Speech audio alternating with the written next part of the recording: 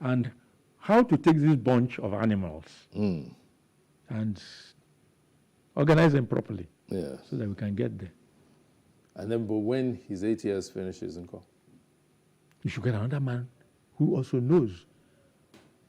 Okay, that's who why. Even knows better now, because you've got experience, you yourself choosing.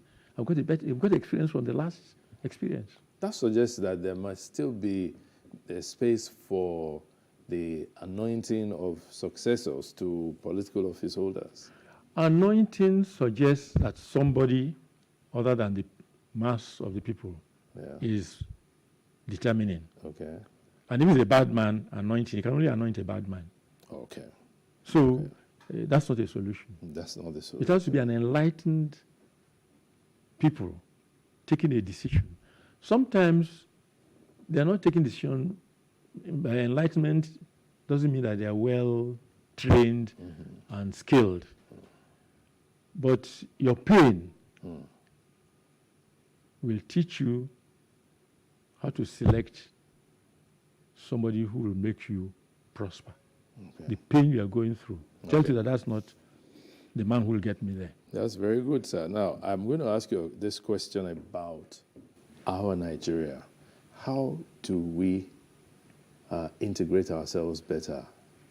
Ethnic groupings and interrelationships and all that. For instance, you said that you went to school overseas on a scholarship from the Western region, and you were bonded. You came, you served, and you even rose to become GM of WNTV.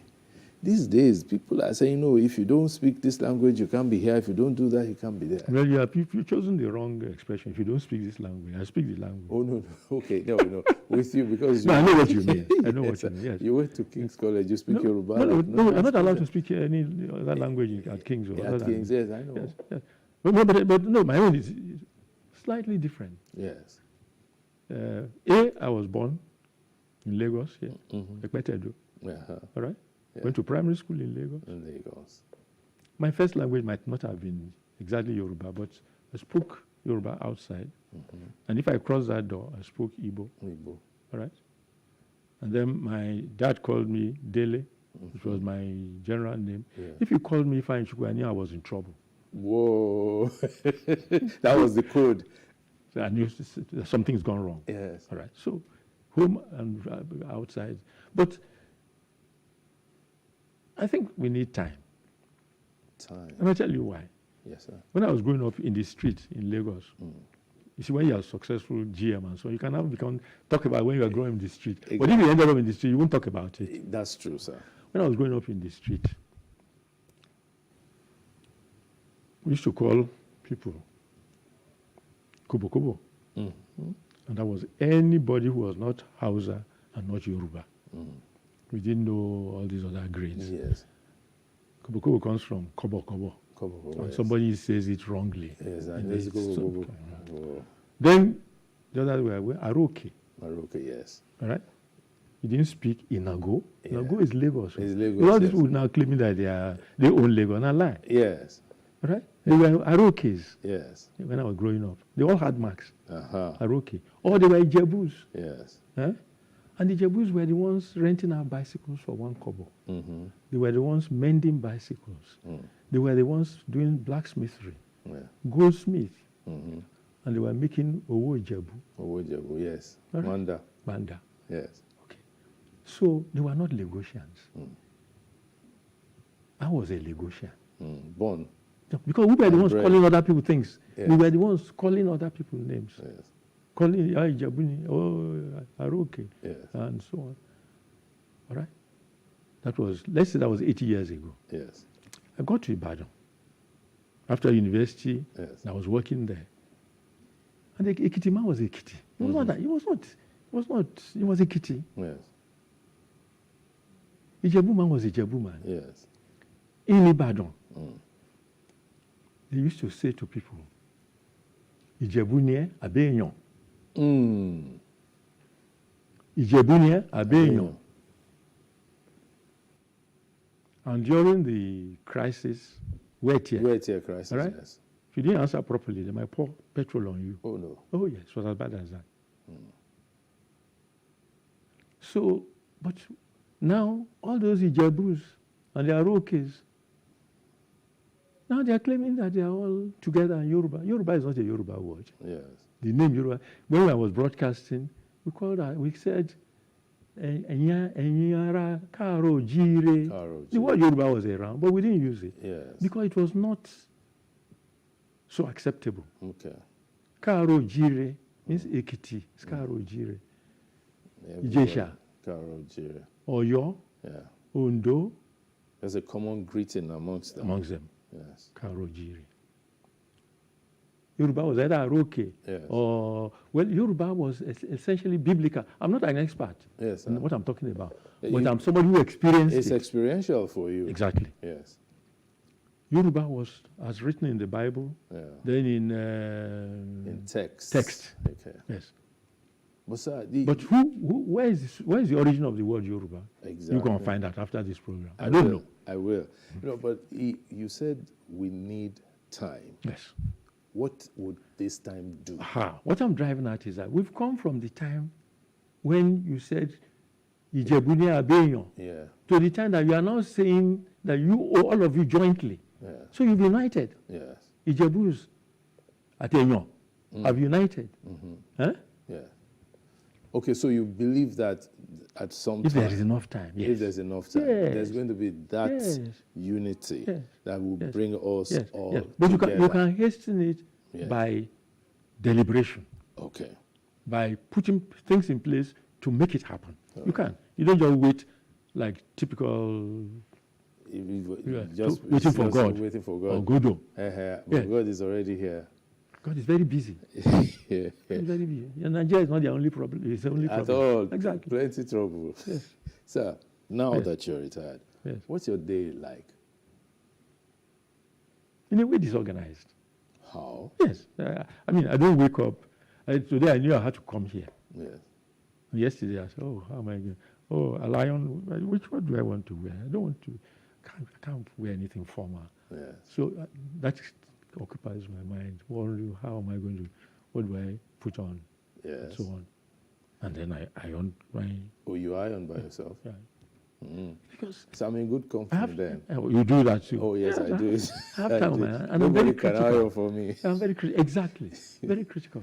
Yes. Whatever the washerman does, he does his bulk. Yes. But sometimes I take out what he has, then I wet it, maybe starch it, and because I have time on my hands. You get the crease right. Yeah, I get it. So what Then else do you do I have on a daily books, basis? Yeah.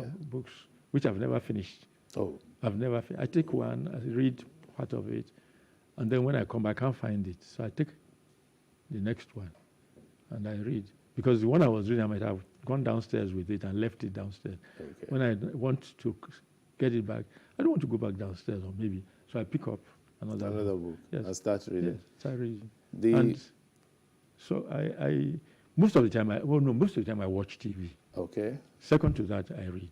And Yes, the then, book. Yes, Really? it took me a long time Yes. The book. because I was not doing it continuously. Yes. I did it, I didn't like it, I gave up. Yeah. Then I met the founder of the Pan Atlantic University. Right. I've known their organization way back from my Ibadan days. And I found out he was writing 3 books at the same time. 3. He was a professor, a professor of engineering. He was writing 3 books. Professor of engineering. Yes. But none of those 3 was in engineering at the time I'm talking Okay. about. I said, how the hell are you? I can't write 1 book, and you are writing 3. And he told me how he organized himself, and he got somebody to dictate to. Dictate to you go away, do that. Anyway, finally I met my publisher, Okay. who began to organize me. And so things started to move very quickly. And we got here. Yes. Real life. Well, this looks like an ad for me. Which It is, sir. It is, sir. Ordinarily, I wouldn't do this, but No. for you, I would do it because you are an icon in our profession. You are a distinguished engineer, a distinguished broadcaster, and you trained many of us. I didn't have the privilege of working directly under you, but I actually was in broadcasting, let me say it proudly, when you were still in broadcasting. So I started in 1980, so 6 years later you were retired. Yes. But I still saw and followed stuff you did. More than that, sir, you are an example of a great Nigerian who served his country with all that he's got. So talking about your book is a privilege. And even at the end of the program, we'll put where and how people can buy this book. I'd like to thank you, sir, for your time. Thank you very for much. coming to grace our studios, and I look forward to the next time we'll be with you. Thank you so much, sir. I feel honored. I've enjoyed it. Thank you very much. The honor, actually, you honored us by coming. Thank you very much, sir. Thank you. It's been Timeless Conversations. This week, we had Engineer Vincent Maduka. Yes, he told you that Vincent Dele Maduka. Anytime his father said Ifeanyi Chukwu, there was trouble. But there was no trouble because I can't even call him Ifeanyi Chukwu. It's Engineer Vincent Maduka as my guest on Timeless Conversations for this edition. We look forward to next time that I'll bring another guest to you. Thank you for watching. Bye.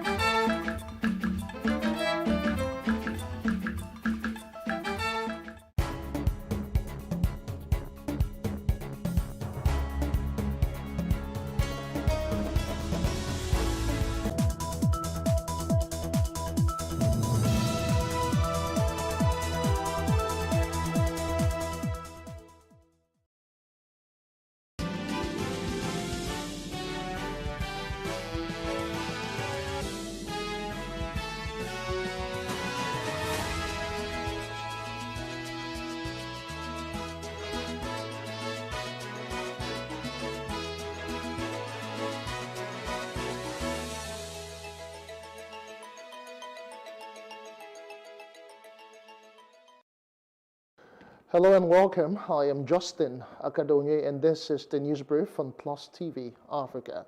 President Bola Tinubu has appealed to protesters not to shut out the oxygen of the country's economy. The president said he understands that the nationwide protests are driven by economic hardship. Speaking in a televised address on Sunday, the president said the economy is on its way to full recovery. My fellow Nigerians, I speak to you today with a heavy heart and sense of responsibility, aware of the turmoil and violent protests unleashed in some of our states. Notably, among the protesters were young Nigerians who desired a better and more progressive country where their dreams, hope, and personal aspiration will be fulfilled. I am especially pained by the loss of lives, the destruction of properties set us back as a nation, as scarce resources will be again used to restore them. I commiserate with the families and relations of those who have died in the protests.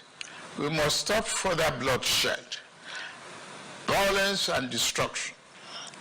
As the president of this country, I must ensure public order in line with the constitutional oath to protect the lives and property of every citizen.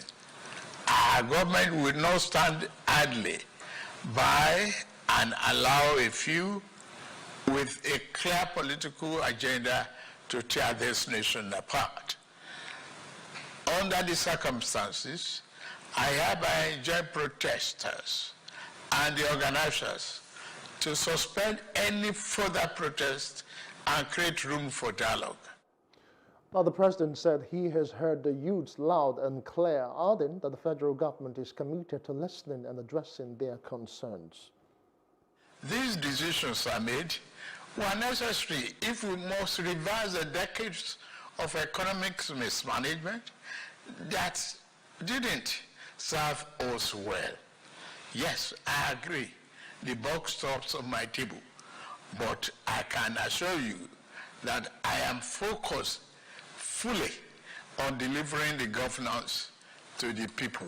On the physical side, aggregate government revenue has more than doubled, hitting over 9.1 trillion naira in the first half of 2024. My dear brothers and sisters, we have come this far, coming from a place where our country spent 97% of all our revenue on debt service. We have been able to reduce that to 68% in the last 13 months.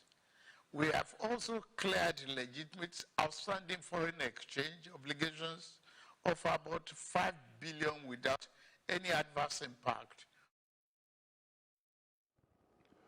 Meantime, the 2023 presidential candidate of the People's Democratic Party, Atiku Abubakar, has criticized President Bola Tinubu's speech to the End Bad Governance protesters.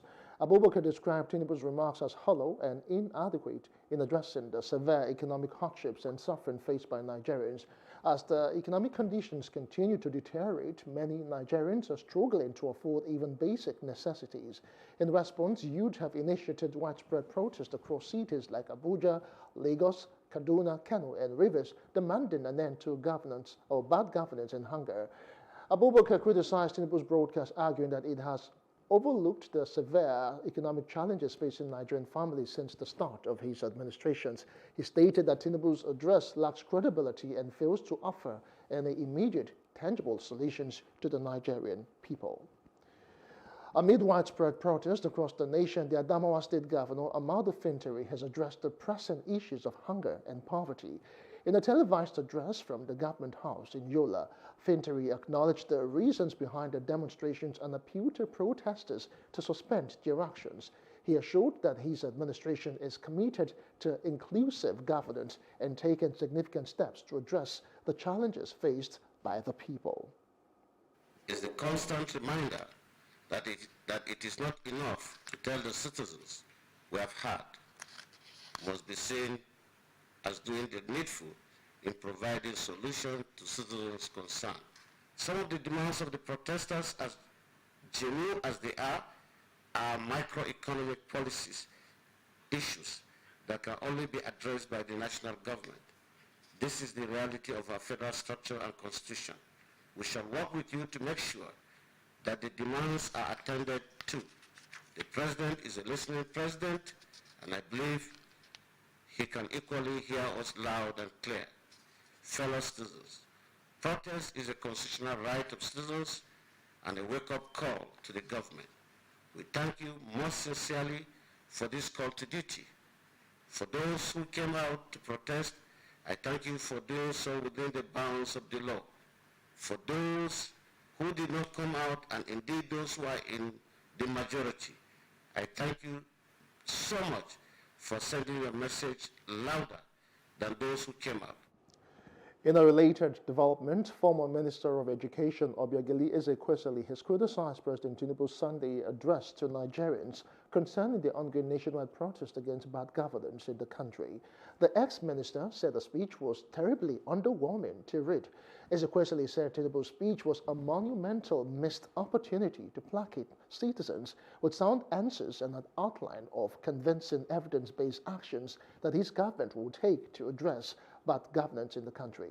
The government critique claimed the speech was written from a mindset focused on getting back at Tinubu's imaginary enemies.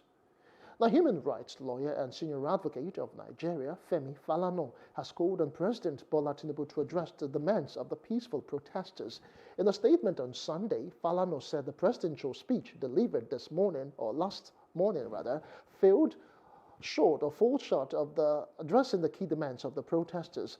Falana said if the government takes the fight against corruption to oil dealers and crude oil is processed in government-owned refineries, there will be no basis for fuel subsidy, which is induced by the importation of petroleum products. Also, the publisher of Ovation magazine, Daily Momodu, has expressed concerns regarding President Bola Tinubu's nationwide broadcast, stating that he failed to address the demands of ongoing protesters across the country.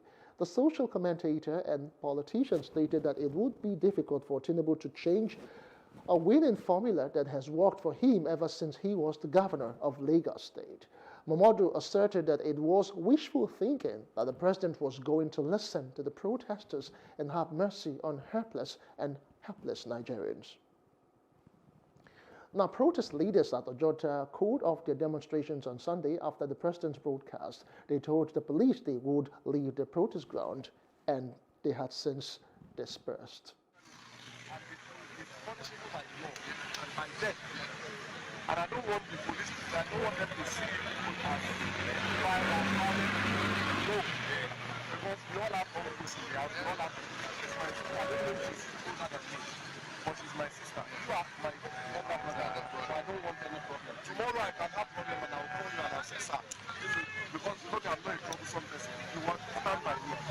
I do not want any problem. I deeply appreciate your concerns. I spoke to them this morning on Tuesday. I'm not going to God help us bring peace to one peace in this country. Now, the John National Congress INC has expressed concerns over President Tinubu's nationwide broadcast, stating that he failed to address the demands of the protesters. In a statement, the INC's National Publicity Secretary, Ezonebi Oyakemegwa, criticized the address for not adequately responding to these pressing issues.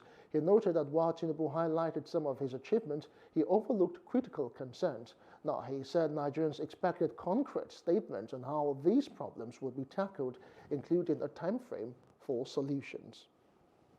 Now, many Nigerians living in Jos, the Plateau State capital, say the president's address to the nation in the early morning of Sunday did not address the main concern of the people.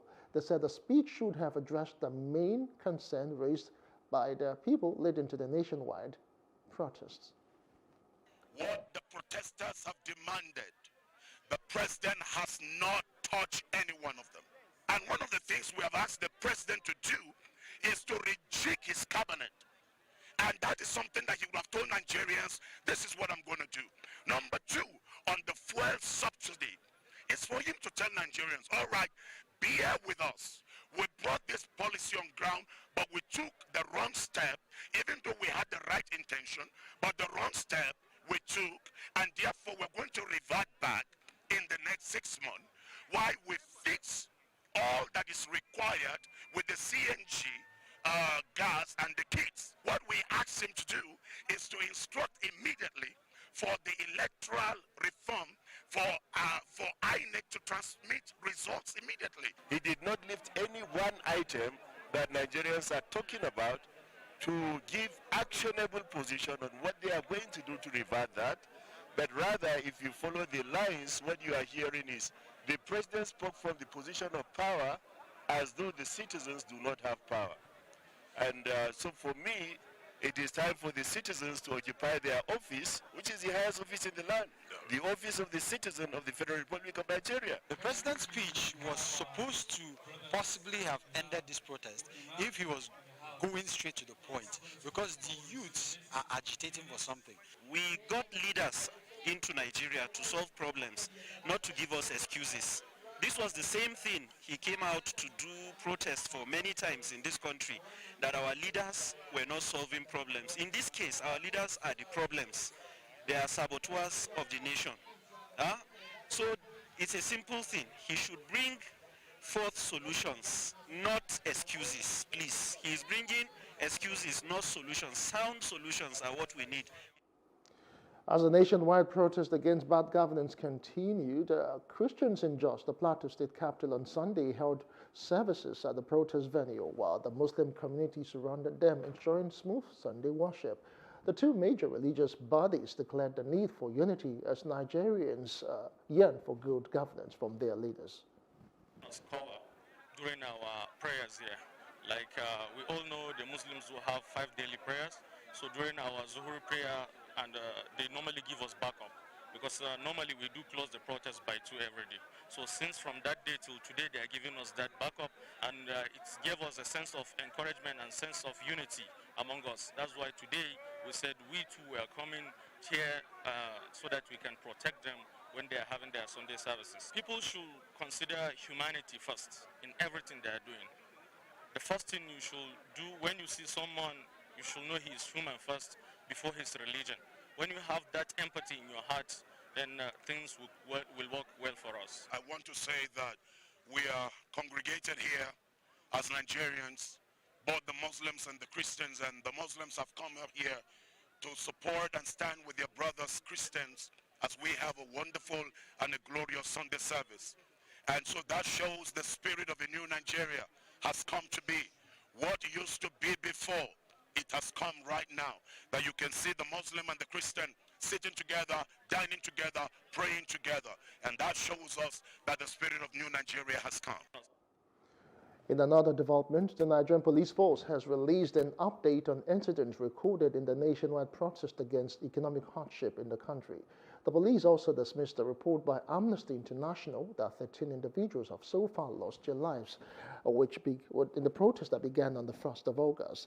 This is even as the force said it has also arrested a total of 681 individuals alleged to have committed various criminal offenses, recovering two AK-47 rifles and assorted live ammunition from the protesters.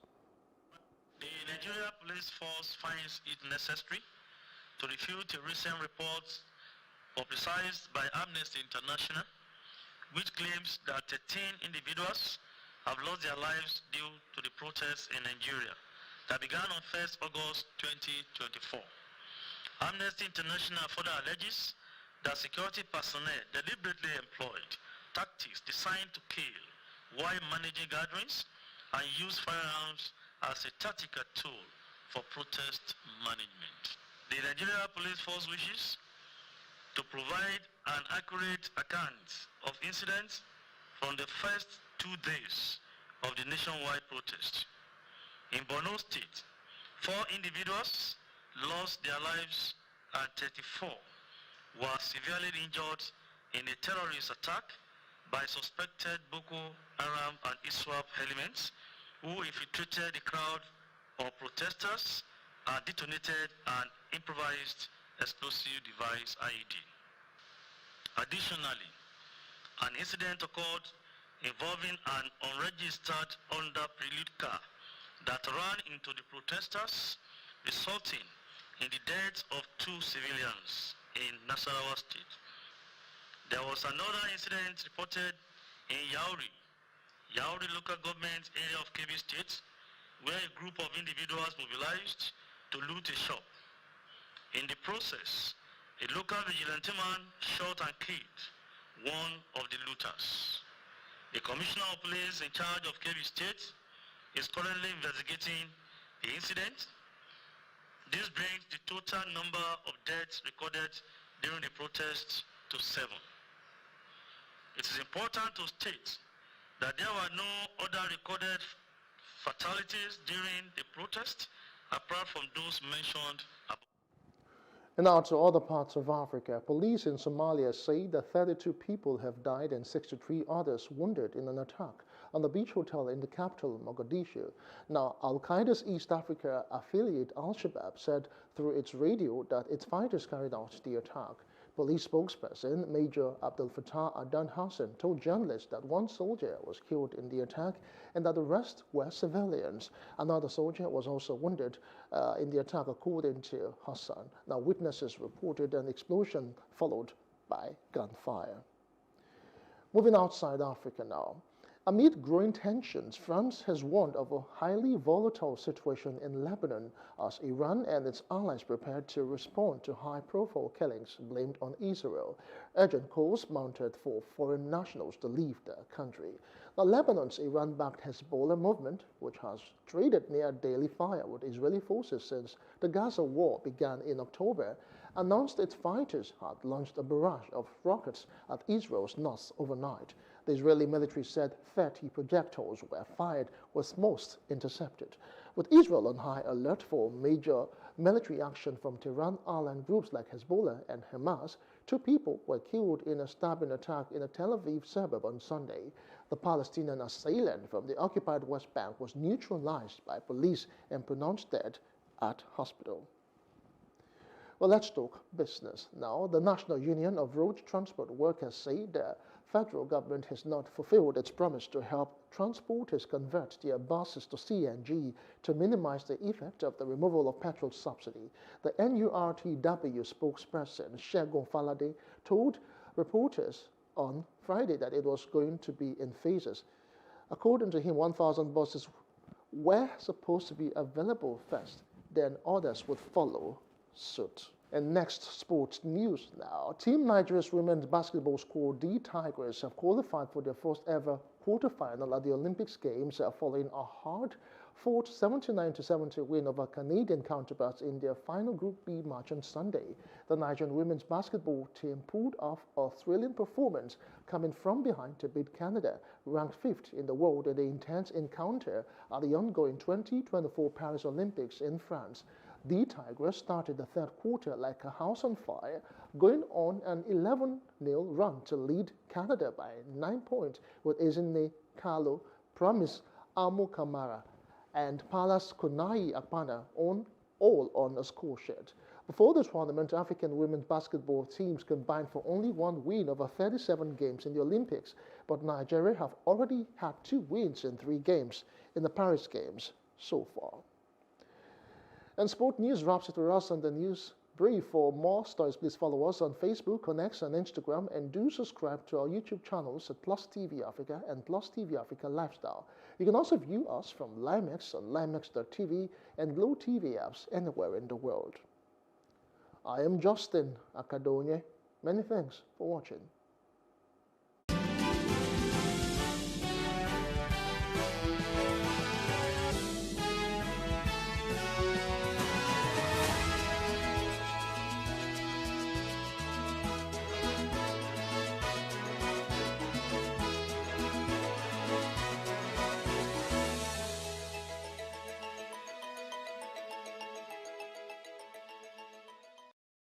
Welcome to Bayes University, Abuja, Nigeria, with a legacy of excellence and a vision for nurturing future leaders.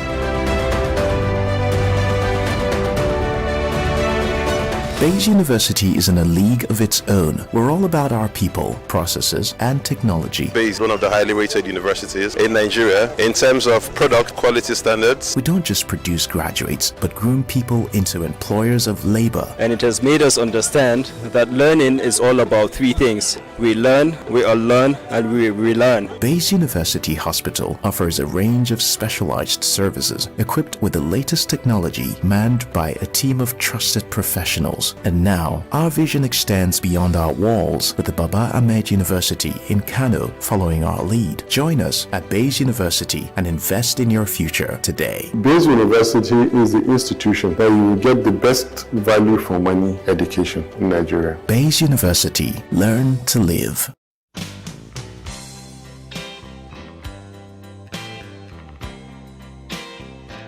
Nobody go ask if you don't chop. Nobody go send you free money.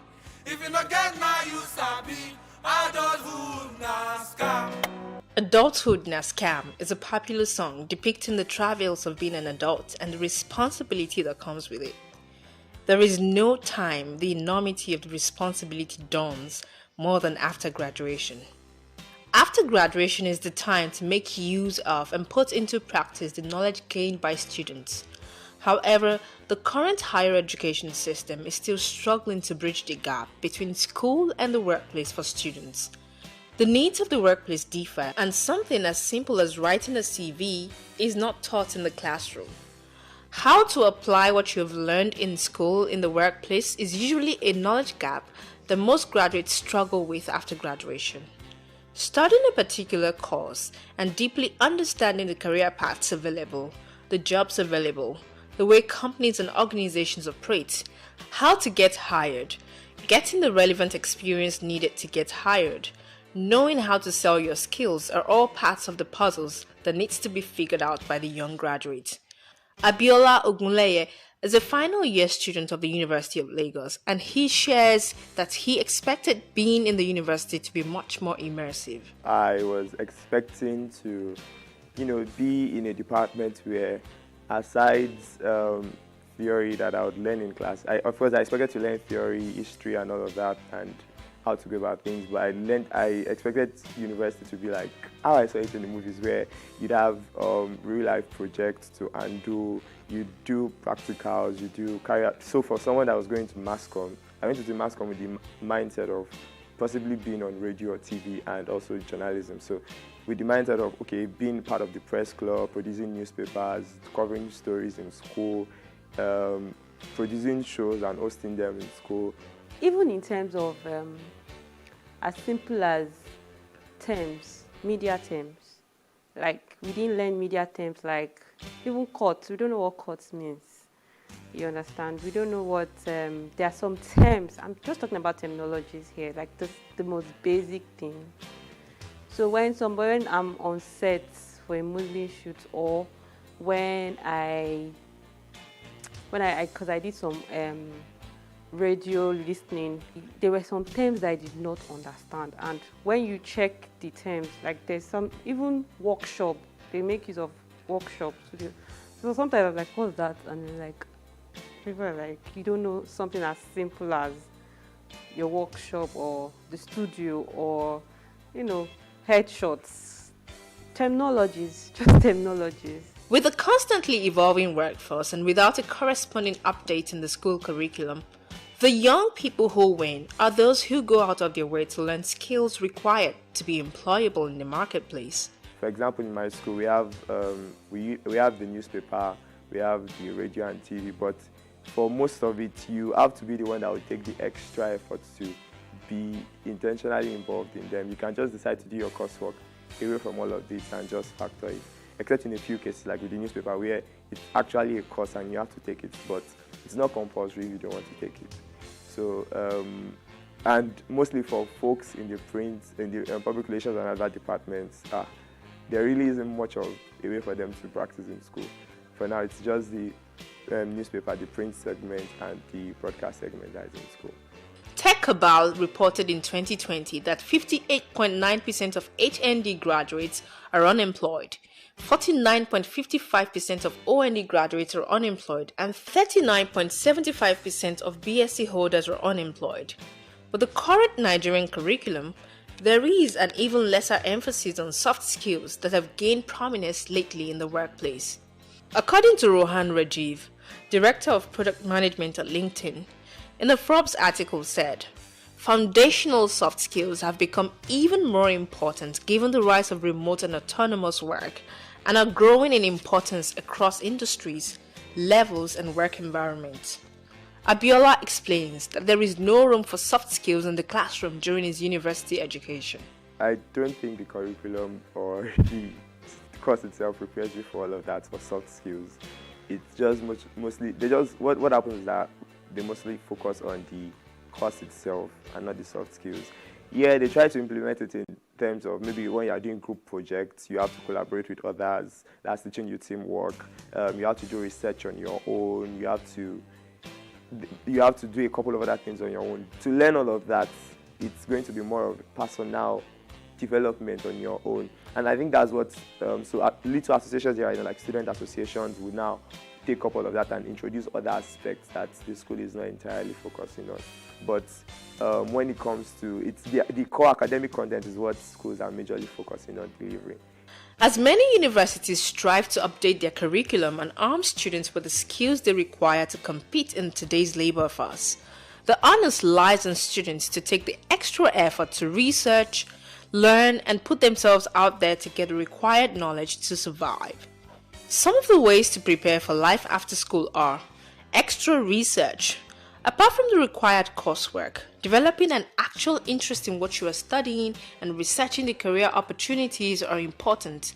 Having the right knowledge of what is required of you is the first step. This knowledge can help you make informed decisions about the right opportunities to look out for. Consider internship while in school. Even if your coursework doesn't require it, meet professionals in your industry to give you internship opportunities so you can have an experience that will help you both in your academics and when you graduate. Volunteer. Part of exposing yourself to experiences that can expand your network is to volunteer. There are many organizations, bodies that need people to volunteer. When you do, you can meet people, learn skills that will help you in the next step. Bridge your knowledge gap. There are many avenues, centers, online resources available to learn both hard and soft skills to make you more employable in the labor market. Apply for jobs while in school. Even if you don't get them, the experience would challenge you to write CVs and have an understanding of what is required in the job market when you are finally ready. Besides, who knows, you might land one and that would be the start of your career.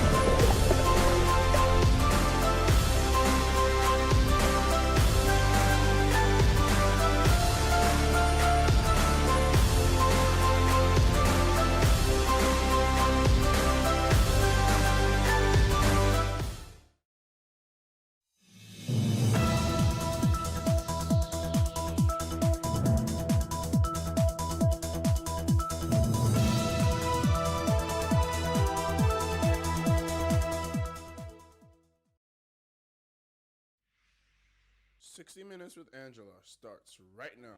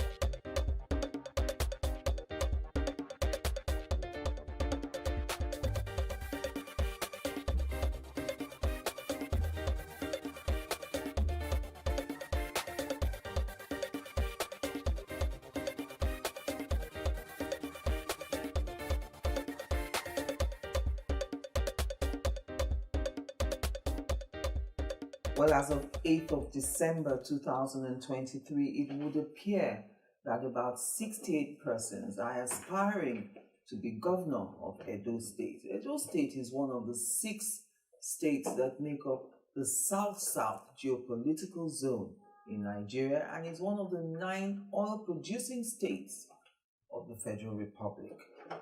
Now, forms have not yet gone on sale, and it will be interesting to see how many people of those 68 actually cross the threshold to buy forms, depending, of course, on how much each party decides to sell its forms. Meanwhile, the election will hold on Saturday, the 21st day of September 2024, and I intend to speak with as many aspirants as possible, at least until candidates emerge. So joining me on the program today is Anselm Ojezua. He's one of those aspiring to be governor under the People's Democratic Party. That's the ruling party in Edo State, to which the governor, Godwin Obaseki, belongs.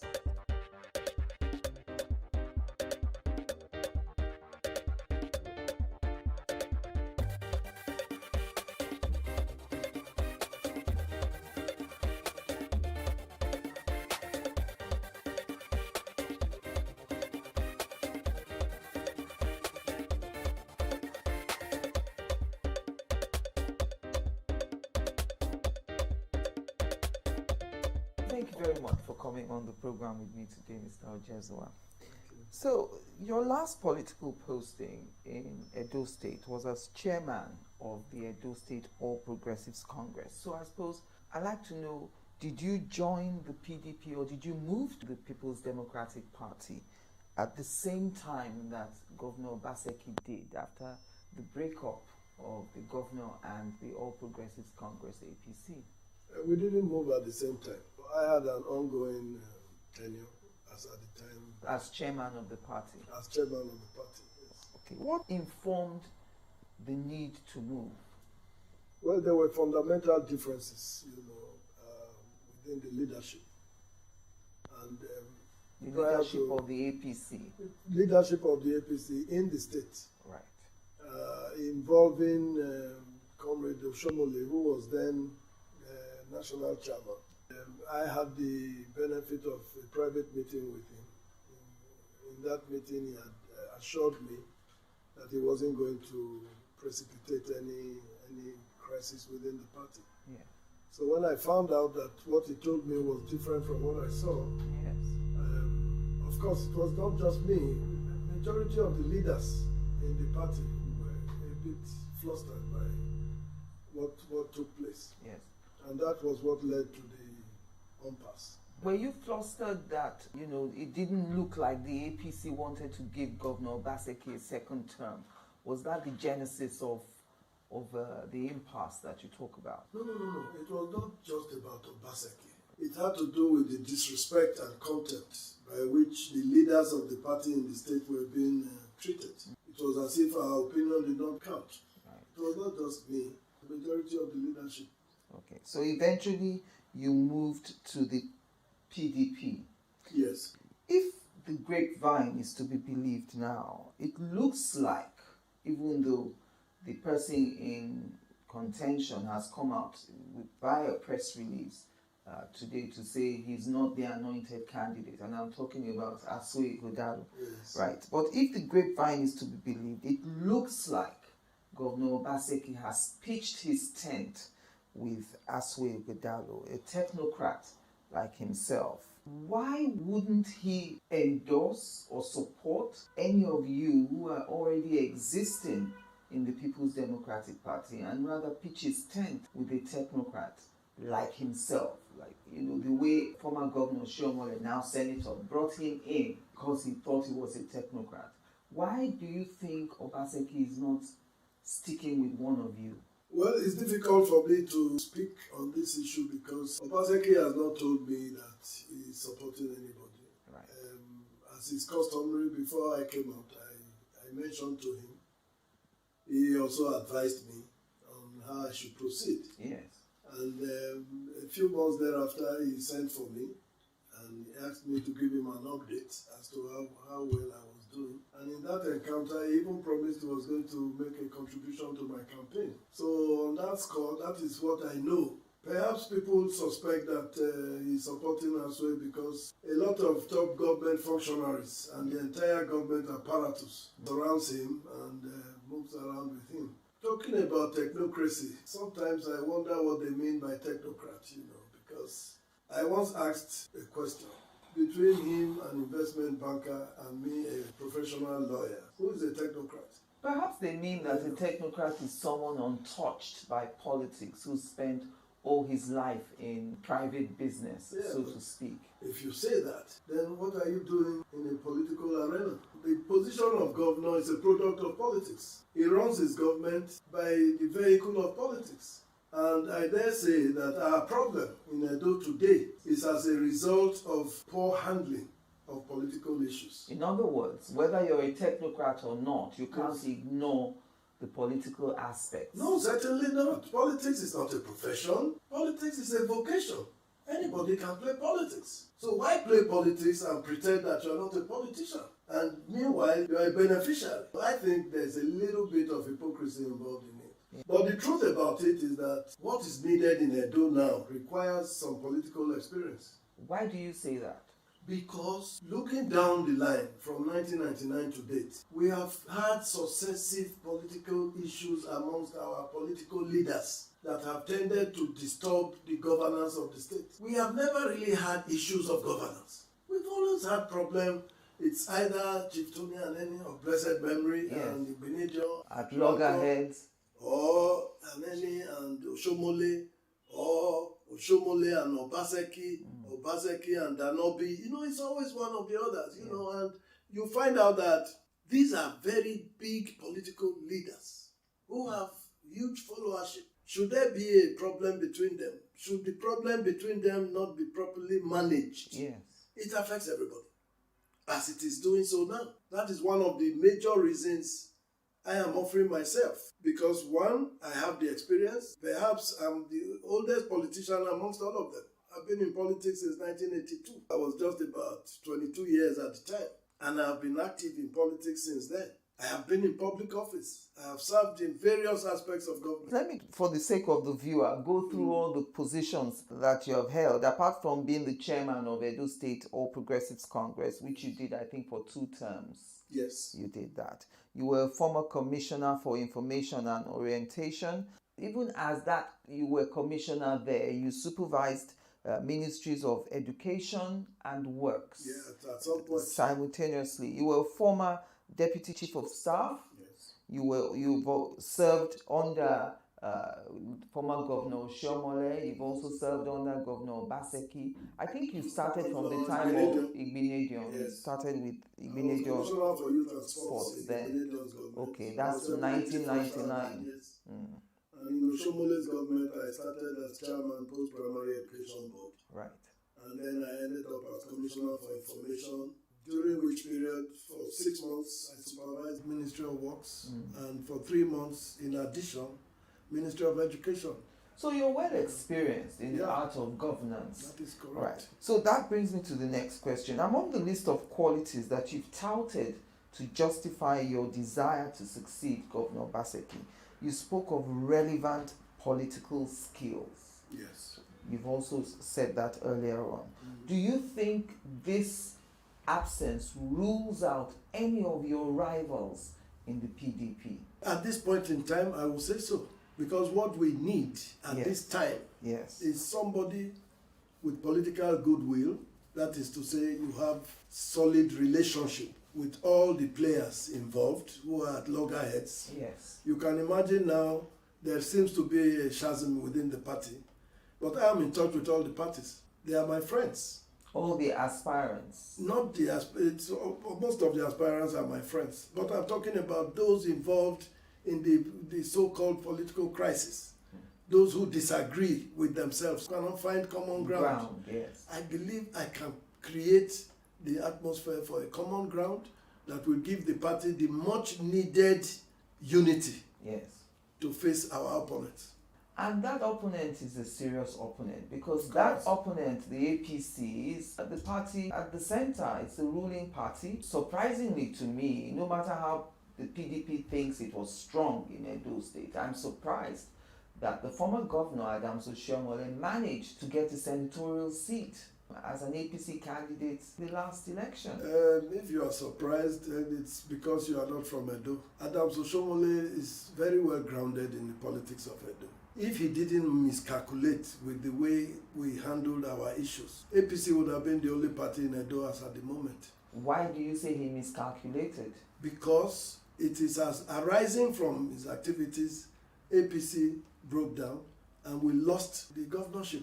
If he didn't disqualify Obaseki, if he had allowed Obaseki to remain in office, if he had allowed us to contest the election, as The desired candidate. by the party members, Yes. and as you can see, by the electorate. You see, when politicians do things they do, Yes. sometimes you wonder whether they are sensitive to the environment around them. Do they know the implications of what they do? They have their ear to the ground. Do they have, or if they do, are they listening? It's like the situation we are finding ourselves now. There is a very strong sentiment, rightly or wrongly, against what they have now called imported materials. So for anybody, in spite of that, Yes. to begin to propagate that, I think is a big political mistake. Imported material as what happened 8 years ago, and now we're seeing another. You're even talking of 8 years. It's 15 years now.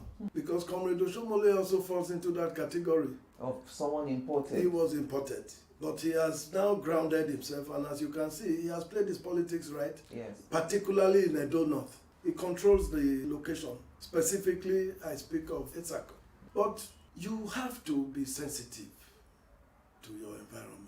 In when terms you're of making your numbers, calculations. which senatorial district has the most numbers in Edo State? Is it north, south, or central? It's south. The south. You know, because everybody converges on south. South is where you have the capital, you have the major tribe, and then a lot of people in search of greener pastures come to the south. That's where everything is happening. Naturally, you have more voters there, but everybody is represented. In your party, the PDP, well, as of 8th of December, when I did this research, they say there are about 68 aspirants for this election. In your party, the PDP, there are 11. 9 are from Edo Central Senatorial District. There's 1 from the north and 1 from the south. Interestingly, since 1999, Edo Central has never produced a governor. You are from Edo Central. What do you then say to your brothers and sisters from Edo South and Edo North who are hoping or aspiring to be governor? Edo State arguably is the most homogeneous state in the country. We all derive our origins from Benin. And to that extent, it can be basis for discussion. Like I've always said, politics is about persuasion and negotiation. It is assumed that we're all reasonable people. And in my own personal experience going around, particularly in Edo South, I have seen that there's a lot of sympathy for Edo Central in this regard, across board. To that, so arising from that, I'm not really very worried about it because Edo South have consistently been very sympathetic in terms of equitable standards. If you look, you will find out that Adams Oshomole was able to become governor because he had a lot of sympathy from Edo South. They supported him throughout till the end. I expect that the same will apply. I have been told by very senior leaders in Edo South that they consider that it is good for Edo Central to have it, if for nothing else but for equity. Any of the 3 parties, the 3 major parties, that is the APC, the PDP, and the Labour Party, are they willing to zone the ticket to Edo Central Senatorial District? This issue of zoning, it's something that has been topical over time, but I don't think the constitution of the party or even that of the country encourages it. But we can use the word if the intention is to put the discussion such that, you know, a decision can be made. For instance, when Adams Oshomole was nominated, we didn't use the word zoning, but there was an understanding that it should go to Edo North. Hence, it went there. Ditto for Mr. Godwin Obaseki. Once there is a consensus amongst the leadership, then you can say they have zoned it there. But they usually don't use the word zoning, but the understanding is there. It's like now, there seems to be a very strong understanding that it should go to Edo Central by reason of equity. So I want you to talk about your rivals in the PDP. Major names there, the Deputy Governor, Philip Shaibu. You know, in spite of all his troubles, he's been unable to get a straight-up endorsement from the governor. He's going in as well. He is from Edo North. John Yakubu is from Edo Central. Asue Gudalo is Edo Central like yourself. Who among these 9 people from your party do you consider to be a veritable competitor? You know, it will be very difficult for me to come up with an answer to this question because each of them has a strong points going for him. I don't think it will be charitable for me to begin to offer an opinion on them and still expect that should it come my way, Yes. that they will Work with with you. me. Yes. You know? So I think it's best to say they are all good men, and I just hope that the will of God will prevail. Do you agree with those who think that the position of a vice president or a deputy governor is, to all intents and purposes, a period of internship, and being a deputy governor for 4 or 8 years puts you in a great place, in good stead, to fight for the governorship seat or the presidential seat? Well, you know, it's not really an internship position. If you have the requisite political experience and skills, wherever you are, you can contest for governorship. But the deputy governor position exposes you to what is possible if you were governor. Yes. You know? And sometimes, because of the way the constitution is couched, they see a lot of retardation on their part. You can see what has happened across the country, not just in Edo. Yes, You yes. see that where the president is not disposed to the vice president, he can neutralize that office. He exists at his pleasure. Yes, so to a point where even the vice president becomes less, should I say, relevant than some of the paid staff of the president or governor, as the case may be. That is one of those deficiencies within the constitution. But there it is, that is what it is. I will say that whoever takes the position of deputy knows the implications of that office and therefore must strive to play that role as prescribed by the Constitution until amended. But it's a good point. As you can see, the deputy governor, in our case, you can see that he's pulling his weight because he has held office over time. But before then, he has held other offices. So he understands how this game goes. Yes. He knows how to campaign. He knows how to put his... What to say. You can even see now that he's also trying to make a case why I don't know should have it. So, you know, politics is like that. Yes. You know, but I think it's something that gives room for negotiation. You have your position, I have my position. We talk about it. You give me your strong points as to why I should agree with you. That's how it goes. At a point, you may be lucky and it says you have a point there. Once somebody says that to you, it means it's beginning to move towards your end. And where necessary, both of you can shift, meet somewhere in the middle, and then we'll make progress. That's how it works. We'll take a break now. Join us again after the break.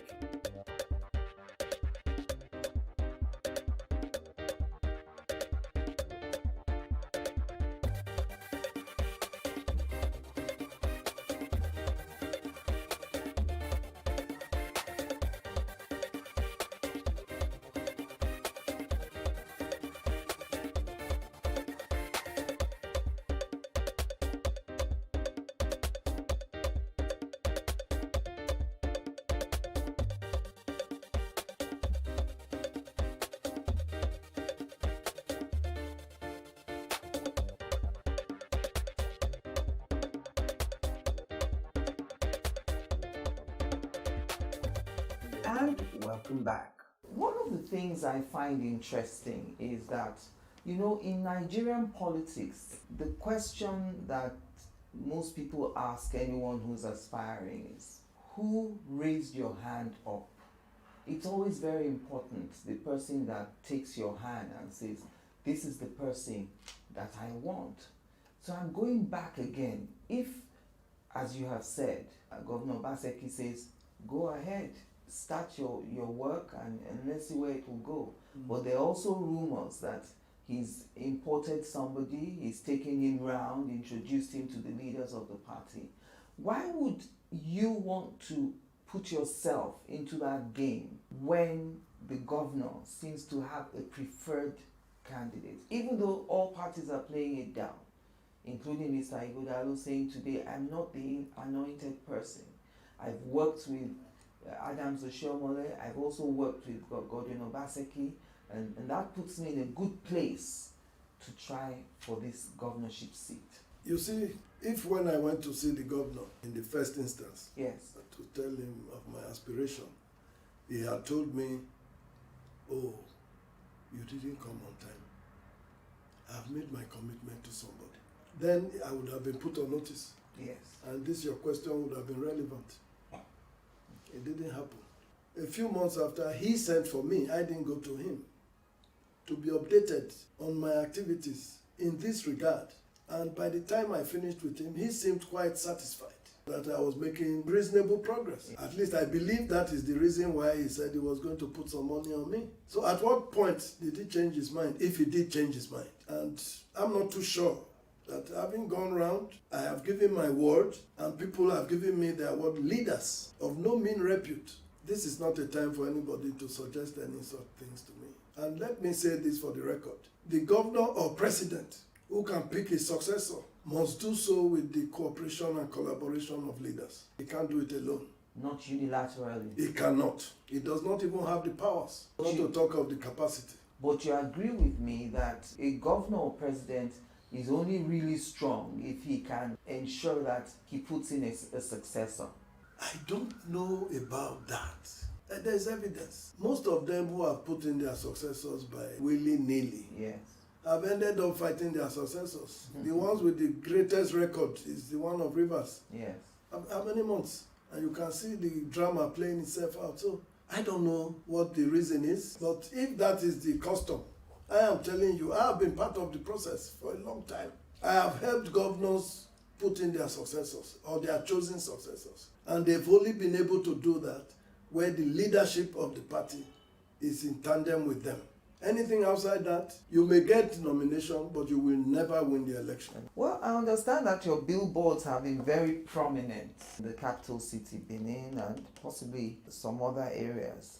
I'm still wondering why, as former chairman of APC, you didn't decide to contest under the APC.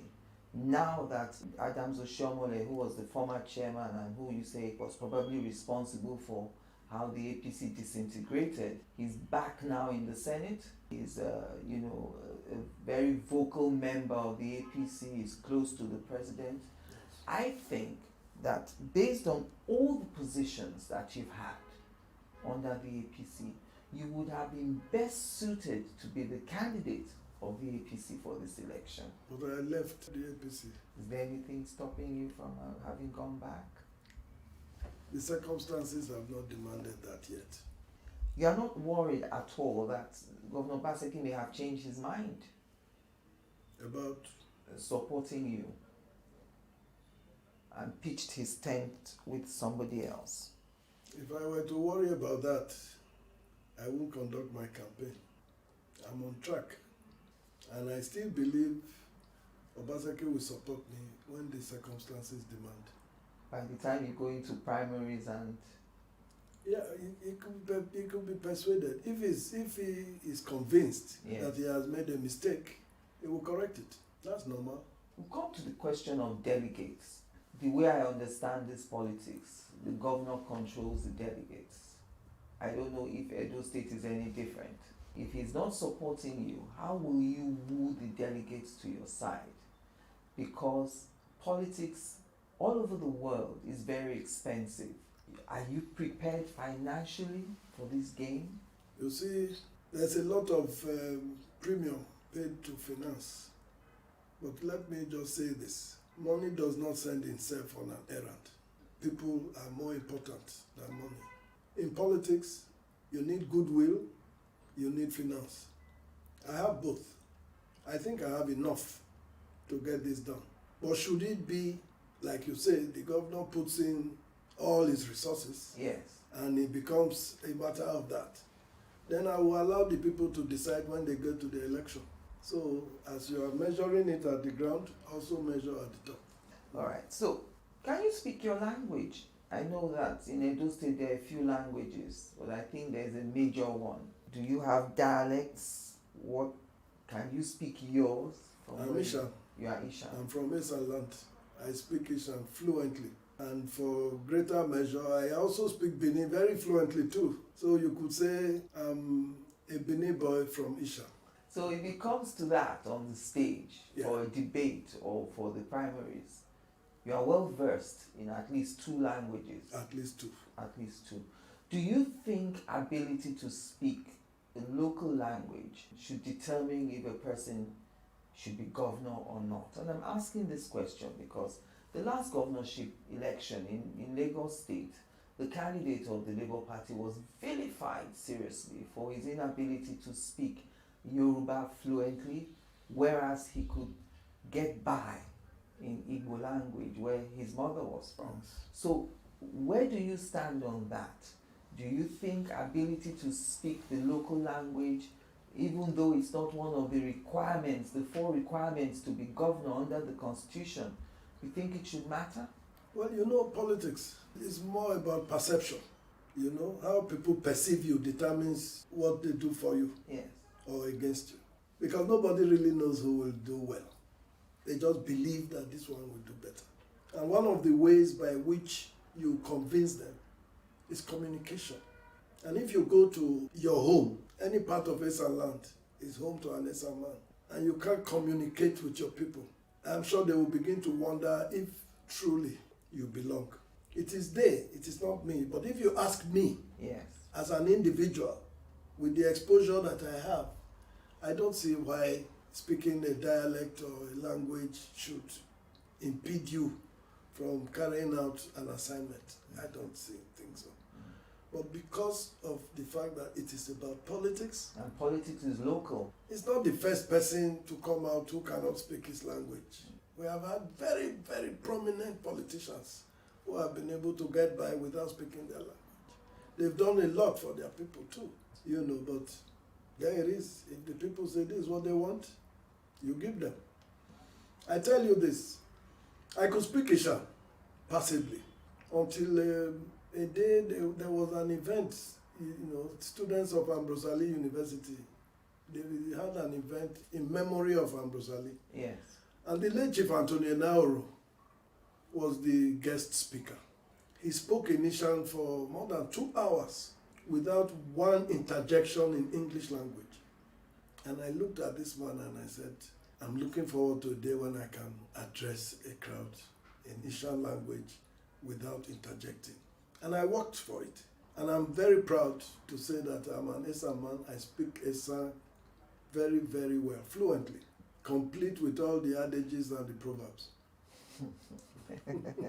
Without mixing any small English in it. Well, I still do a little bit of both. But we are working towards. Okay, so, but generally you don't think that it should, you know, debar anyone? If you ask me, personally, I don't think so. But the electorate will decide if that's what they want. They are the ones.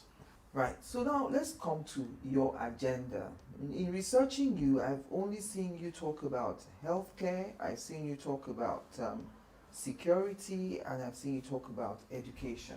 How many sectors are in your agenda?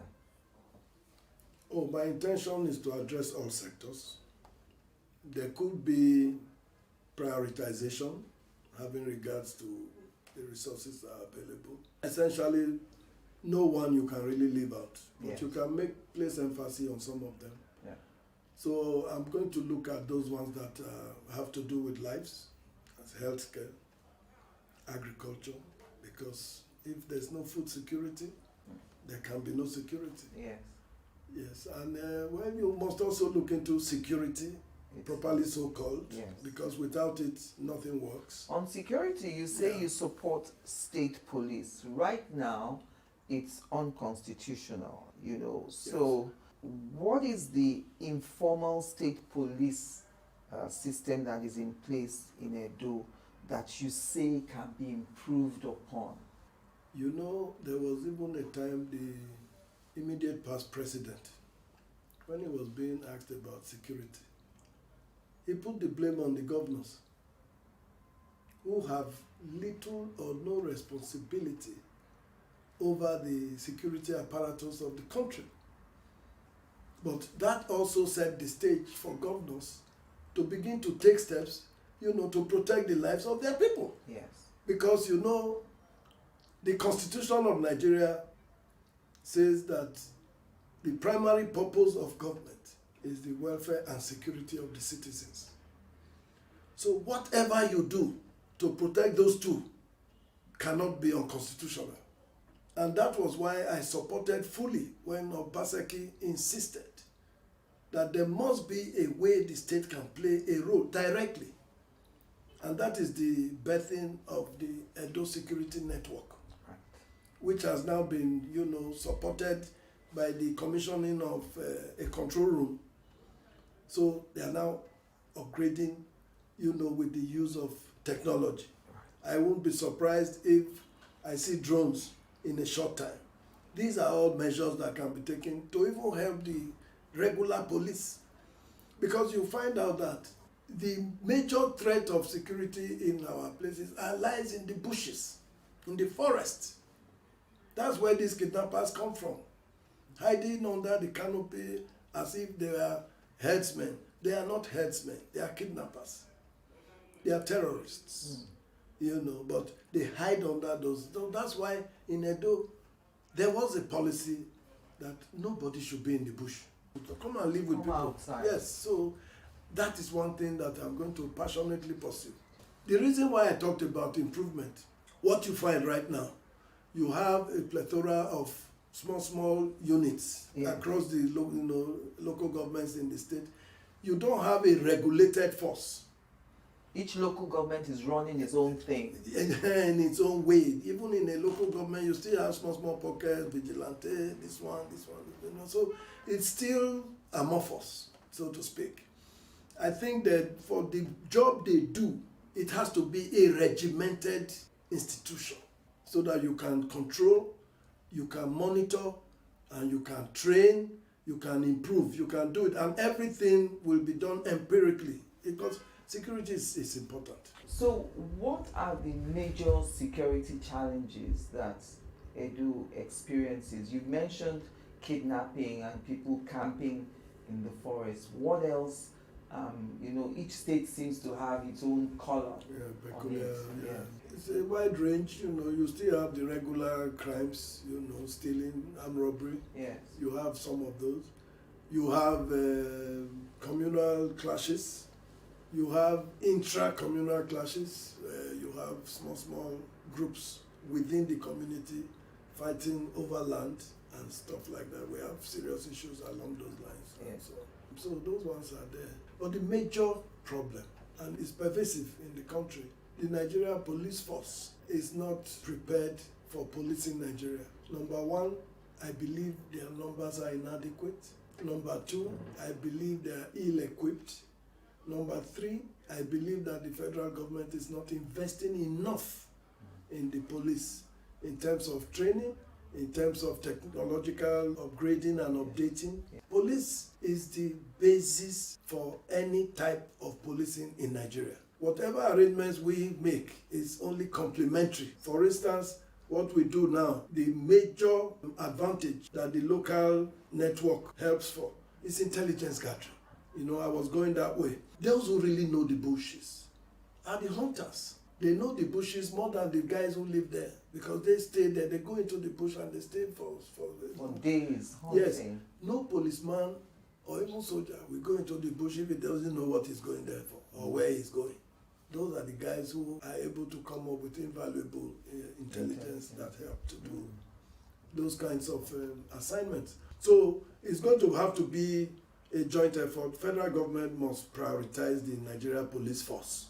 There seems to me to be some, to ensure that our police don't work the way they should. You say the governor is the chief security officer, yet he cannot give instructions to a commissioner of police. The commissioner of police takes instructions from his inspector general. In Abuja. So when the chiefs are down, what happens? So they need to look at all of those things. Let us prioritize the lives of our citizens rather than the powers that we have. And in all of that, more than half of the entire police force goes to VIP protection. What do you say to those who think that some governors may misuse state police to go against their enemies? I always say this. A governor may want to misuse power for political advantage. So does the politicians. Not everybody is interested in politics, but everybody is interested in life.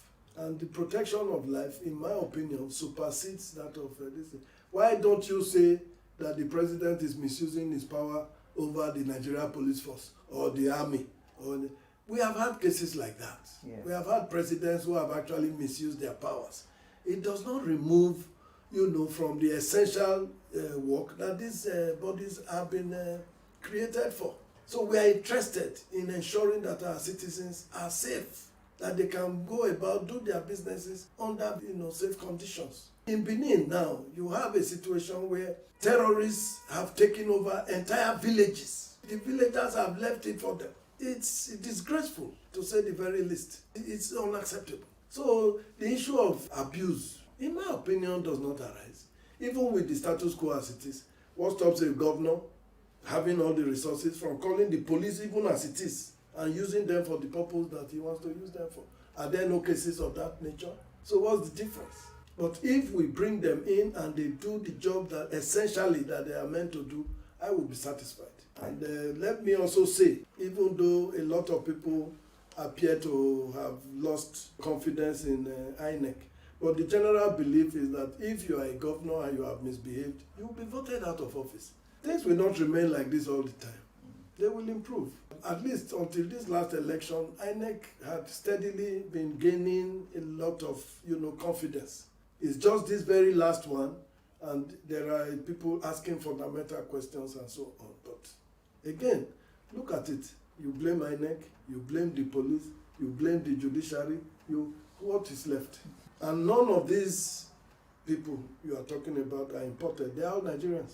What does that tell you? Sometimes all this misbehavior and misdemeanors, I hope it's not a culture that is developing in Nigeria. Even you can tell from your own staff. You ask your driver, go and buy me petrol. You give him cash, you will be lucky to get value for money. And yet we want to elect angels into office. Do they exist? Join us again after the break.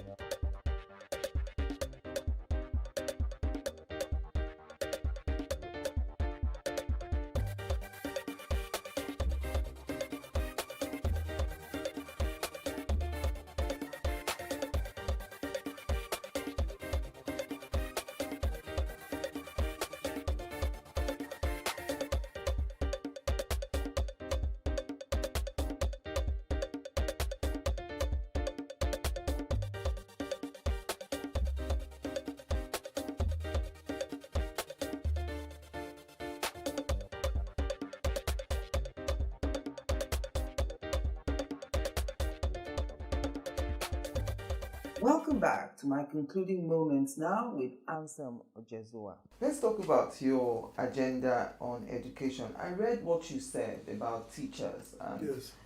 how in those days teachers would teach all subjects and so on. I was thinking, isn't it a better scheme to have teachers who are specialists in some subjects rather than teachers who just have general knowledge? If you had the numbers, if you can afford it, that is best. But in the event that you don't, what happens? Do we leave the children like that? That is my question. It is good. I don't even say we should reverse the policy. Yes. All I said is to restore teacher training. So where needed, they will do it. I can major in history, but if I have been trained to teach all, where I need to teach, I will teach. We have a situation, at least in some schools in Edo, where you will have a principal and one teacher in the school. Yes!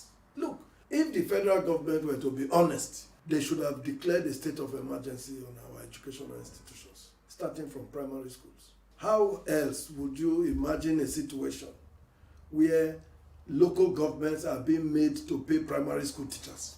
Are they their staff? And if they now pay the teachers, they cannot pay their own staff, local government staff. So it's like robbing Peter to pay Paul. Yeah. You want to solve this problem, you create another. They have to be honest with themselves. If they cannot be honest with Nigerians, they have to be honest with themselves. Let's do those things that are fundamental.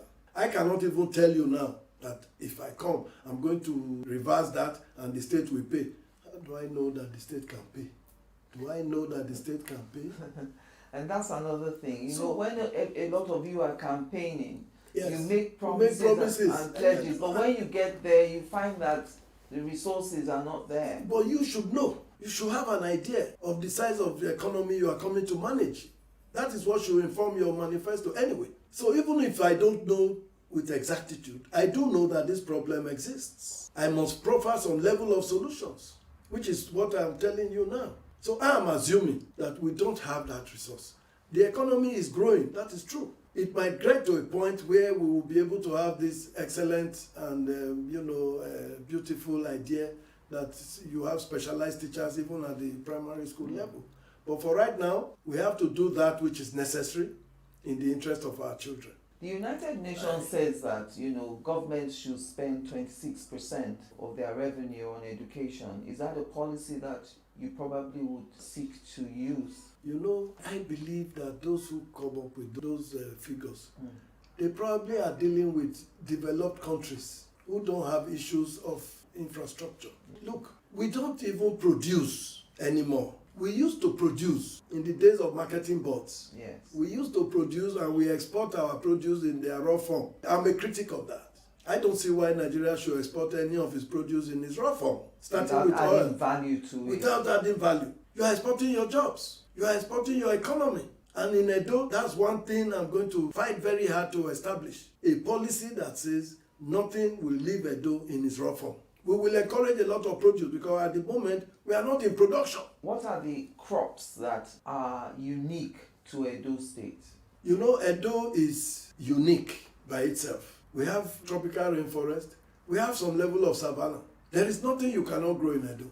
Cocoa does well in Edo. Palm does well in Edo. Rubber does well in Edo. These are economic crops. We can produce maize, but we are not. We have land in abundance. The IITA has said that the best rice belt in Nigeria is between Agenebode and Ilushi. That's in Edo. Are we producing rice in that quantity? The answer is no, but we should. So by the time we do, even take advantage of our comparative advantages, I believe that the economy will deepen. Right now, Edo economy has grown. No doubt about that. The only question I may ask, how much of that growth has impacted the citizens of Edo directly? Because you see a lot of investment coming from the outside, which means the proceeds will also go out. But I'm looking for an economy that will grow and impact directly. We have to do it both ways. So when that happens, then we can truly say we are doing well. Your agricultural security, in talking about that, you talked about food security as well. So I am assuming that you must have a program for that. Yes, I do. I'm going to take advantage of one thing that Obaseki has done. Obaseki has developed a pathway, a roadmap, a 30-year plan for Edo. We can follow it to prioritize those areas in which I am talking to you now. Those ones that impact directly, that is quick, it has to be done quickly. Livestock production, we can create colonies. I don't know what to call it now, whether you call it a colony, you call it a cluster, you call it whatever you want to call it. But we can have one cluster, say with about 50 pens, that can produce 250,000 beds, at least once in 2 months. So you have about 6 cycles in a year. That tells you. And all these beds, there will be a processing plant that will be right there to deal with it. Like I told you, our emphasis is going to be nothing lives in its raw form. We can have another cluster, other clusters, because this one has a potential of having at least one in every local government at the end of a period. So if you multiply 250,000 by 18, that tells you what is possible. If you do the same thing for eggs, you will now have maybe egg glut. Then that means an invitation for an investor to come and set up an egg powder factory, knowing that the raw material is readily available. And any more that comes, the more you create. All you have to do is to show the people that this is possible. Once they see that it is possible and profitable, you see everybody coming in. And we have a very, very strong and sympathetic diaspora. We have Edo people, they are so passionate about Edo. They actually send money. Does it not surprise you that the Nigerian economy is still functioning, in spite of all the abuses that we have undergone? You know that the economy should have gone down, but for diaspora intervention. There is that informal economy that makes money available to their relatives. And that is why government is able to do that which they do, and still boast about it. But that diaspora investment can be properly directed to further, infuse into the economy and even make it blossom more. They can then encourage their family members to get involved in these programs. You can imagine somebody who is already a poultry farmer but lacks capacity. Maybe they have 1,000 beds. Now you can tell him, come, take this one and do 5,000. We will invest in the inputs and all that, and then we'll come up with an arrangement that will make the person feel very proud that he is a farmer. Another thing is we have to change the way by which we farm. We still do what we even admit is called subsistence farming. What do they mean by that? Just enough to feed yourself and your Do family. they even do that now? Can they do that now? They cannot. Any farmer, properly so-called, should not farm anything less than 2 to 5 hectares. So you can bring a program that will show them how it is done, and thereafter others will begin to ape them.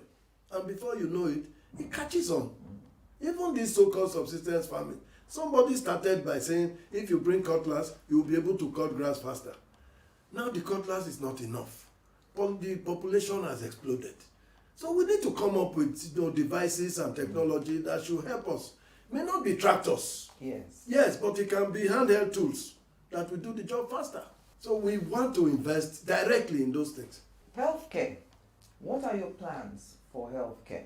You see, one thing I've noticed about health is the fact that the cost is getting beyond the reach of even the middle class. And again, that is why I like the idea that Obaseki has introduced health insurance. For whatever reasons, the people haven't really bought into it, but steps are being taken to ensure that they do. But until then, there are some of them who cannot help themselves, the very old and the very young. And perhaps the women. You can come up with a scheme between the state and local governments making contributions, even if it's going to be what you call counterpart funded scheme, whereby if what is required is say 18,000, the state and local government can say, okay, we pay 9,000 for every 9,000 you pay. Yes. So that you have access to health. But again, when you have access, you now find that we are having serious problems with migration of key medical personnel, doctors and nurses. What is responsible for that? The conditions of service, which has been worsened by the degradation of the naira. Time was when the dollar was 50 kobo. Today, 1 million naira cannot buy $1,000. That is as deficient as our economy has become. So if a doctor knows that he can get so much in dollars or pounds elsewhere, and they're actually looking for them, you can't stop it. What do? You have to devise ways. I am thinking we may have to invest in scholarship for those essential professions like doctors and nurses. Because to every scholarship, there's a bond that you have that this person will stay with you for a number of years before they can serve the state. So that gives you ready manpower, and therefore you can distribute them to wherever they are needed. So once you do these two, you may be able to arrive at an acceptable balance. People will have access to health, whether they have money or not. And when they get there, they will have treatment, knowing that the personnel are there. I also read that you were a beneficiary of bursary, Yes, I was. as a university student. Are you going to revive that? There was a time that it was pretty standard in many of the states, especially the old Bendel state, you know what I'm saying? So Yes. is it something you're looking at to revive or bring back? Yeah, it's something clearly that we will have to look at. And the reason is not just because I was a beneficiary. Yes. The reason is that the cost of education is not cheap. And with the state of our economy, it's becoming very clear that the state cannot fund tertiary education. Even the federal government is already making plans to let go. Because the realistic picture is that even if the state were to say they want to put in the money, they cannot afford it. So what do? If you take the realistic policies, then you must do something to encourage the children. So it's something that we must look at. But you have to also understand that the population of students at that time is different from the ones that are there now. So we have to also look at that. But I think it's something we need to look at. So finally, Kenneth Imaswagbon, he's contesting under the Labour Party, or is aspiring under the Labour Party. He's made a point about people making sure that they don't give tickets to newbies, I think new entrants into politics. And so that brings me to this question that, across board, you've talked about your co-candidates in the PDP. Who would you say in the Labour Party or in the All Progressives Congress do you consider to be a strong competitor going into this race? You want to ask me the same question in a different way? That's from I'm the sorry, APC I will give you, and the I will give Labour you Party. the same answer. Yes. I am not qualified to, back the scripts when me myself am taking the exams. So I think everybody is strong. It takes a lot of guts and courage to first of all present yourself. But I'm amused by the statement my brother made, because he was once a newbie. And if he had gotten it, he would not have refused it by reason of his newness. Yes. So I think the people should decide these things. Well, thank you very much, Thank Mr. you. Ojesua, Thank you for so spending much. 60 minutes with me today. Thank you. And thank you for watching. I'm Angela Ajitumobi.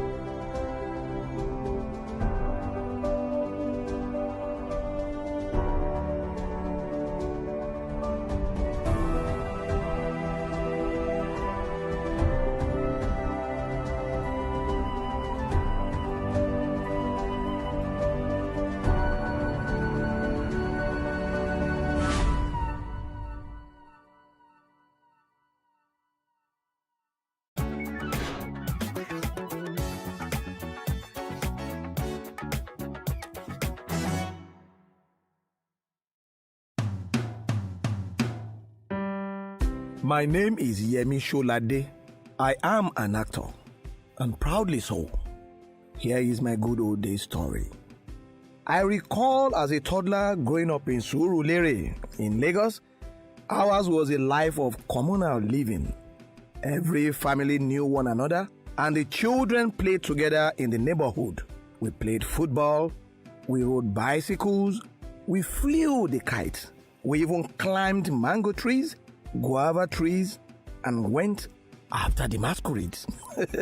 Calabar masquerades, the one we called Ojuju Calabar in those days.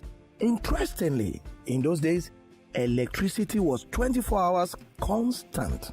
Public water works was efficient. Free-flowing water drawn from these taps were filled in bottles in our refrigerators. No one talked about typhoid and other waterborne diseases. So good old days. Days when houses had no fences. We would sit across those low fences at sunset and gist all days till night.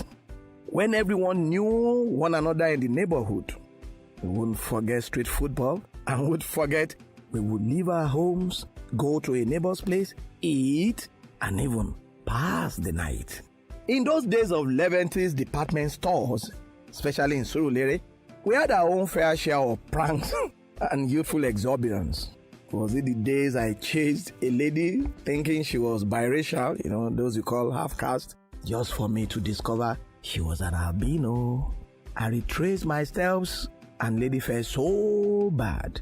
But now I know better.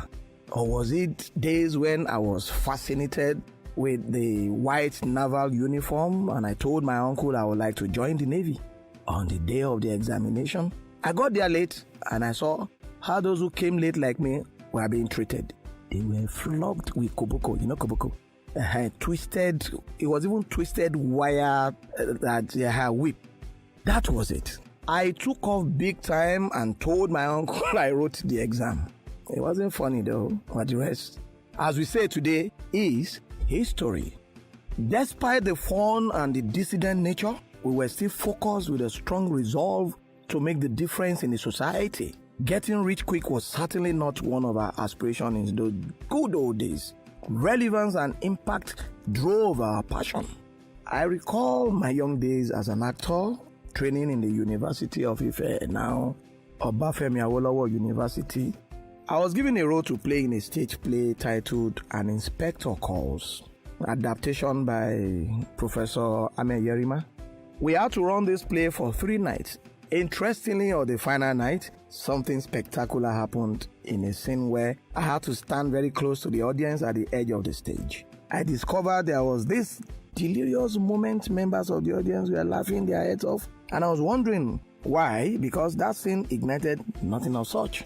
Lo and behold, what did I find out when I left that spot to sit? I discovered that the zipper of my trousers was open, and obviously that gentleman was peeping out on the audience. It was one of the most embarrassing moments in my career as an actor. But do you know what? Such moments fired in us the determination to go on and not look back. Those were those days too where there were no room for half-baked actors. The real ones were always found on stage. What do we have today? It is almost becoming an all-comers game. Fast forward, things are no longer the same. I really don't know how and where we got it all wrong. In our social life, political life, and even in our economic aspirations. We describe the olden days in glowing terms like paradise, and we fear for the future of our children. Today, we live in self-created prisons, building walls around us for fear of intruders. These days, you hardly know your neighbors. These days, the walls are even higher than that of maximum prisons. All the doors, the windows are protected by burglary proofs. We now generate our own electricity, generate our own water, and even repair roads in the neighborhood. I attended public schools, but what do we have now? Our children these days don't even know anything about public schools. The health system is collapsing. In our days, we were treated at public health centers. The facilities were there.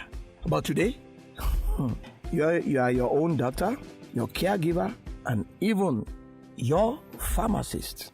However, all hope is not lost. We can change the narrative. We can reverse the trend if there is a will. I work in Nigeria. I earn a living from Nigeria. I am not giving up on Nigeria. I know that a reflection of the good old days without a projection for a better future can only spell doom for a nation. We can make it work. I trust in our collective ability to employ the experience of our past to make a glorious future. Let us attempt to make the difference now for the sake of our children's tomorrow. I therefore join Sir Shemo Rebadejo in this collective drive towards a greater tomorrow. Let's go there. Thank you.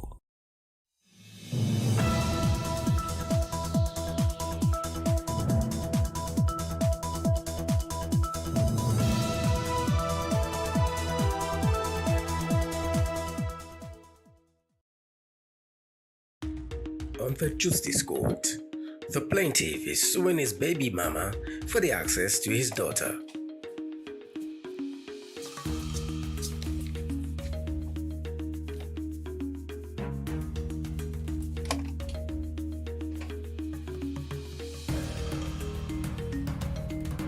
All rise. Court in session. Honorable Judge Fumi Asaolu presiding.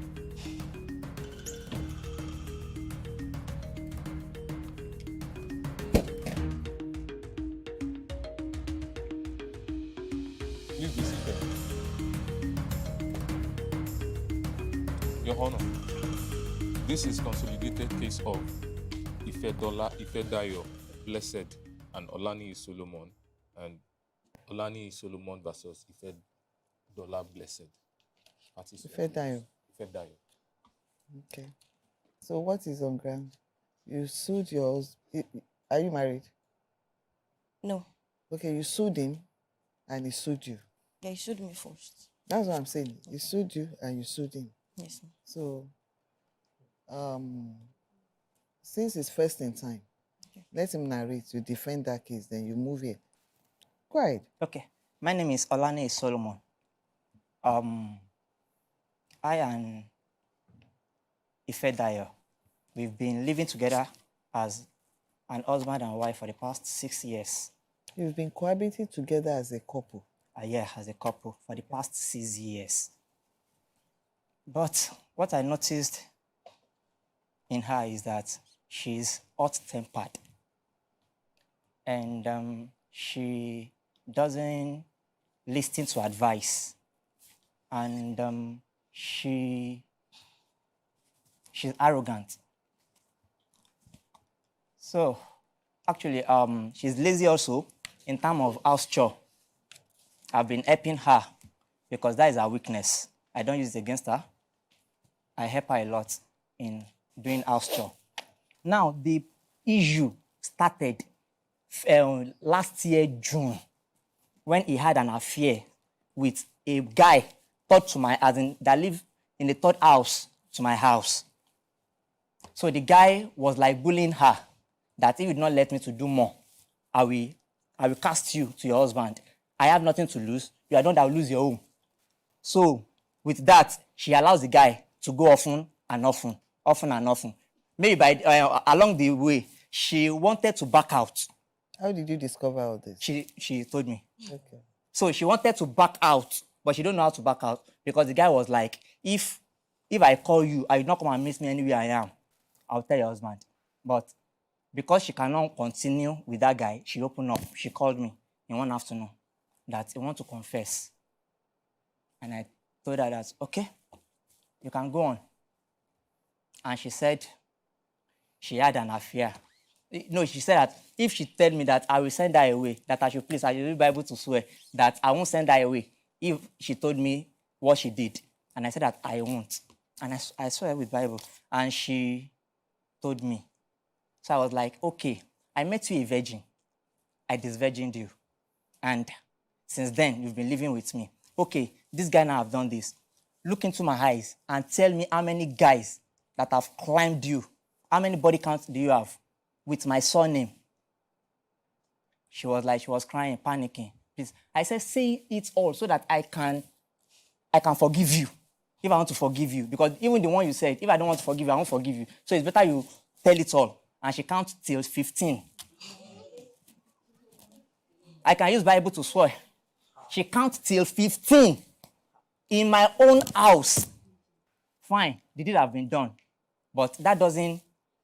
Fine, you've done it. But you are still my wife. You still bear my surname. No problem. And she used Bible to swear that she won't do it again. That anytime she did something like that again, all the curses in the Bible, he said it with tears.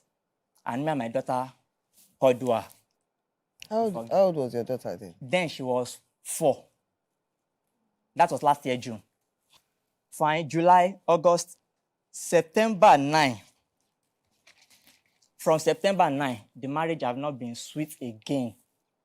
And what happened is that I work in a filling station then. And towards that September period, there was scarcity. Fuel is not flowing.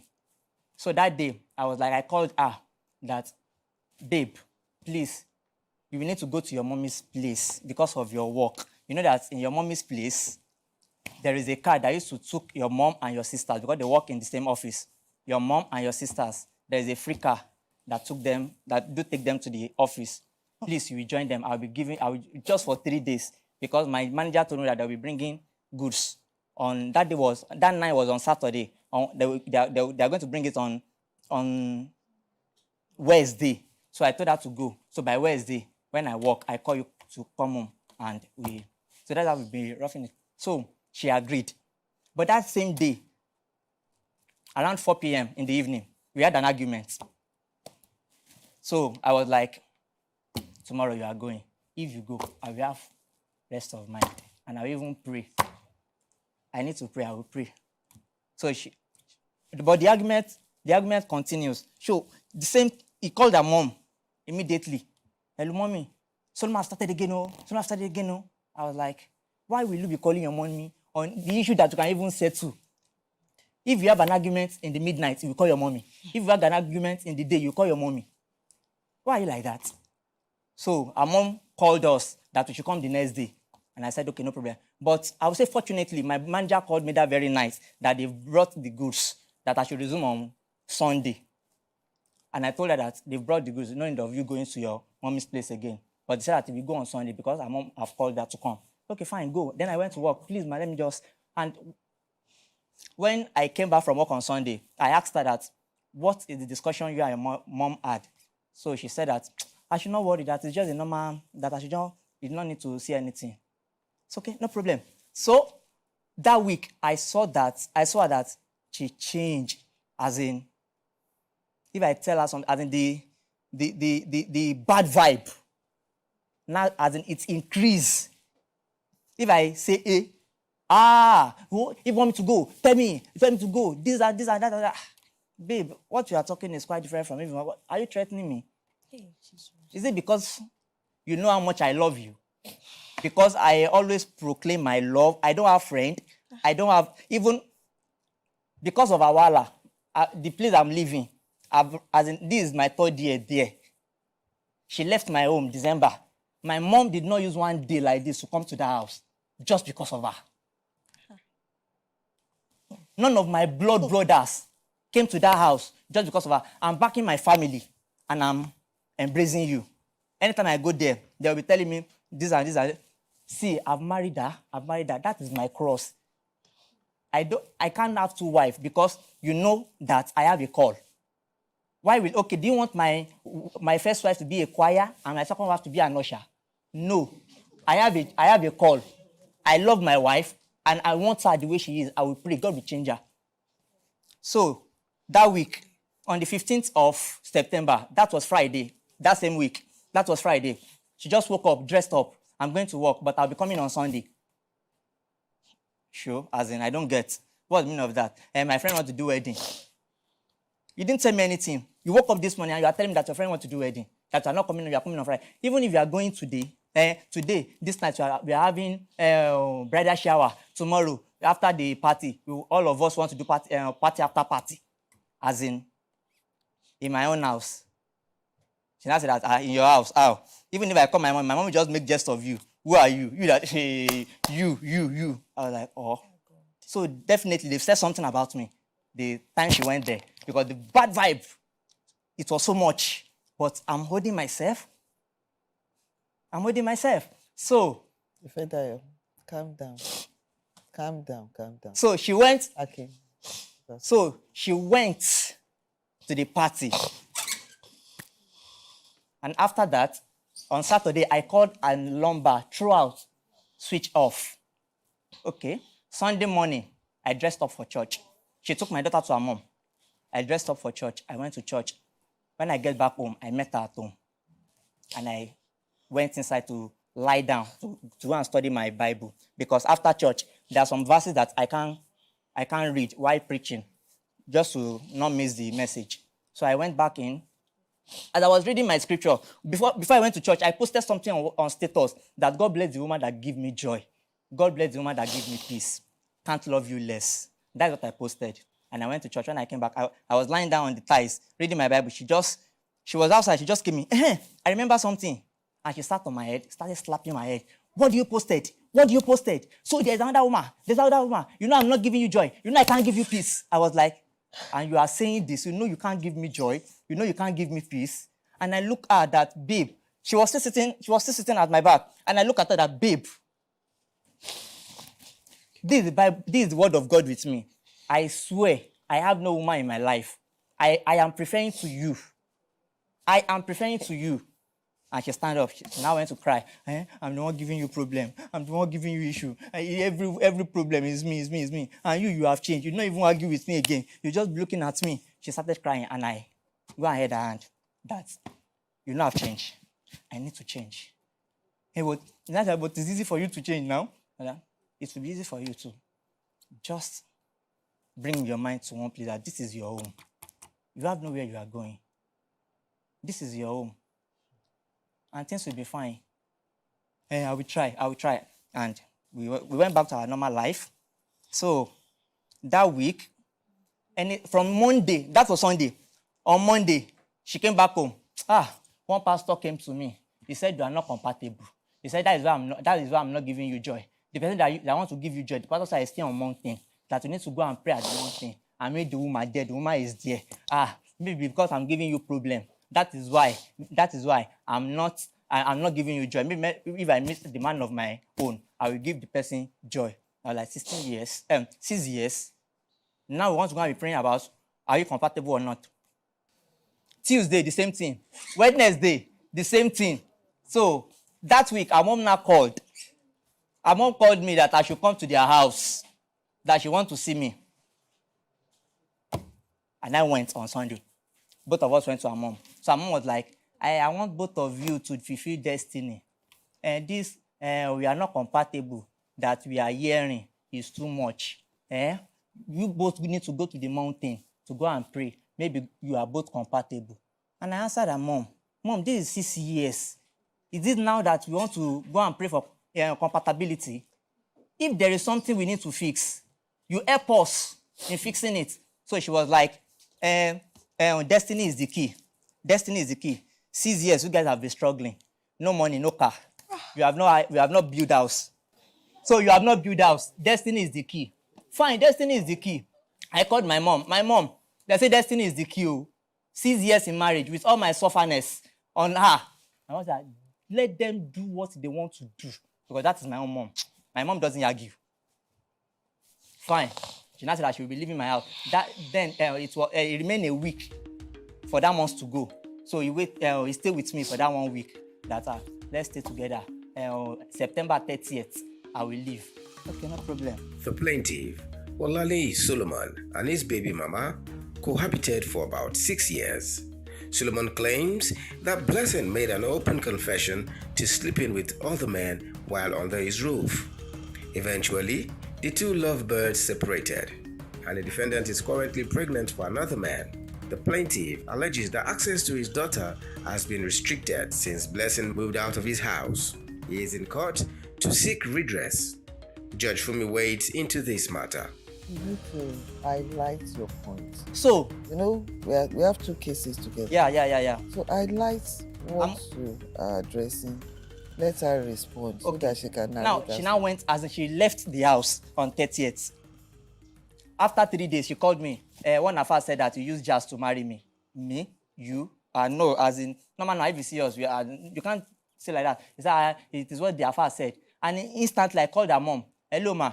Hear what your daughter said. Even if you cannot marry each other again, she has a daughter with me, and with that, I can be an help to her, and she can also be an help to me if we not marry each other. So I told her mom like that. Her mom said that that is what she had. Sorry, and I blocked her. So whenever I want to talk to my daughter, then I do call her mom. Her mom give my daughter phone. I talk to my daughter. So along the line, after 3 weeks, she started calling me with different number. I didn't pick her number. She now chatted me with another person's number that she now wrote everything. I'm sorry. I went to one pastor. They said we can marry. I'm coming back home. Please forgive me. And I called my mom that this person said that she's coming back home after Jazz. My mom said that, just wait a little bit. Let me hear from her. So she started begging. And later she now told me that she's pregnant. I said, huh? Who wants the pregnancy? As in, who is the owner? So she said, why will you ask that question? I have scan with me. It's when I'm in your house. And she brought the scan to me. So as I see it, I called my mom that, she said she's pregnant too. My mom said, who owns it? I said, she brought scan. That the pregnancy was on September. She was in my house in September. And I took her in back. September, her mom called me that she wants to see me. And I said, I told her that. Will you want a seat? I'm okay. Thank you. So her mom now called me that I should come. She wants to see me. There is an issue. So and I said that an issue. Your mom called me that don't go. My mom wants to spend my life. Okay, I will go. I will follow you. Let's go. So as we got there, our mother now took a message. The message said, hello, Wale. I will suffer you with the baby that I'm carrying. When I born him, I will not you will not have access to him. My own name is Solomon. And he's talking to Wale. You will not have access to him. You will not do this, you will not do that. So as I went and I read everything, you will cry before you see this baby that I'm carrying. Our mom now said that, ask her, who is the owner of the pregnancy? The scan said September. And you have sworn with Bible. Who owns that pregnancy? I don't know. You don't what? You don't know the owner of the pregnancy. That is where she now started. She and her mother now start spitting on each other's face. If that is what you want. So her mother now said that you guys have been sleeping with each other under Solomon's roof. The day you went to wedding that you used 3 days, it's you and the guy that you are together. They said it that day. Whose mother? He also has. Our mother. So I was like, wow, that's fantastic. The wedding I told you not to go. So you went there with another guy, and the guy took you home and used 2 days, and you still came that Sunday to come and be beating me, to come and be stressing me. When I wrote, God bless the one that gave me joy. God. But you use Bible to swear, I don't know, it's work of Satan. It's just that I don't know what pushed me to him. So what happened thereafter? You have to run. Yes, thereafter, December 30th, December 31st, I told her to go back to her mom's house. When she gave birth to the baby, we will do DNA tests. And when was that? That was December. This last December? Yes. Okay. Move to your mommy's house. When you give birth there, then we will do the DNA test and know the owner of the child. What I want to say is that now, I've not seen my daughter, and I've been calling her mom. Her mom have not been picking my call. I've been calling her mom. Her mom have not been picking my call. I call her number switched off. I call her uncle. Her uncle did not pick my call. So my brother asked me not to. Her brother now called me. Her uncle now called me that, why am I disturbing her younger sister? The voice call is here. Why are you disturbing my younger sister? Do you know that you're not the owner of that pregnancy and you are disturbing her? And that is in. Yeah. The basic issue highlights. I only have 2 things though. From all these stories you've been narrating, there's only 2 things you have said. Access to the child. Yes. Not access to the child. Ma, I need to. I want a full custody. That's request. Okay. What's the age of the child? 6. I'll give you instant answer on that. I have evidence that the child cannot stay with her, neither that and her mom. Because there is a chat I have here when she was explaining how she and her husband, her new husband, how the guy hates my daughter. You know what? Let me tell you one thing. What do you want to show me there? The evidence that the girl cannot stay with her. Let me see. Wait, we are not letting that play. These are all their chats here. The lady, but I highlighted a particular one. The one I circled. That is why she can't even marry that guy. There's a lot, thousands of things. He hates my daughter. Okay? He hates her with passion. With passion. So my daughter cannot stay with her. Yes, but you told me to write it. Who? No. You told me to write it. You will speak. Just. Ma, and again, my daughter cannot stay with her mom because she wrote to me here also that she said, please don't call my mom again. I know what I'm saying. Let me have it. Did I ask you to read it? Are you conducting your own case? I circled that one too. So, the point is, she said you shouldn't call her mom again. That people you think to be your friend are your worst enemy. So, what's the point you are trying to make out of this? That she's referring to her mom, that her mom that I'm calling, they are my worst enemy. Then she was begging me that she wants to come back home. Your defense. I noticed you were jotting. Yes. I really appreciate if you can quickly address those issues so that you can swap the dog. Okay, ma. My name is Ifedayo. About this child in particular, I have never denied him access, never for once denied him access of this child. That's your daughter? Yes, my daughter, our daughter. Right from time, ma.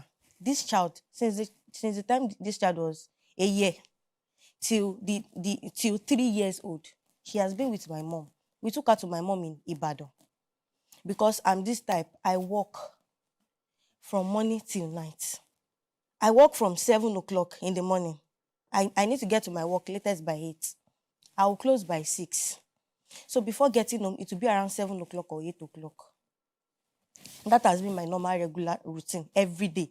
So when the girl was 8 months, I started work. We've been together for 6, going to 7 years before we broke up. This child in particular, we tried different daycares to take this child to. They used to tell us that maximum 6 o'clock they've closed. And my work does not allow me to get home by 6 o'clock.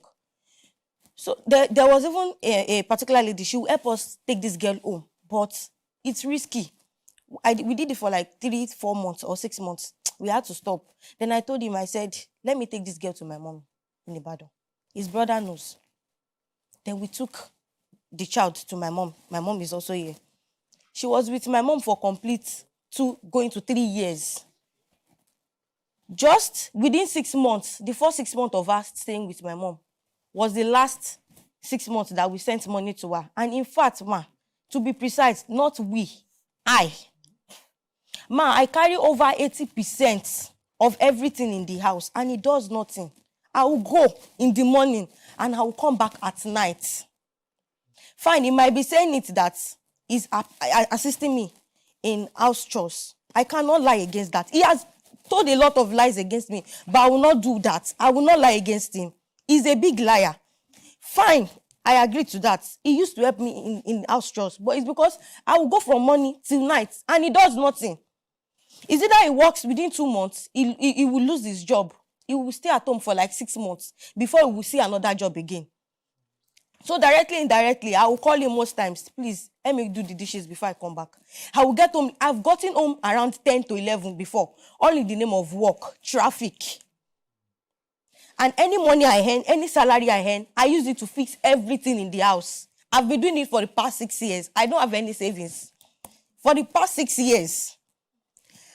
That is not even the most annoying part. The highest part of it is that he will beat me. He has been beating me since this child is 5 months. I've been 5 months pregnant with this child. Fine, I might not have evidence or proof that I'll be snapping myself like this and be sure, because I never for once thought of using it against this man. Never in my life. I never knew a day like this would come. I would have been keeping records of the way he used to beat me. I have people that I can call. His brother knows, this man that is sitting down here. I've gone to his house countless times that he will beat me. This man, he will beat me in his house. He will come and beat me in his house again. Countless times. That even this girl, I will have brought my daughter, but people say I should not do it. I should not create any bad energy between them, which I agreed. Whenever I collect salary, if I'm receiving salary alert, he's receiving. He linked my salary alert email to his mail. Anytime I'm receiving salary like this, he will also receive. He will receive the alert straight. He will call me. The money you collected, this is what we are going to use it for. This is what we are going, and I will never disagree. I will pay house rent. I have evidence here. The little evidence I have here, I will pay house rent. I will fix bills. I will do everything. I will buy him clothes. The clothes on him, I bought it. This clothes, his friend used it as wedding. Your husband. This man is a liar. This man is a liar. This matter continues to unfold as Judge Fumi continues to cross-examine both parties in the next episode. If your baby daddy is denying paternity of the child to avoid upkeep, or you suspect misattributed paternity situations, submit your case online at www.thejusticecourt.com for a prompt resolution of the matter.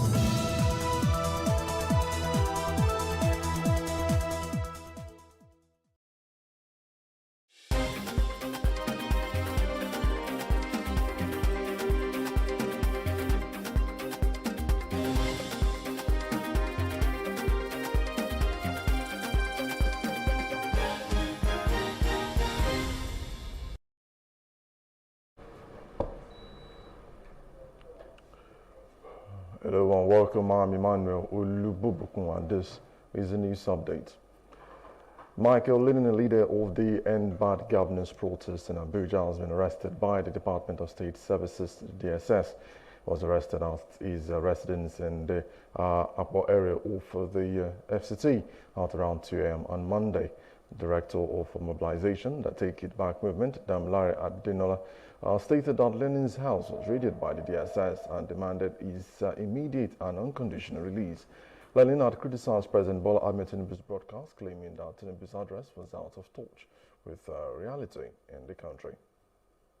Education, the government does not appear or is not displaying any form of readiness to meet our demands. We also read what the president read out today. No single demand from this protest was addressed by the president. So that our protest continues. And tomorrow is going to be a mass protest on Monday, and we'll be gathered at the National Stadium. And the question that was asked, are we going to go inside the stadium or not? What we've said from the very first day is that we are protesters. We are not footballers. We are not athletes. And we don't have the intention to prepare for Olympics yet. So that our protest will converge at the front of the National Stadium to exercise our democratic right. And I said earlier that the court injunction against us is an attack on the democratic rights of us as citizens. And we are going to fight that on the street to ascertain, to make clear that we have the right to gather. And we have the right to also move, because we will not let the government to tell us how to express our anger.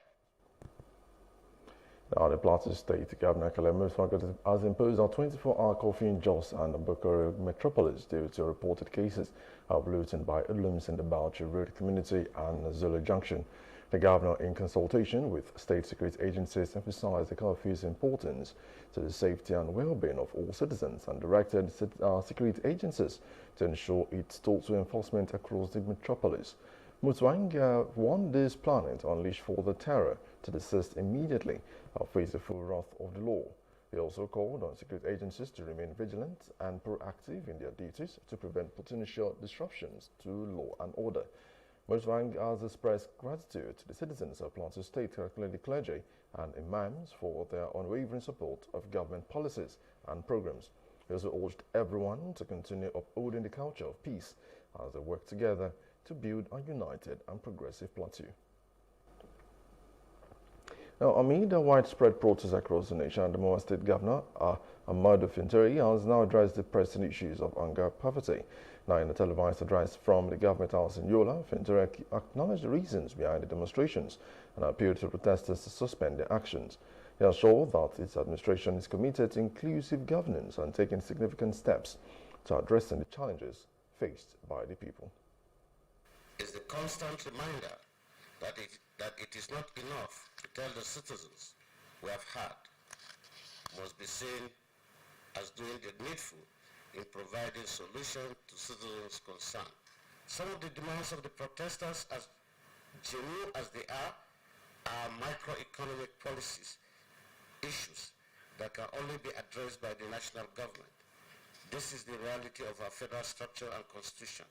We shall work with you to make sure that the demands are attended to. The president is a listening president, and I believe he can equally hear us loud and clear. Fellow citizens, protest is a constitutional right of citizens and a wake-up call to the government. We thank you most sincerely for this call to duty. For those who came out to protest, I thank you for doing so within the bounds of the law. For those who did not come out, and indeed those who are in the majority, I thank you so much for sending your message louder than those who came out. Now, President Bola Tinubu has appealed to protesters not to shut out the oxygen of the country's economy. The president said he understands that the nationwide protests are driven by economic hardship. Speaking in a televised address on Sunday, the president said the economy is on its way to full recovery. My fellow Nigerians, I speak to you today with a heavy heart and sense of responsibility, aware of the turmoil and violent protests unleashed in some of our states. Notably, among the protesters were young Nigerians who desired a better and more progressive country where their dreams, hope, and personal aspiration will be fulfilled. I am especially pained by the loss of lives, the destruction of properties set us back as a nation, as scarce resources will be again used to restore them. I commiserate with the families and relations of those who have died in the protests. We must stop further bloodshed, violence, and destruction. As the president of this country, I must ensure public order in line with the constitutional oath to protect the lives and property of every citizen. Our government will not stand idly by and allow a few with a clear political agenda to tear this nation apart. Under the circumstances, I hereby enjoin protesters and the organizers to suspend any further protest and create room for dialogue.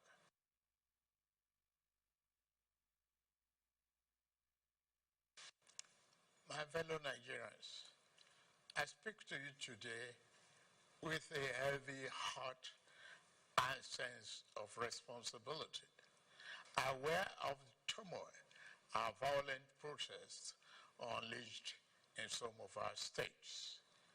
Notably, among the protesters were young Nigerians who desired a better and more progressive country where their dreams, hope, and personal aspiration will be fulfilled. I am especially pained by the loss of lives, the destruction. The former chairwoman of Gwa West Local Government Council, Eunice Mbadra, was kidnapped on Friday evening along the Makurdi-Naka Road, has now been released. Confirming these news to reporters, Mbadra expressed gratitude to family members and friends for their show of love and solidarity, which ensured our quick and safe release. She also thanked the people of Benue State for standing by her during our captivity. With their tears of joy, Mbadra appealed to the youth to engage in more positive pursuits and avoid actions that harm society. Now, the National Drug Law Enforcement Agency, NDLEA, has intercepted 5 shipments of opioids and other psychoactive substances, including promethazine, pentazocine, and also diazepam, tramadol, and morphine, concealed in clothes and items intended for export to the United States and the United Kingdom. The seized drugs were discovered at a logistics company in Lagos on July the 29th, 2024. The seized consignments totaling 8.5 kilograms were seized by 2 suspects, Elami Sunday and Leko at Toyobi at the Murtala Mohammed International Airport. NDLEA seized multiple consignments of illicit drugs from a courier firm in Lagos, concealed in tiny tins of cereal-like baby food and as a clothes. The psychotropic substance, which has a total weight of 18.5 kilograms, was found in 6 cartons of tins of branded Nestle cereal-like baby food. Now, as Nigeria's economy dwindles, our citizens are grappling with the resulting hardship and looking to the government to alleviate their sufferings. That's on Street Views. Do take a listen.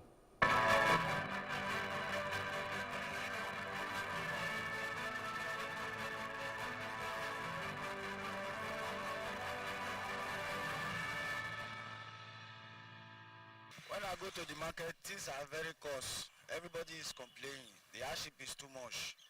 So we want the government to help us so that things will come down. When you have small money now, you want to eat. You can't eat something that can bellyful you. That's why people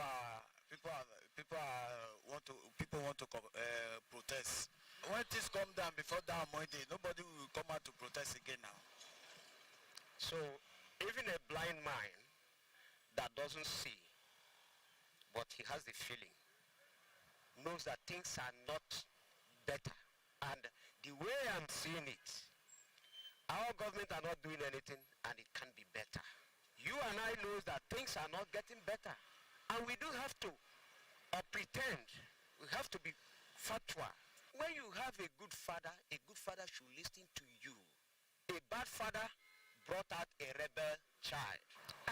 No, the price is different. At least the price they are selling now is times 3 of them. At least if government can help us on the price regulation, so we'll be fine with it. The protest can go on for government to listen to us. People are suffering. Everything is not the same like last year, last 2 years, even last 4 years. They are not the same. So the prices are too much. So if they can reduce it to normal price, at least out of 5%, if it is 3%, it's okay.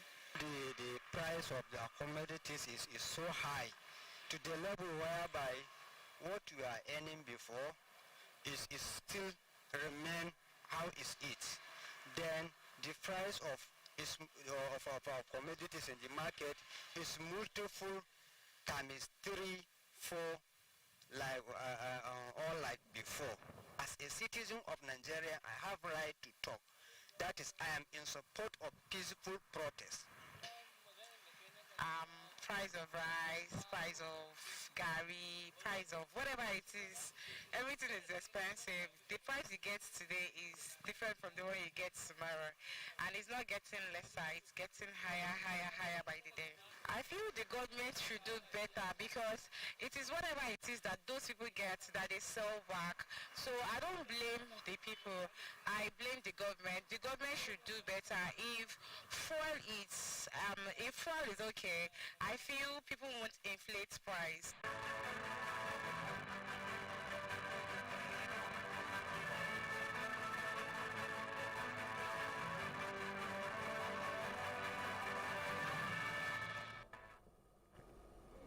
And now to other parts of Africa. Police in Somalia said Saturday that 32 people died and also 63 others were wounded in an attack on a beach hotel in the capital, Mogadishu, the previous evening. Al-Qaeda's East Africa affiliate Al-Shabaab said through its radio that its fighters carried out the attack. Police spokesperson Major Abdel Fattah Aden Hassan told journalists that one soldier was killed in the attack and that the rest were civilians. Another soldier was also wounded in the attack, as Hassan said. Witnesses also reported an explosion followed by gunfire. And now South Africa, amid growing tensions, France has warned of a highly volatile situation in Lebanon as Iran and its allies prepared to respond to high-profile killings blamed on Israel. Urgent calls mounted for foreign nationals to leave the country. Lebanon's Iran-backed Hezbollah movement, which has now traded near daily fire with Israeli forces since the Gaza war began in October, announced its fighters had launched a barrage of rockets at Israel's north overnight. The Israeli military said 30 projectiles were fired, with most intercepted. With Israel on high alert for major military action for Tehran, allied groups like Hezbollah and Hamas, 2 people were killed in a stabbing attack in a Tel Aviv suburb on Sunday.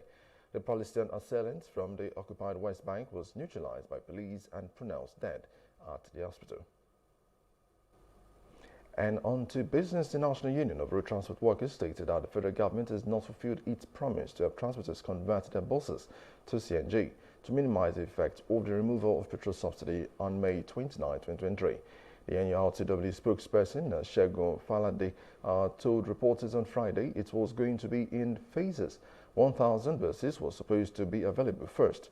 Then we made this outcry that the number of CNG buses was too small for the country, of which they advocated for 10,000 buses, as President Bola Tinubu, during his inaugural speech at the 16th President of Nigeria on May 29, 2023 in Abuja, announced an end to petrol subsidy regime. Now, Falade expressed frustration about the incomplete consignment process, noting that the consignment from the conversion facilities has been done, but not wholeheartedly the way they expected it.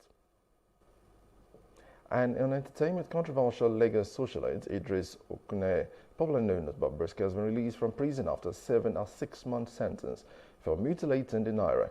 The cross-dresser was convicted and sentenced in April 2024 by a Lagos Federal High Court. Bobrisky's release was confirmed by close friend Abiodun Falashade Tokunbo, who shared a post on Instagram with the caption, "Finally, out. Bobrisky fine die. Now, the socialite commented on the post expressing gratitude to the friend. And that's the news updates. For more stories, please follow us on Facebook, X, and Instagram, and do subscribe to our YouTube channel at Plus TV Africa, Plus TV Africa Lifestyle. You can also view us from Limex and Limex.tv and Glow TV apps anywhere in the world.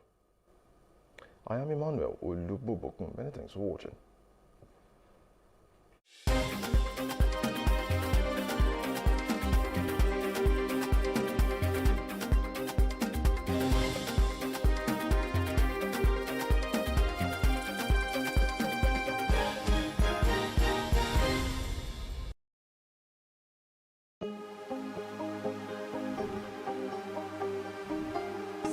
I will take you through this amazingness today.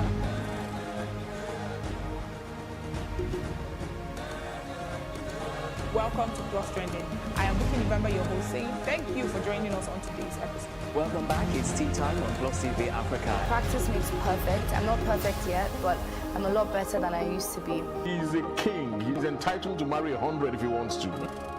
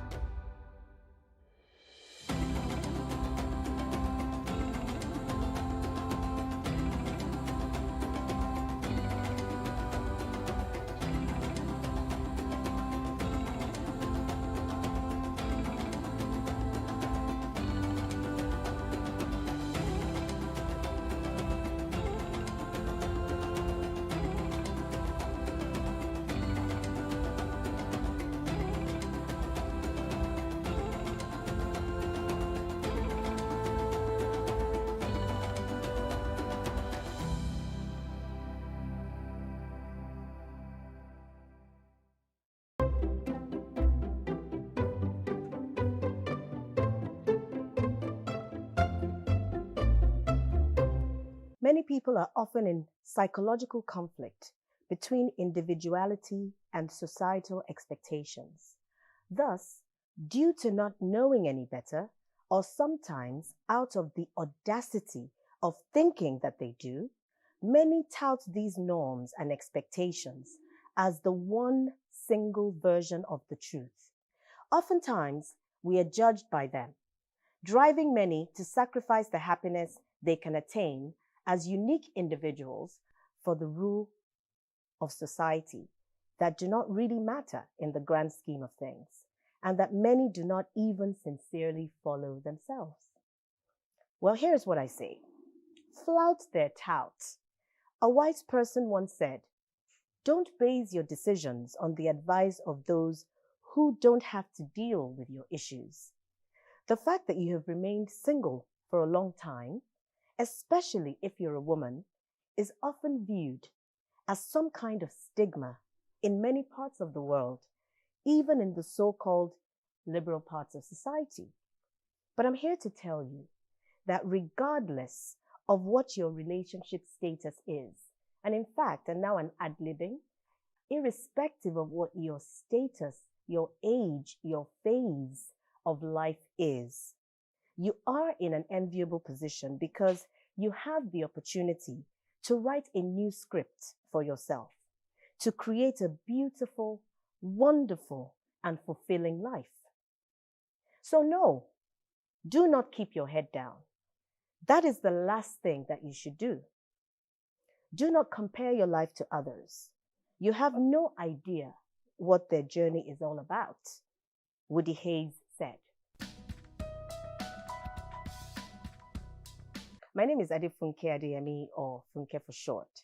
I'm an advocate and I'm the regional director for the International Air Transport Association in Africa, looking after external affairs and sustainability. So I have to confess that this was not the first book that I thought I had in me. Many people who know me know that I can be quite academic, and the work that I've been doing over the years as a lawyer, I'm a lawyer, and also the work I've been doing over the years has lent itself to policy issues, economics, aviation, trends, and things like that. So I thought that I was going to write something academic. I'm also a Pan-African, so I'm really, really passionate about Africa and how we can seamlessly connect the continent and integrate it better. So I also have that in me. And yes, I will get there one day, but I didn't think that this was the first message that I was going to write in the form of a book. So it was a particular incident that sparked this off. And it was an issue that someone who was very close to me did that I thought was really disillusioning and somewhat disturbing at the time. Not going into details, but basically it was just a question of me not understanding that we were not on the same page, right? And so it became something that I needed to deal with and cope with. And typically, when I have something and I'm dealing with that's ruminating in my mind, I write. I've always loved words, and I've been reading voraciously since the age of 5. I read everything in my father's library, including encyclopedias and things like that. So I've always loved words. I love the power of words. I love the way that they evoke emotion, the way that they can make you escape, the way they can transport you to different places. And so, the natural home for me to cope with the emotions I was dealing with from that incident was to write something down. It also coincided with the time that I was traveling on a business trip. And so once I got on the plane, I just started dumping my thoughts, just started putting stuff down on my laptop. So it started out as a dump, right? Just to cope with a particular incident. But then as I was on that business trip, I started to think about it more and more as a message that the world needed to hear. And so on that trip, within 36 hours, I had banged out the first 3 chapters of the book. Now that was in 2016. So this has been a 5-year journey. I launched it, I finished it in 2021 and launched, the first few days in 2022. So it took 5 years. So I have to tell you, it's been overwhelming and very, very surprising. And I know the question you're asking, I'm going to answer that.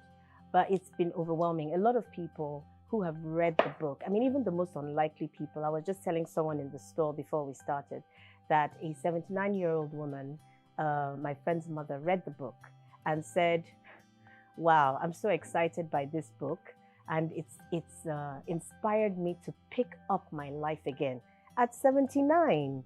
So I was really blown away by that. So many different reviews. Someone said, oh, I've given it to my mentees and they're raving all about it. So many people say that they can relate to the message of the book.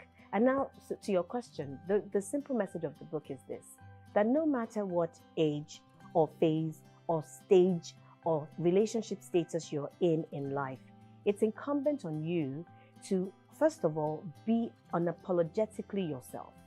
Secondly, to live the best life that we're called to do, because we're not called here for anything else, but first and foremost to be our best selves, and then to add on to that, be doing other things. And the other thing is that we're supposed to be using the totality of ourselves, and this is my own personal firm opinion, that we're to use the totality of ourselves, our gifts, our physical abilities, our talents, our passion, our interests, our experience, our exposure, everything that we have the opportunity to experience to impact the world positively around us. And the catch is, why not do this when you're either, one, single from the lens of never being married, or that you have been down that road and you're not anymore, or from the lens of someone who is called singular, which is the title of the book. And what do I mean by singular? It's such a wide and broad category. Did you know that empty nesters are singulars? Their children have gone off to boarding school, or they've gone off to school or university, or they're starting out in life. And now you're home alone or home with your partner. And perhaps, you focus so much of your time and attention on them, which is a laudable thing and it's wonderful. But now what? What do you do? So you have time on your hands. And so perhaps you've put off some of your dreams, your own personal objectives and goals for your own life in order to do that. So it's now time for you to get back to it. Did you also know that it is for people who have been bereaved? You've lost your spouse, that relationship has ended. So what next? What do you do? My mom is in this category, and I talked to her about it, and she gets it. She understands what this message is about, and there's so many in there. But it's not just about women, it's men too. Now to the literary world, I'm so impressed, honestly. Like, there's a boom of writers all around. I mean, before now, we know that some of the greats have come from Nigeria and Africa. We have, Chinua Achebe, Wole Soyinka, Buchi Emecheta, Ben Okri. There's so many of them that have been absolutely fantastic. One of my favorite books is So Long a Letter by Mariam Abba, a Senegalese writer, a forerunner of her time, a pace setter, a female writer talking about constraints of a Muslim religious society and how she survived that. So there's so many wonderful examples and legacy examples to choose from.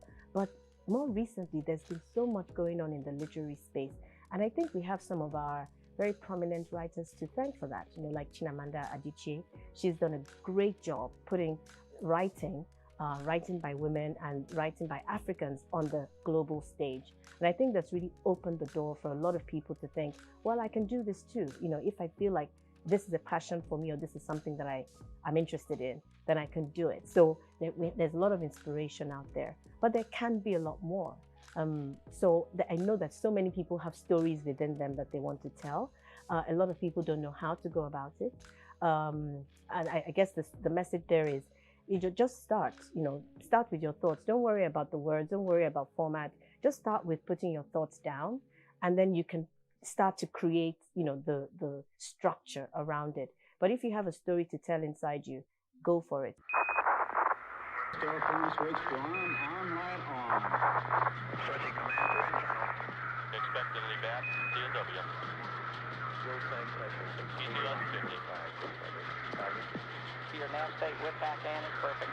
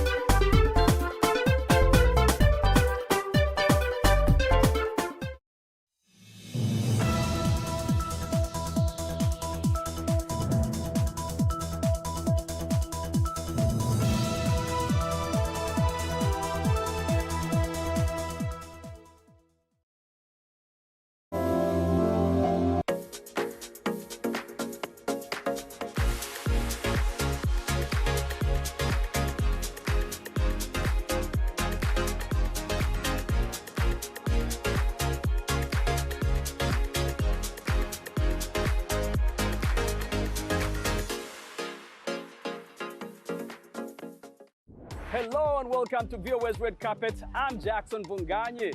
Today on the Red Carpet, we visit the beautiful city of Chicago to attend the 36th annual Ghana Festival. The theme for this year's Ghana Fest is embracing our culture. And so we get to celebrate the rich culture and vibrant traditions of Ghana. We check out the world record domino creations of YouTube star Lily Hevesh. And plus, we chat with Vincent Ligoni, South Africa's first ever BMX freestyle champion. He's representing South Africa at the Olympics. Let's get on with the show. And let's start off in beautiful Chicago. We traveled here to attend the 36th annual Ghana Fest, which has been called the most prominent display of authentic Ghanaian culture in the Midwest. The festival is taking place at the Washington Park in the south side of Chicago. And this year's theme for Ghana Fest is embracing our culture, and invites the community around here to celebrate the rich history and vibrant traditions of Ghana. Ghana Fest is a culture that is showcasing all things Ghana. Ghanaian culture, Ghanaian art, Ghanaian music.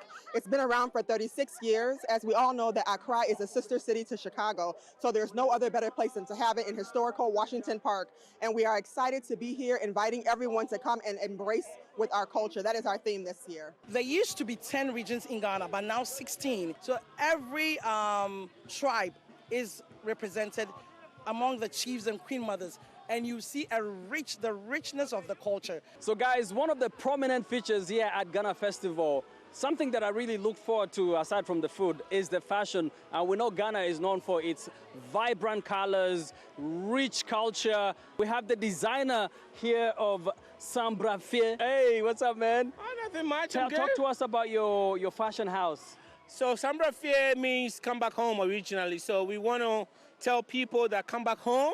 That is the roots of our brand name. You know, one of the things at Ghana Festival that we have been seeing often is the artwork, you know, this authentic African artworks from either Ghanaian designers or artisans, but also this being kind of a multicultural event, an African diaspora event. We found Bamba, who is from Senegal, originally from Senegal, and he has some beautiful artwork. Bamba, good to meet you, man. Good to meet you. Talk to us about your art.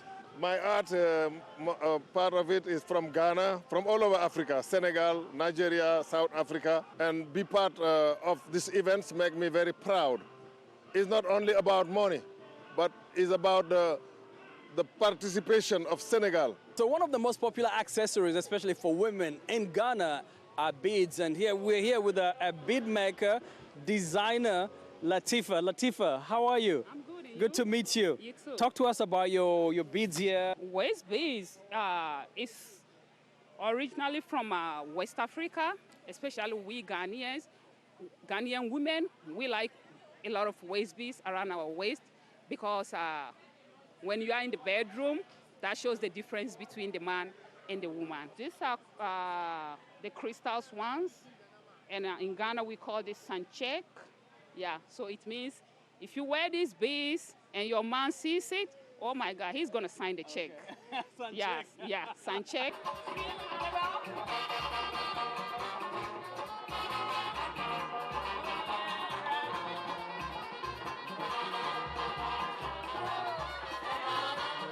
Yesterday we visited a Mokasi restaurant here in Chicago, and it's one of the food vendors at the Ghana Festival 2024. We decided to check out their stand, see some of the delicacies that they're serving their guests. So jollof rice, spinach stew, we got chicken, all that stuff is what Mokasi does the best.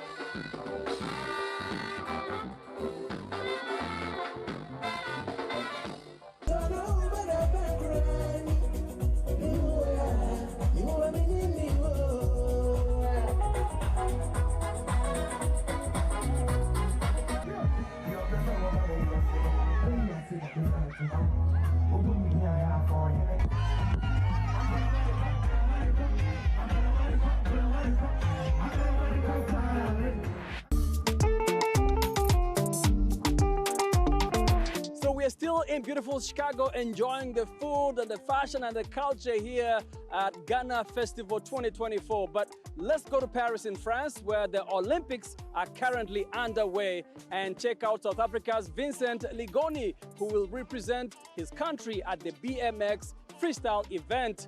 Isan Hafiji has this story. Let's check it out. South African BMX rider Vincent Ligoni hopes his inclusion at the Olympic Games will inspire younger riders in South Africa and the African continent. So, goal is top 10, but my ultimate goal out of all of this is actually just to bring the fun back in BMX. BMX freestyle returns for its second Olympic Games in Paris this year after making its debut in Tokyo in 2020. The competition will take place in an urban park where riders will perform as many tricks as possible in 60 seconds. The difficulty, height and style of their tricks will determine their scores. Alternative sports like BMX freestyle and skateboarding are new to the Olympics, and some question their inclusion in the Games. But BMX event organizer Ryan van der Spy says sports like skateboarding and BMX just open up new doors for South African athletes. The sports are Olympic sports now, especially looking at skateboarding and BMX freestyle.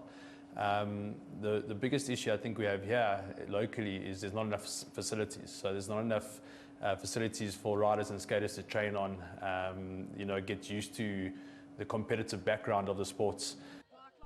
Ligoni still has to hold down a job as a tattoo artist for the moment, because he says he can't make a living riding full-time. I did live for 2 years on just riding. It's not a living. You are scraping month to month. You pay your medical aid, you pay for your car and your car insurance, and that's it, you're done. Ligoni, who fell in love with riding BMX freestyle as a youngster, says the sport offers many life lessons for young BMX riders. You learn how to be persevere. When you're battling a trick for 5-6 hours the whole day and your body is sore and you just got to keep trying. You got to just keep going and figuring it out. It teaches you hey, sometimes things aren't going to work out and you got to be okay with that. Being a trailblazer for the sport of BMX freestyle in South Africa, Ligoni now aims to do well at the Olympics and inspire and motivate more young people to pursue and participate in the sport. Isan Hafiji, VOA News, Johannesburg, South Africa.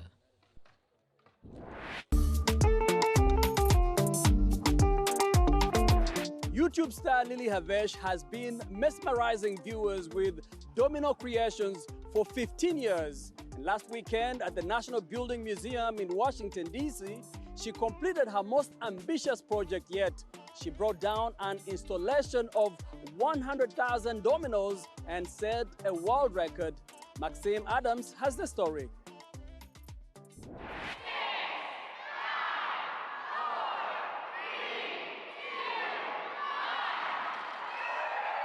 This bright composition of more than 100,000 multicolored dominoes collapsed within 8 minutes, but it took more than 10 days to build. The art project was presented at the National Building Museum in Washington by Lily Havesh, a famous American artist who makes domino installations. She creates complex designs and then, with a flick of a finger, destroys them. We have things like the pillars, we have a big fall wall of the Mona Lisa, we have a giant centerpiece spiral that's going to go around, and a lot of other interesting types of motions and effects. Havesh says she also set a world record for the tallest domino structure, a towering 10-meter column of freestanding dominoes. We set it up at 33 feet and 3 inches. We were up on 2 scissor lifts, building for a couple of days, and it was a little shaky at the top of the tower, but luckily we managed to keep it standing, and we broke the world record. Havesh didn't do it alone. She was assisted by an international team of 9 masters of domino art. One of them is 24-year-old Alex Juan, who started building dominoes when he was 12 years old, and says he's thrilled to be a part of the project. And it's really exciting. It's really exciting to do it at the National Building Museum. And Lily has told us all week we have to scale our projects up. It's such a big room. There's going to be thousands of people here. So we just scale up, and Lily knows how to put on a show. In her work, 25-year-old Havish combines physics, mathematics, engineering, and artistry. Her passion began in childhood. My grandparents had the normal dotted dominoes, and I was 9, and I just set them up and knocked them down for fun. And eventually that led me to YouTube, where I found tons of people making the most incredible domino projects. On her YouTube channel, Havish5, she has more than 4 million subscribers and over 1.8 billion views. The president of the National Building Museum, Aileen Fuchs, says she decided to invite Havish on the advice of her children, who are big fans of dominoes. We are all about building and designing a better world and inspiring people to think about the built world around them, that curiosity. So when you build with dominoes, you are using your creativity, your innovation, your science, your math, your artistry. In addition to creating impressive structures, Havish also conducts workshops for children. We love dominoes. We build dominoes as a family, and we're so excited to be here to see the topple tonight. We are avid followers of the H5 Domino community. The program also included screenings of the documentary film Lily Topples the World that tells what's it like to be one of the only highly acclaimed female domino artists. Maxim Adams, VOA News, Washington.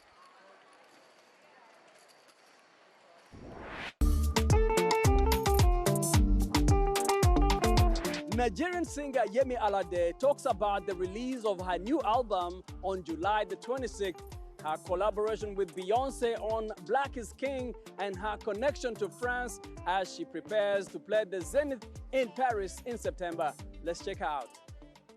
My entire life as a musician, I have sort of done a lot of things in my branding and in my music that most of my fellow colleagues will not do, like keeping your hair natural.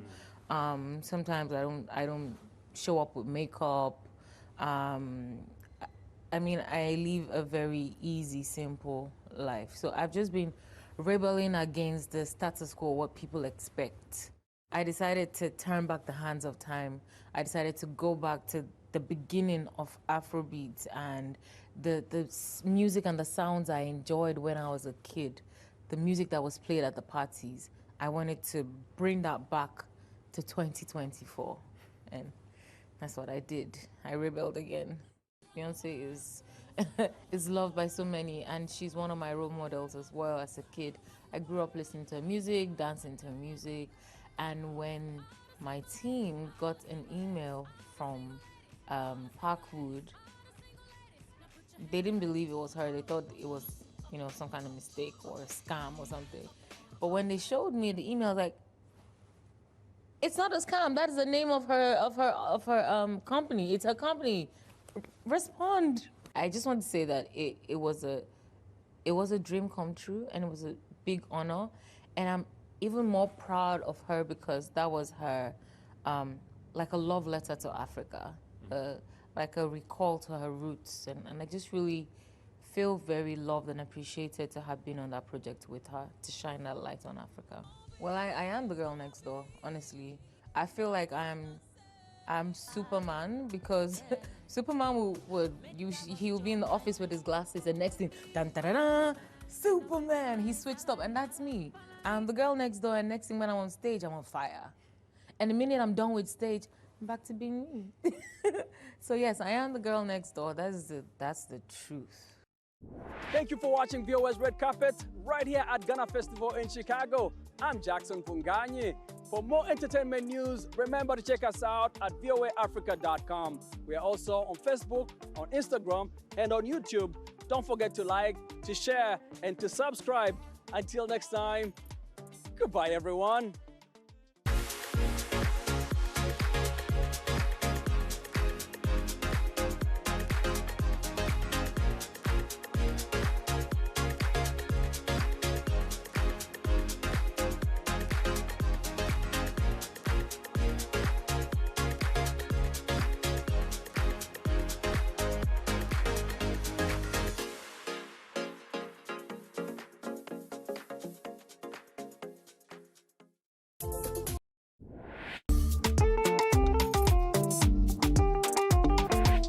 Ethiopian singer and producer Jemberu Demeke is known for his innovative musical style, which he dubs tonic fusion.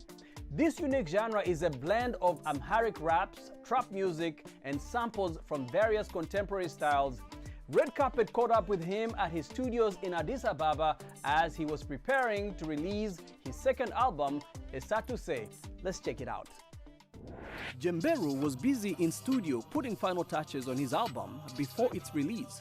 He says that Esatuse is a reflection of the diverse influences that have shaped his sound and the creative vision for Ethiopia's evolving music industry. My music, I make it, I like to make fusion. I call it tonic fusion. So I kind of, find different aspects of modern music that I like, and then I try to combine those. For example, I'm currently working on a track called Leila, and it's like this Jersey club beat mixed with some Ethiopian Amharic rapping with a little bit of trap, and also a little bit of, I would say, sampling going on. I'm in the zone what?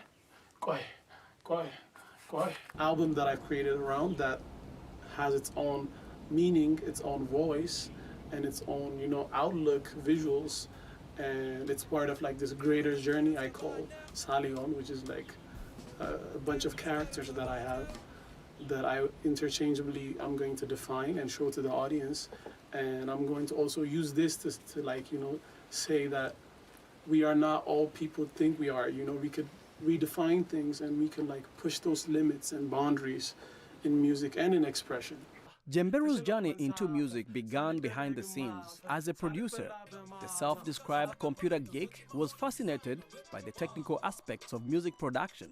This background has heavily influenced his approach to creating music, where meticulous attention to detail and a deep understanding of sound engineering play crucial roles. Hadn't I been a producer, I would actually start singing or rapping. So, when I started producing, it was because, I'm a computer geek, kind of guy. So every time I'm on a computer, I want to check out the next new app or what's popping. And, I come across these applications. I come across this app called Fruity Loops or FL Studio. And, I'm dabbling with some beats now, and I have a few beats on my computer, and I don't know any musicians, and I'm like, oh, what am I gonna do with these beats? And that's when I was like, okay, you know what? Let me just try. Let's try some bars. Let's try some rapping. Jemberu's new sonic experimentation represents the evolving landscape of Ethiopian music. By incorporating Amharic raps with the rhythmic and melodic elements of trap music, plus other contemporary genres, he creates a sound that is both familiar and refreshingly new. His work is influenced by both local and international artists, which is evident in his ability to merge traditional sounds with cutting-edge musical trends.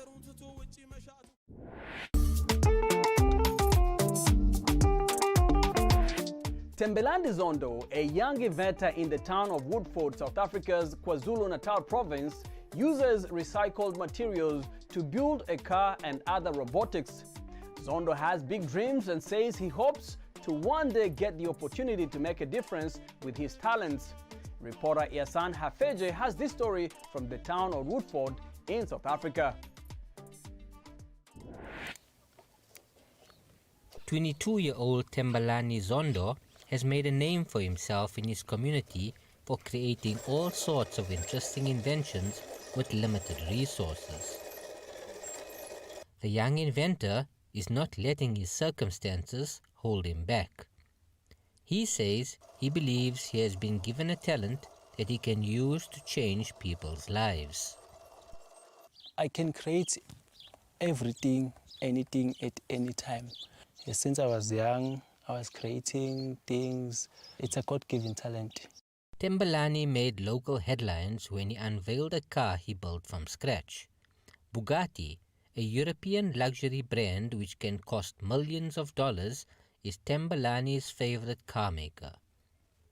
He would never be able to afford a real one, so he decided to build his own model using repurposed materials. What inspires me is First of all, I love cars too much. So it is the reason that I decided to create one of them. I created the Bugatti Shark because that car is my best car. It is the brand that I like. Thembelani lives in a modest house with his mother and 7 other siblings, with the family surviving on government assistance.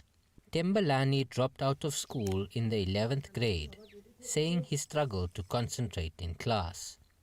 He has been unemployed since.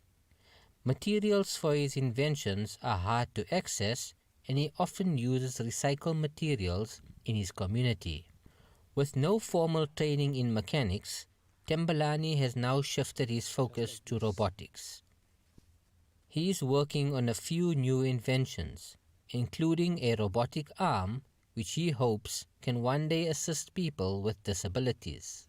All my robotic stuff, I wish to help people with disabilities, as I created the hand robot for people who lost their hands, because there are so many accidents in our daily basis. So I'm willing to help them. Although he has only publicized his inventions on social media, Thembelani's talent and hard work has unfortunately not led to any concrete opportunities from either the government or the private sector. South Africa's unemployment rate among young people aged 15 to 34 years is 45.5%, according to the country's national data. Thembelani is one of them, struggling to hold down a steady job. I feel very, very sad. I wish to find someone who will help me with, maybe who can fund me with money so that I can maybe start maybe small company, something like that, workshop, so that I can create good project. Lack of opportunities continues to be a source of frustration for young people, but Thembelani says he is determined to overcome his circumstances and achieve his dreams. Ehsan Hafaji, VOA Africa, Woodford, South Africa.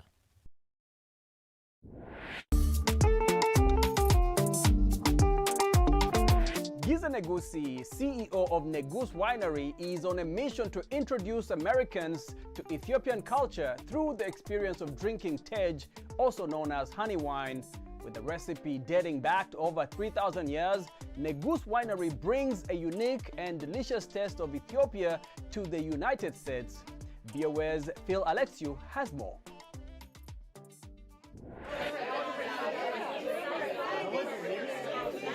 Which one is your guys' favorite? The honey wine. Yes, that's my mom's recipe. Okay. Yeah, so that's the reason why I call it Mama's honey wine. Okay. When I lived in San Francisco, I got a chance to visit a lot of top wineries, including Robert Mondavi and some other big ones. And this is semi-sweet, filtered. Okay. And then I couldn't find any wineries carry our product or honey wine or tej.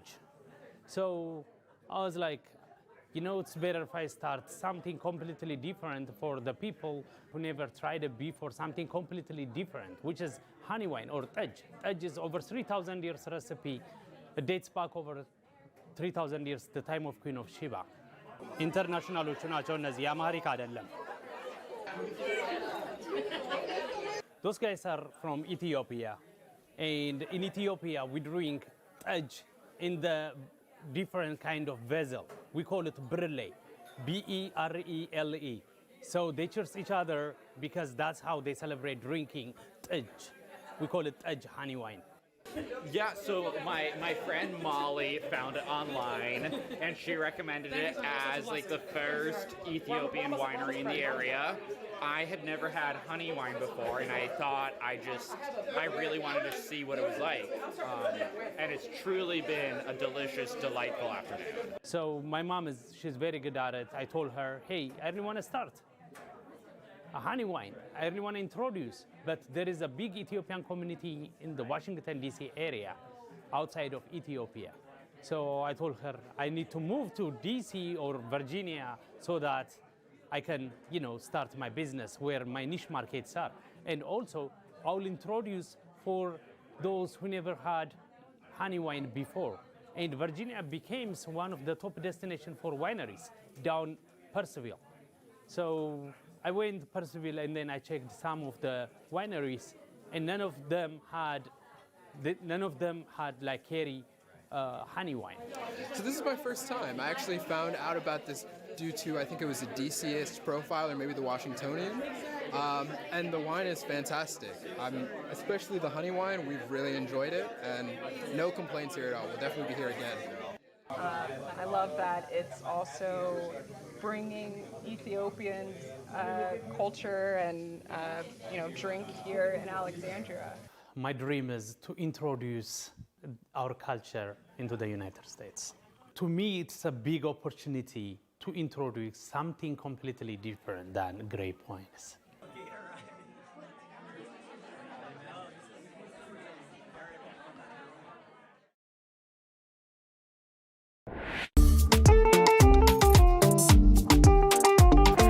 Participants of the Extreme Chainsaw Carving Show have just a few hours to turn a cedar block of wood into a beautiful work of art. VOA's Natasha Mzogvaya reports from Arlington, Washington in the Pacific Northwest.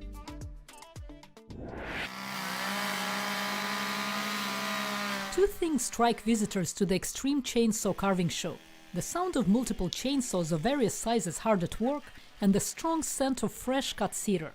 20 chainsaw artists taking part in a 3-day marathon carving event in Arlington, in the state of Washington, showcase their work. Lane Warden says being able to improvise is a crucial part of the process. Sometimes you start doing a bear and you might end up with a bird. If you mess up on a cut, it doesn't necessarily mean you messed up the whole carve. It just means, you gotta change direction. My mind's going 100 miles per hour every single time I'm carving. Eagles, bears, wolves, owls are quite popular with the artists. Warden is carving an alligator, not something you'd normally see in the Pacific Northwest. I get bored doing the same thing over and over again. So when I come to these shows, I just like people to see that there's, other carvers out there that try new things all the time. He says picking up the wood is the most challenging part. The wood gets pretty heavy, like that Groot over there. That Groot probably weighs 300 pounds, so that's always the challenge, is just picking it up. Chainsaw carving was seen as a predominantly male domain. In recent years, a growing number of women carvers have taken part in live shows. For me, it's not so much about the competition, it's actually about the company and all the amazing people that participate in this event. Lee Woody, with a day job at a software company, got into chainsaw carving 7 years ago, following an attempt to build a house for a squirrel. She says beyond craftsman satisfaction, this art has additional benefits. It is a full body workout. A lot of the time doing these type of shows, I will have walked basically 10 miles around the carving, and then it's also for your arms and your upper body. You do this for 8-9 hours a day for 3 days straight, you definitely get tired. Using sharp power tools and fire requires gearing up. Safety is always on your mind. These pants, for example, they're chainsaw carving pants, so they have Kevlar in the front and wrapped around all around the back. I'm always, wear the ear protection, eye protection. Some artists are part of the tight-knit local carvers community. Hagdorj Dortsoren, called George by his peers, came all the way from Mongolia, where he carved sculptures from ice. I want to learn. The chainsaw carving is for me, where my country is very new. Ice carving is more hard. It's cold and more clothes and more tools. I like more chainsaw carving. Veteran artists swear that it's not as hard as it looks. One just needs to see what's hiding in that bulky block of wood. Natasha Mozgovaya, VOA News, Arlington, Washington.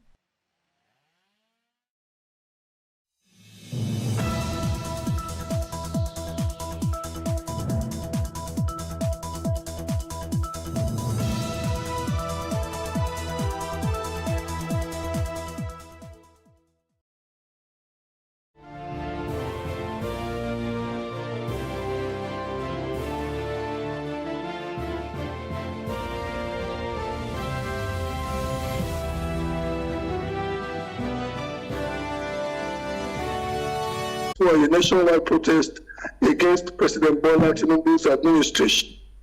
Minister of Information and National Orientation, Mohamed Idris, emphasized that the government is committed to resolving all issues in a manner that upholds the peace and stability of the country. Any protest, let us all calm down. A lot is happening. Nigeria is going to move and march on, and we believe that whatever government comes up will be in the interest of Nigeria. We don't think that there is need for any protest. We are appealing for calm. We are appealing for a peaceful resolution or peaceful approach to any issue. There's no need for any protest. Let us all calm down. A lot is happening. Nigeria is going to move and march on, and we believe that whatever government comes up will be in the interest of Nigeria. We don't think that there is need for any protest. We are appealing for calm. We are appealing for a peaceful resolution or peaceful approach to any issue. Additionally, 2023 presidential candidate of the Labour Party, Mr. Peter Obi, while leaving the country home of Governor Alex Otti of Abia State, highlighted the importance of conducting peaceful protest within the confines of the law, as stipulated by the Constitution of the Federal Republic of Nigeria. Within the Nigerian Constitution, protesting allowed. All I plead for those who are protesting is to do so within the law and in a civil manner that allows us as a nation to show that we live within the law. You know, everybody knows the things that are difficult. I always say, when they talk about sponsors of the protest, I say the sponsors are very simple. It's hunger. It's hopelessness among the youths. So we all have to listen to what Nigerians are going through. And I thank our governor for doing so. It is critical and important. Okay. Well, what I said to security agencies is that we will let them ensure that they manage the situation, again, within the law. You know, we should not try to be overbearing. It should be something that we do within the law. There's nothing wrong. Protest is allowed everywhere globally. And I also say people protest in my house. And it's for us to listen to those who are protesting. Why are they protesting? Engage them. That's what governance is all about. That you get approval from the security forces, particularly the police. And somebody should take responsibility for getting that approval. So if you don't have the approval, then it will be against the law for you to go out on the street to protest. So my final word is that people should think about the implications of pouring out on the streets and restricting movement of other people and possibly inflicting harm and more hardship on the people. For people in Abia, my advice is that people should not pour out on the streets. Joining us is a global affairs analyst and chairman guild of public affairs analysts of Nigeria, Enugu State Chapter, Dr. Ambrose Igboke. And we also have a public affairs analyst and good governance advocate, Nelson Ekujumi. Gentlemen, welcome to Plus Politics. Thank you. Thank you very much for having me. Thank you for having me on the show today. We are quite honored and privileged to have you gentlemen with us. Dr. Igboke, sorry, I tend to sometimes slip into the Igboke district. Are you holding to that position? Two questions in one, sir. Well, there's a proverb in Igbo land, which I will translate that he who uses the sword does not allow the sword to pass through his back, to go through his back. So that masters of protests in the past are now afraid of protests. We must give it to some of the key members of the APC now, who were dogged protesters in their time. Remember the Nadeko days. Maybe some people are too young, or they were in deliberate amnesia to don't want to remember history. Let's now talk about the history of Ali Must Go in 1976 and all those ones. Let's come home clearer. When June 12, 1993 elections were annulled, Nigerians hit the streets. And there were the protests and the fight against the annulment of June 12 was orchestrated by many of these people who are in positions of authority today. Our president, Bola Tinubu, left his cozy life and hit the streets with his co-travelers in Nadeko and the National Democratic Coalition. They were in the streets in the heat against their own life danger, against the brutality of General Sani Abacha, against the hounds of Al-Mustafa and co. They were on the street protesting against the annulment. At a point, he forced the then head of state, the military head of state, to step aside, according to him. And then he gave a hell to the regime of Abacha, to the extent that some of them were forced into exile, some of them lost their life, but they kept on, even from exile, and the protests paid off.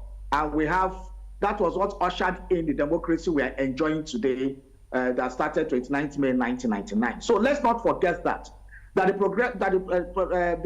democracy we are enjoying today, 25 years old, was an outcome of protest. And that should be very clear and understood by everybody. And now, between 1999 to now, we have had protests, especially the ones led by Adams Oshomo, the Nigeria Labour Congress, when he was president of Nigeria Labour Congress, against hardships, against increase in fuel, against all kinds of government policies. Nigerians hit the streets so many times. I remember in 2012 also, when the government of Jonathan wanted to remove subsidy, there was a Save Nigerian group that came up and a coalition of civil societies, and there were protests all over the country. Now, so protests are legitimate. Protests are instruments for ventilating grievances in democracy. Now, government should not be afraid of protest. Government should rather not seek to prevent protest, but how to make sure it is possible. I'll come back to you, Doc. I want to believe that, put succinctly, you are in support of the protest and you believe that it is a legitimate instrument of democratic practice for protests to happen. Thank you very much. Let me go to your colleague. My brother Nelson, would you be kind enough to let us know your position and why you are holding to your position regarding the planned protest? Well, thank you very much. I think it is important for us to recognize that it is not that people are afraid of protests, but this particular one, if you observe developments within the polity, since we started hearing rumors of this protest, the organizers or those who are supposed to take responsibility for mobilizing for the protests, went underground. Nobody knew them. That is very, very unlike protests we have had. He mentioned protests now. Those were protests in which the organizers will come out days before. We have never seen this type of guerrilla protests were planned, where people who are planning protests will be in hiding.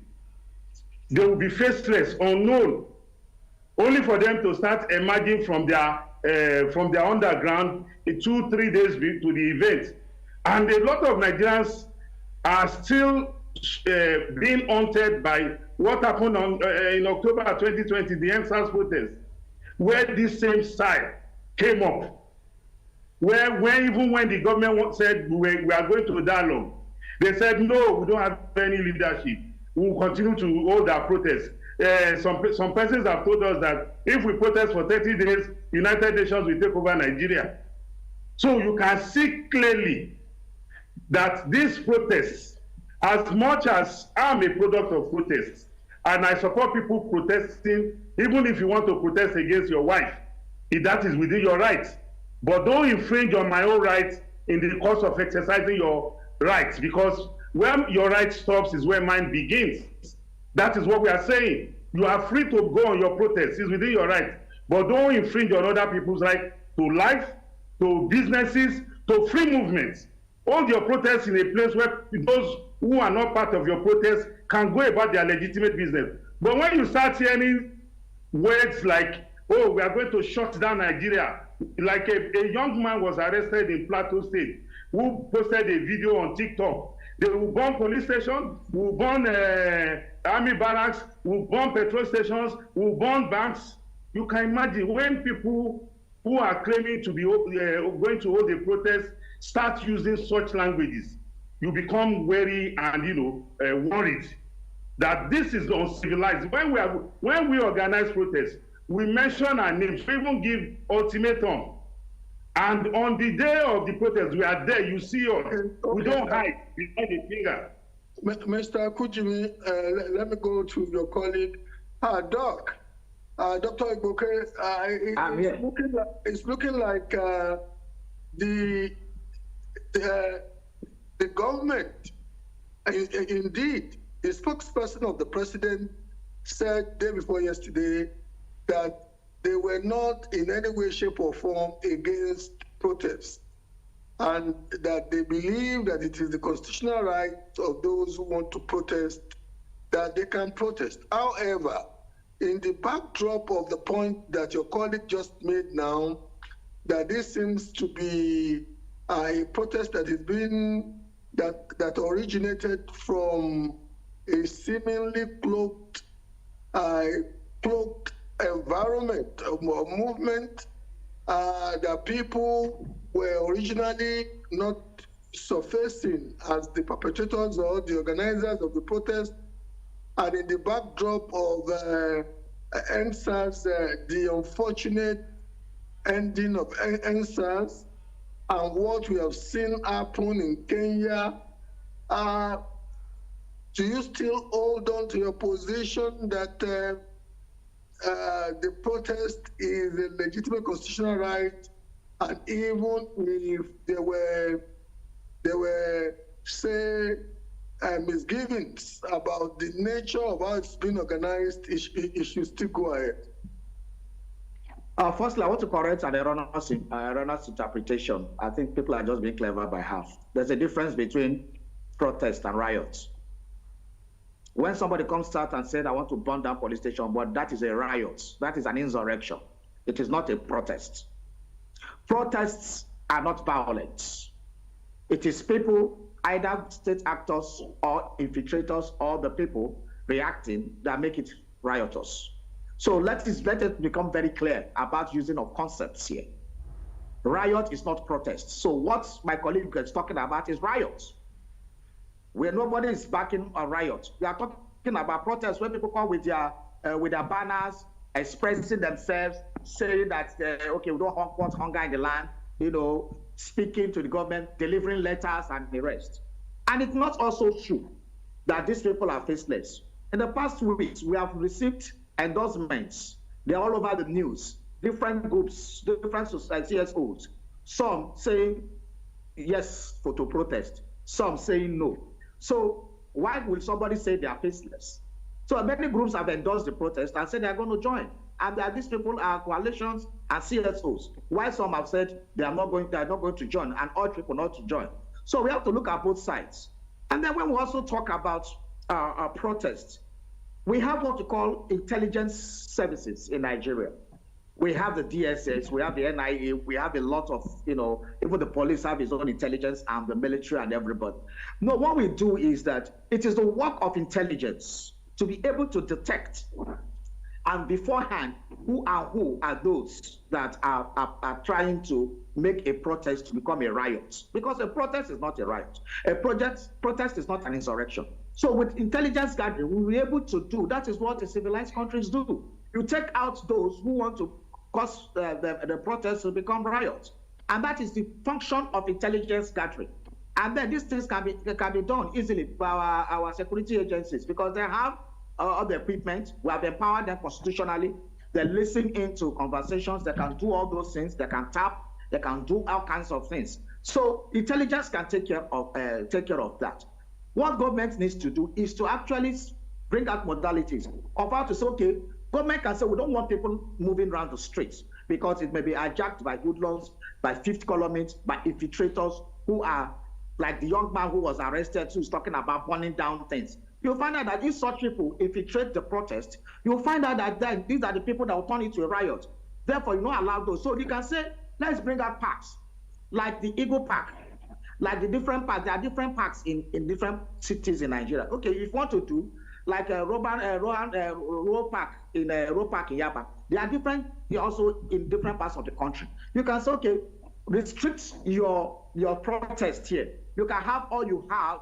You can do all whatever. Government can allocate all these parks and centers and say, stay here, do your protest, and make your noise, draft letter, read your communique, and all those things.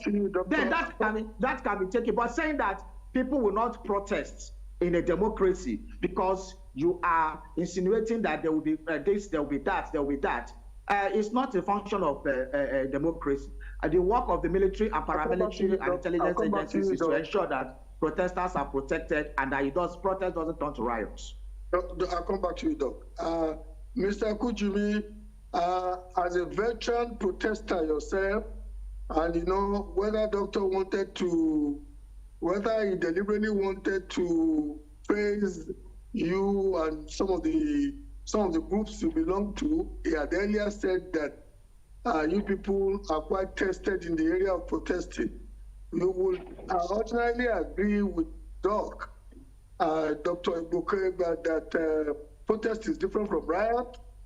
And let's be honest with ourselves, we can no longer say that the protest is being organized by faceless people once we can now see a senior advocate of Nigeria who you have, somebody like you has a very rich history with. You now see a number of persons coming out, and that all said and done, like Dr. Igboke has accentuated, the state has the intelligence infrastructure, and it's easy for the state, just like they homed in on the guy that you earlier alluded to and picked him because he had upfront expressed his desire to commit crime. They picked him, and so there shouldn't be any need for this level of paranoia on the side of the government and those who are pro-government that this one can degenerate into riot, because according to him, protest is different from riot. Well, Bolaba, I'm sure you are aware, if you listen to what my other colleague said, he said some persons have said will join. If you say you will join, does that make you the organizer? Or you say, I won't be a party to whatever party, oh, a party is going on there. I won't attend that party. Oh, I'm going to attend that. Does that make me the organizer of the party? Absolutely no. So we must get these clarifications very clear. Then the fact of the matter is that nobody in his right senses will condemn protest. It's a fundamental right. But what we are saying here, even the senior advocate of Nigeria that you made mention of, he was on a national TV, and when he was asked, are you going to join the protest? He said, I don't know them. I can't be a party to what I don't know what they are doing. So the worry, nobody is saying they cannot protest. In fact, in my own little corner, I've even advised the government, just like my colleague there said, that they should provide a park for them. If they want to protest for the next 50 years, so be it. It's their right. It doesn't concern me. But me, I'm not a party to their protest. So I want to go about my legitimate business to put food on the table of my family. So nobody is against protest. We shall get that very clear. And he made mention of the power of the states. If the states is going to get information, you and I know that human beings will be deployed and technology. And whatever information the state gets, The state will not make it. The state has the discretion of what to do with that information, maybe after processing. But in this case, I'm telling you of a tradition that I belong to. A tradition whereby when we want to hold protests, we announce it and we say, this is the name of our group. We are going to hold a protest XY dates. This is our venue where we'll commence the protest, and this is where we'll go. But in this case, we started hearing about protests, and everybody, even the NLC, was asking government to dialogue with the protesters. And it was like, who are you? Can you dialogue with somebody you don't know? It is when you can identify your objects that you can dialogue, you can hold engagement with him. But in this case, they went underground until just about some few days ago that they started surfacing one after the other. So the right of protest is a legitimate right. But what we are saying is that if you are organizing a protest, of which I have done severally, of which I have been a party to, you must be ready to ensure that your protest is peaceful. The essence of the security agencies is to complement your own security. You must be ready to provide your own security to ensure that infiltrators will not come in to cause havoc. I'll come back to you, Mr. Kujimi. Dr. Igboke, we have to go beyond sophistry now. We have to go beyond intellectualism and being academic. The truth, Dr. Igboke, as we know, is that there is anger and hunger on the streets of a major city. And if protest is not properly managed by people who are accountable, it could easily snowball into riot. Let's be honest with ourselves. Dr. Igboke, you will agree with me that the original planners of EndSARS never wished it to come to the kind of untidy end it came to, especially when some people, 27 police formations in the Greater Lagos area were vandalized or literally destroyed. And so I'm sitting there, and you and I, Dr. Igboke, speaking to real politics now and not intellectualism. Do you think that a protest of the magnitude of the one that has been espoused in the last 2 weeks could go on across Nigeria, and it will not easily cross the thin line between protest and riot, especially with disgruntled elements? Dr. Igboke? Everything we do is about intellectualism, practical intellectualism. Okay, let's use the word pragmatism. As you rightly said, there's an African proverb that says you don't beat a child and tell the child not to cry. So, what is the other way for these people to ventilate their frustrations? Is it by beating all of us that they think that can fit 3 times a day? Is it by laying us on the road? So there must be some platform. Some people said you should write letters. Some people said you should do round table.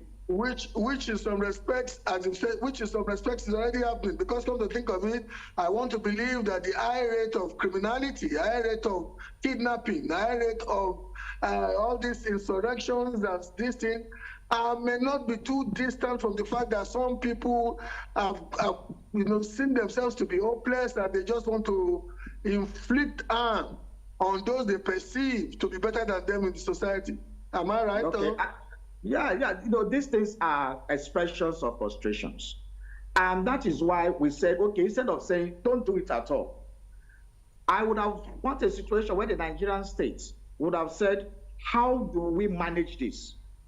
By first of all, in the last 3 weeks, we would have said, okay, in the last 1 month, when this fillers started coming up, we would have opened a more conciliatory and dialogue position and say, okay, protesters, let us see you.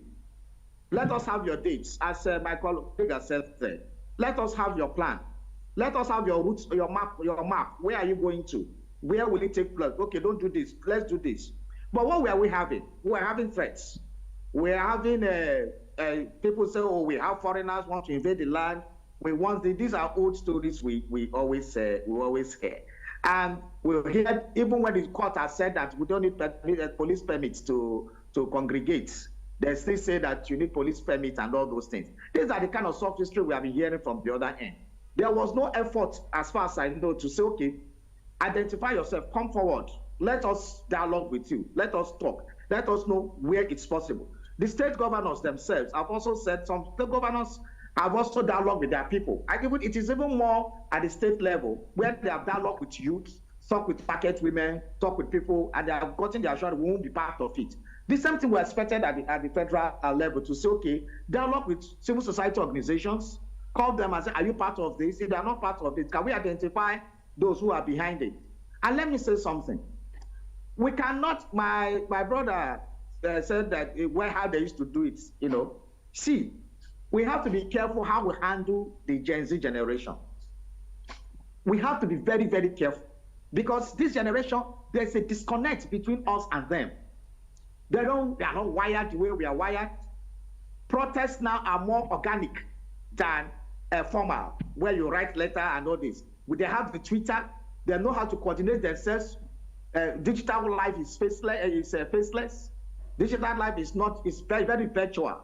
These people, they know how to coordinate themselves using all sorts of social media platforms, digital devices, and the rest that are not known to us in the days of the trenches, like my big brother is in the days of his trenches. Those things were not known then. Those times you need to have physical meetings, you need to identify yourself, you even need to register CSOs and all those things. But these guys, just like what is happening in journalism, where we are having the gatekeepers concepts, being crashed, where people sit in their rooms and generate news and send.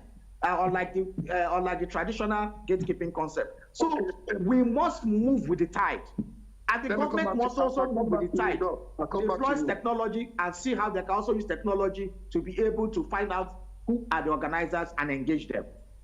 Mr. Kujumi, I want to believe, at least I've seen one or two pictures where you are literally amongst some people that the governor of Lagos State invited for some joining on this issue of protest. And I want to believe that as a veteran yourself, people like you ought to have posited some ideas even if it's just at the level of the governor in Lagos, because I wouldn't know how close you are to Abuja.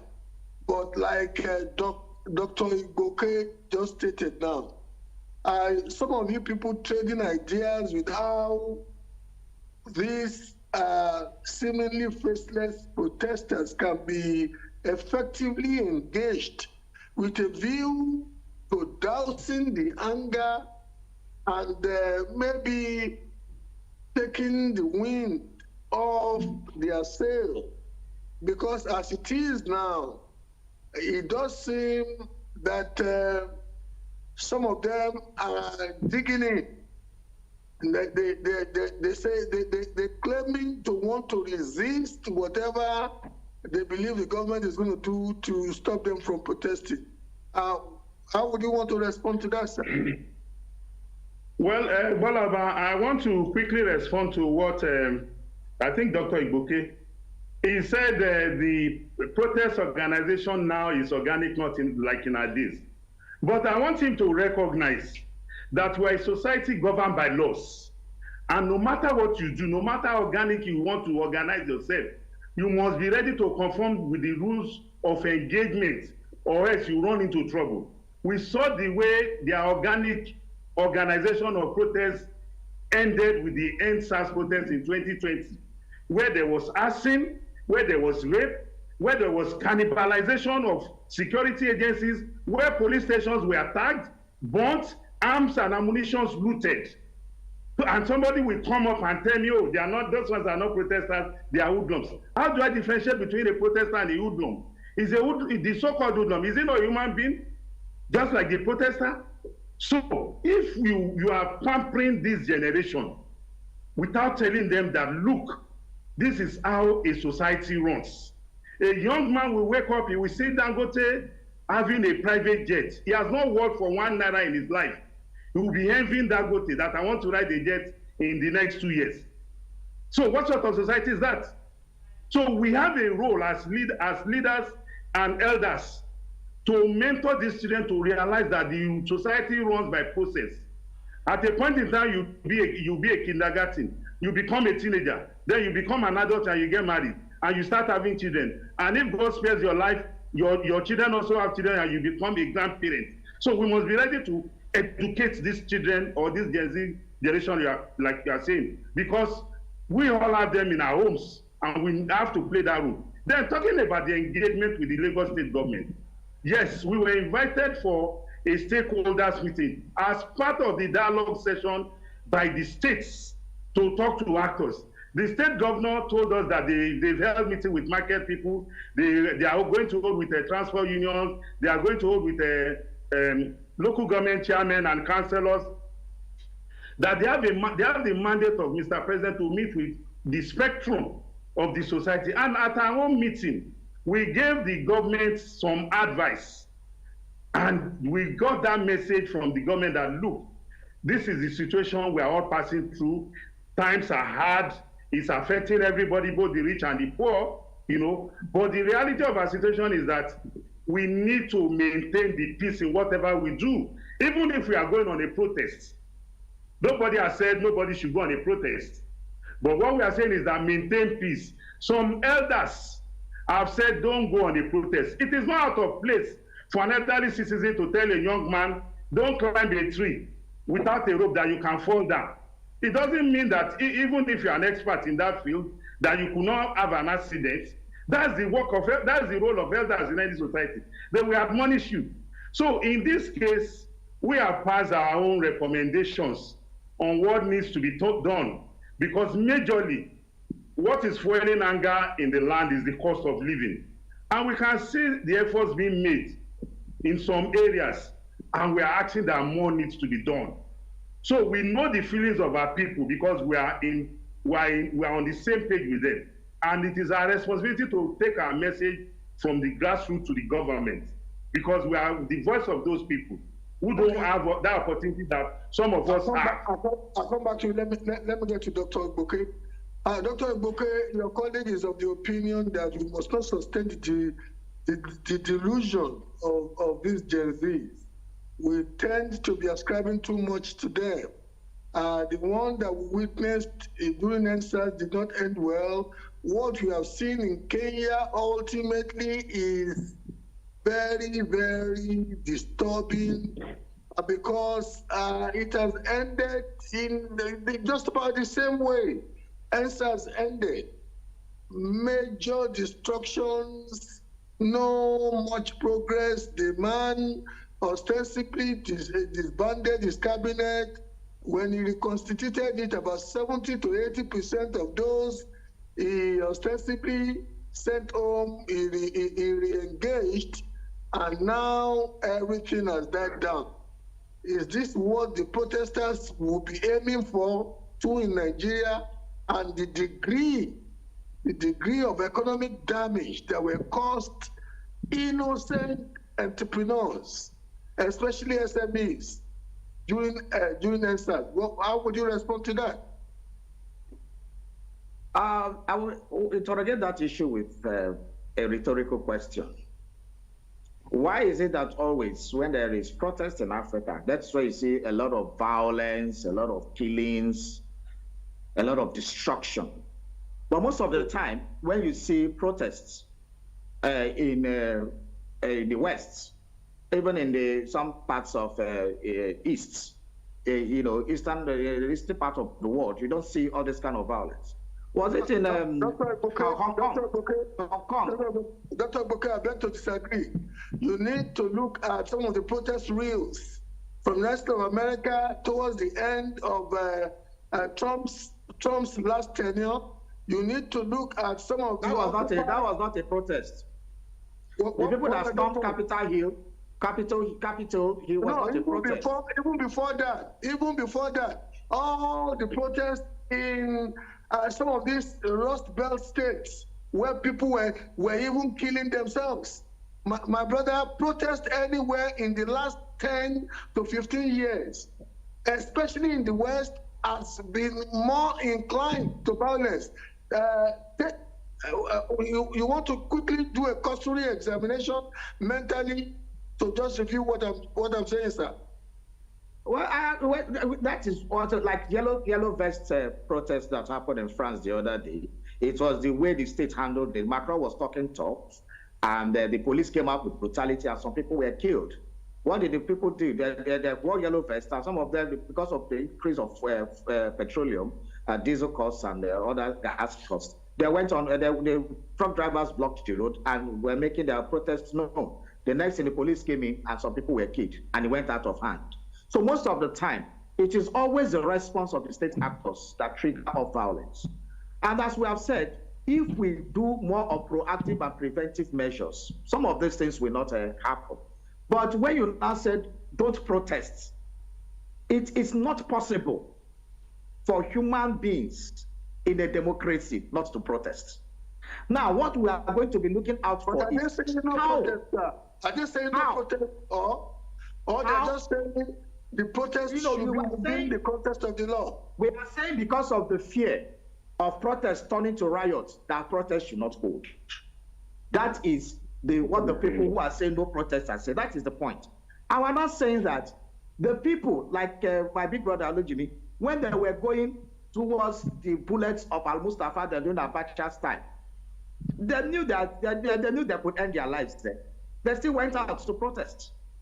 Some of them lost their lives, but that did not deter them.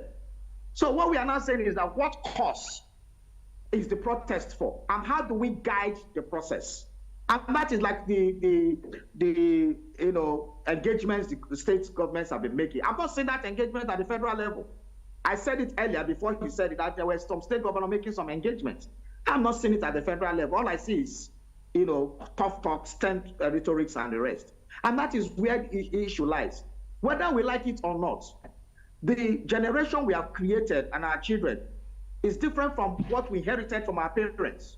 We have created a generation of children who question everything, who don't just take instruction because it came from an elder. In our own time, they said the elders are full of wisdom.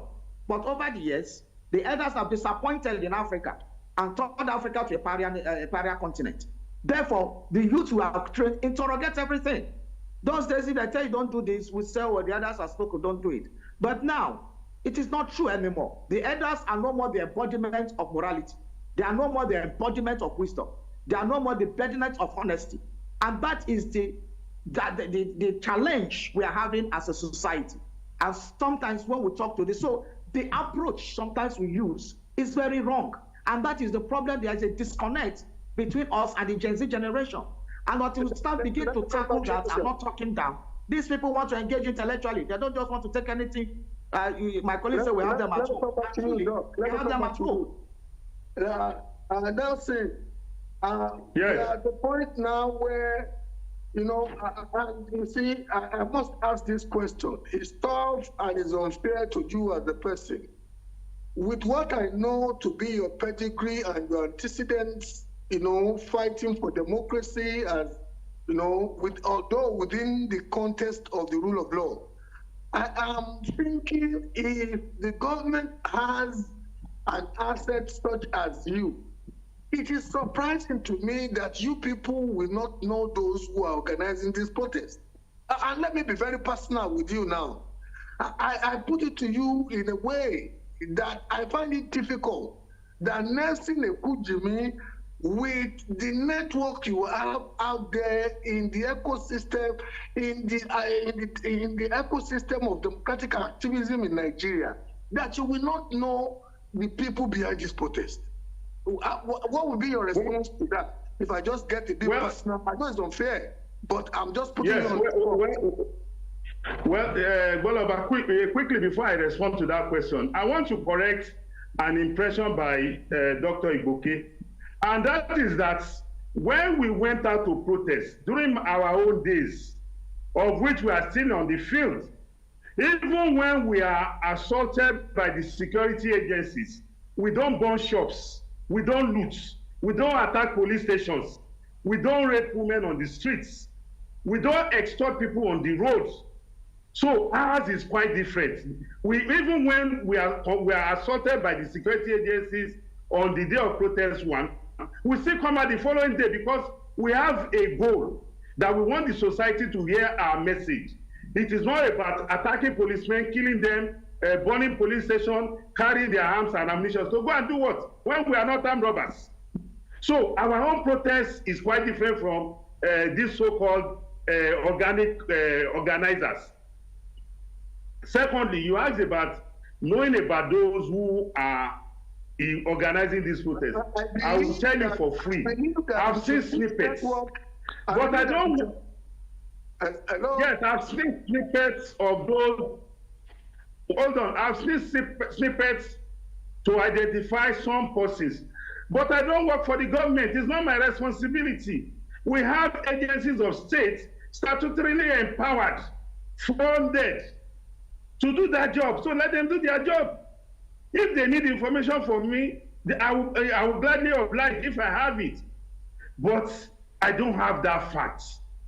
All I hear is, oh, we are going to protest. And I know quite a number of those who are making all this noise are not going to be part of the protest. They are just inciting. Look at the young man in Plateau State.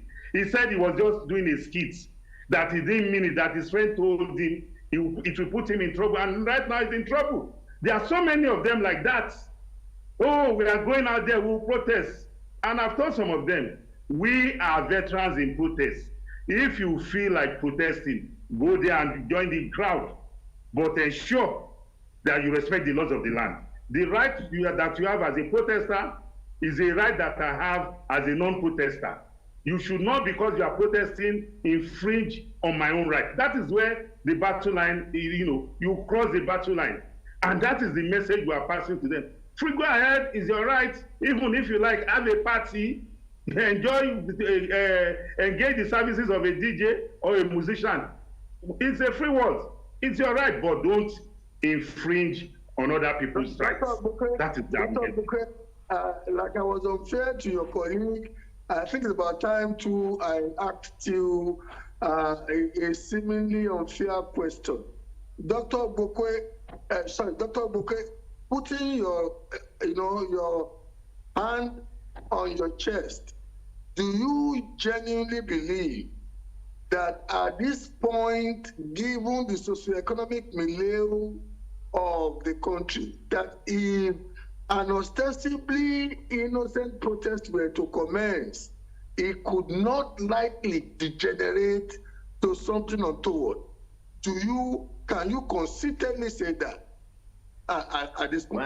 Well, for a second, when you told me to put my hand on my chest, I thought you wanted to tell me to recite the old new national anthem. Well, must you be in every material particular chicken?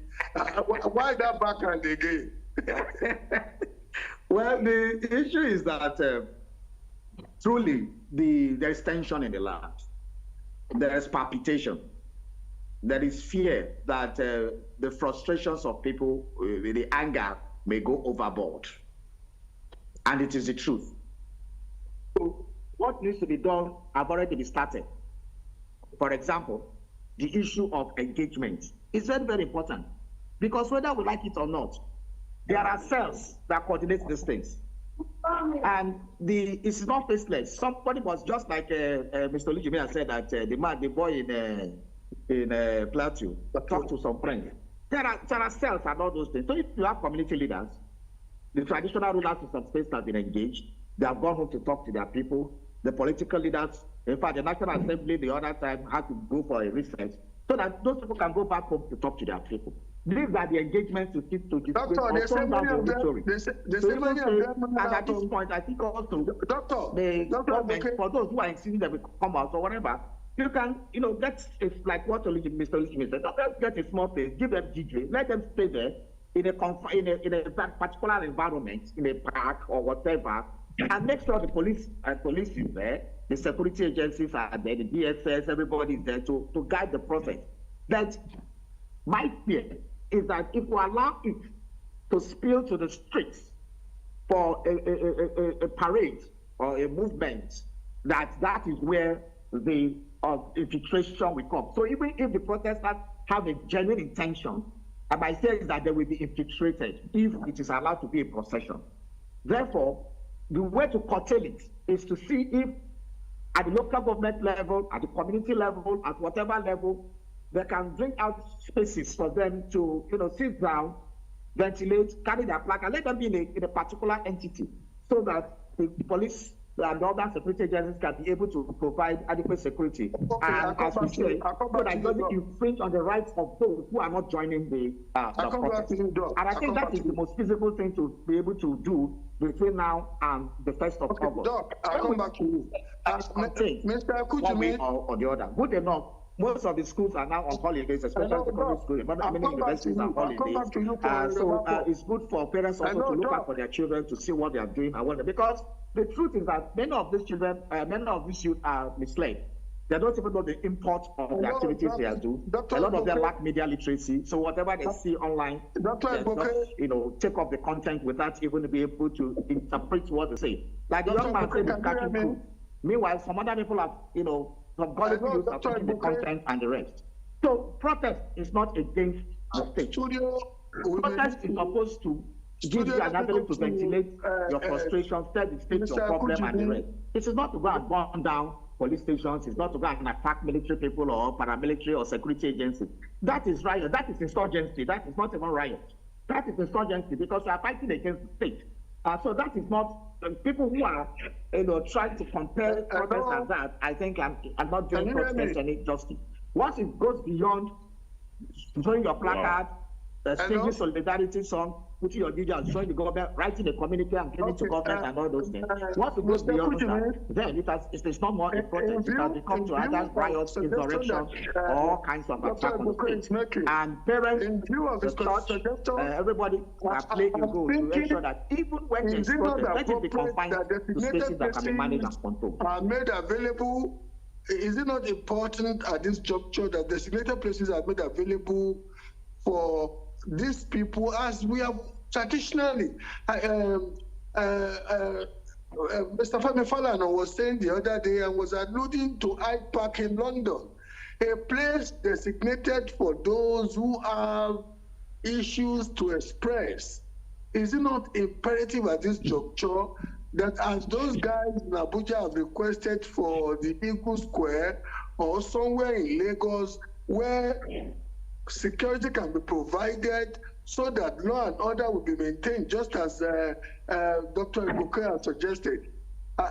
Is it not proper to do that than just to allow people to go on the streets and some miscreants can start committing crimes of opportunity based on the fact that it's an itinerant protest movement? What would be your response to that, Mr. Kujimi? Absolutely, I agree that. I said absolutely, I agree, because we have a lot of parks that people or groups who want to hold protests can be availed, such that they don't. You have to unmute. You have to unmute, please. Like you said. Hello, can you hear me? Yes, we can hear you now. We can hear you now. So that we don't have. It's tripping. Hello? Yes, we can hear you now. Go ahead, sir. I said it is imperative that we continue to engage ourselves and make ourselves recognize that, look, there are identified spots or locations for protests or things like this. Like in Lagos, we have the Ganifa Park in Ojota. There's also the MQ Abiola Park, also in Ojota, and so many other parks. So if the protesters in Lagos have told the line of the people in Abuja who are requesting for an identifiable venue, a lot of the tension in the land would have gone down that, okay, they are holding their protests in XY place, so they are not going to affect my movement. Oh, I can open my shop and do my business. Oh, I can go to the bank to, But when you people continue to hide their identity, continue to spread messages of incitement. Oh, I saw a release from one of the groups that is also joining the protest, saying we'll shut down Lagos. And I'm like, what right do you have to shut down a whole state. So because you are protesting, you want to deprive me of my constitutional rights to movement, then that is uncivil. That is wrapping it up now. We have to be wrapping it up now. Let me give Dr. Egbuke the opportunity to do his wrap-up. Doctor, how would you want to wrap it up? Especially you now talking as somebody who functions in an industry that is somewhat connected to Gen Zs. I want to believe that one of your portfolios speaks to Gen Zs. You are a lecturer. How would you want to? What would be the word of wisdom from an elder like you to? I want to believe the Gen Zs that the organizers, not the senior advocate of Nigeria or the take it back people. Well, by experience, I've always shown that these people interrogate everything you tell them. And one of the things I want to tell the young people is that we need to interrogate some of those people that say we should come out to protest. Some of them, their children they are not even in the country. They just go to their Twitter, go to their Facebook and post things and ask you to come out, shut down, use all kinds of complimentary language. Their children are nowhere to be found. Their children are schooling some schools in UK, Canada, so don't be an example. Don't be like the results of what is happening in Hamas, where a lot of the Hamas officials, their children are outside the Gaza, and they are killing the people in Gaza. So we need to put our thinking cap, know how to engage government. If the people are telling you to come out to protest, tell them, okay, get a place for us where at least security people can be there, whatever, if you must go out. And again, engagements are past the issue of even coming out physically to protest. With digitization, with social media, with all kinds of things, voices can now be heard without physical protestation and gathering. At this juncture, I have a confession to make. Because Dr. Egbuke, before we came on air, he lambasted me, or politely, he didn't quite lambaste me, politely said, after all, you are outside Nigeria. And I took the pain to accentuate that my life is in Nigeria as in my wife. Apart from that, the most valuable assets I own on the face of the earth are in Nigeria. I may be doing this interview live from London, but I don't also want destruction, and I support you, Doctor, for this last word of wisdom from you as an elder who has seen it all. You know, some of us cannot have our children abroad and be calling for protest when we know it could easily degenerate to. But let me allow Mr. Nelson Ekujumi to do his wrap-up. How would you want to wrap it up, sir? Well, my admonition also, we follow the same line like Dr. Egbuke, and it is to the young generation, like I also do to my children at home. Unfortunately, Dr. Egbuke said he doesn't, that in our own days, we don't question our parents, but our children these days question us. Let me tell you, Dr. Egbuke, I question my father, and right now my children also question me. So it's a generational thing. It's human nature that children will ask, Daddy, why do you say I should do this? In this case, I want to acknowledge... Mr. Nelson, Mr. Ekujumi, yes. We even used to think we were wiser. You see, because my own mother was she was an illiterate. I used to believe that I was more intelligent than her. Now that I know that even in her sheer illiteracy, she saw many things that did not see. Wiser than you 1 million times. So I just want to admonish our young ones that, like he has rightly said, they should interrogate issues. They should not join the mob in doing things. Don't say because your friend is a party to this, then you also want to follow. A lot of our young ones have met their untimely death traveling on that route. So we encourage them. They have the thinking faculty that is been endowed in them by the Almighty. And the reason for their thinking faculty to reason. We have to really wrap it up, gentlemen. I really appreciate the two of you. You've been very resourceful and very engaging. We want to thank you, people at home. This is where we wrap it up for today. Have a good evening. Thank you.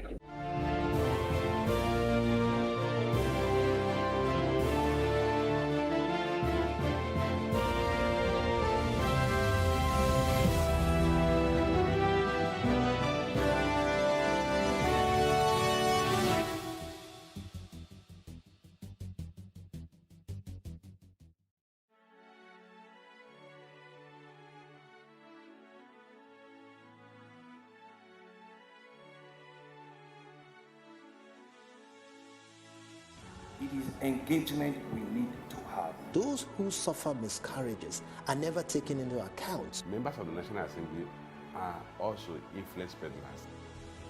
You are sitting on Nigerians' money. From the Babin, I pay my rent. On the Babin, I send my children to school. A consultative engagement. No any tangible notification before they ban us. It's one thing for people to be at your back and the heat of the moment, and another thing for them to still be with you when push comes to shove.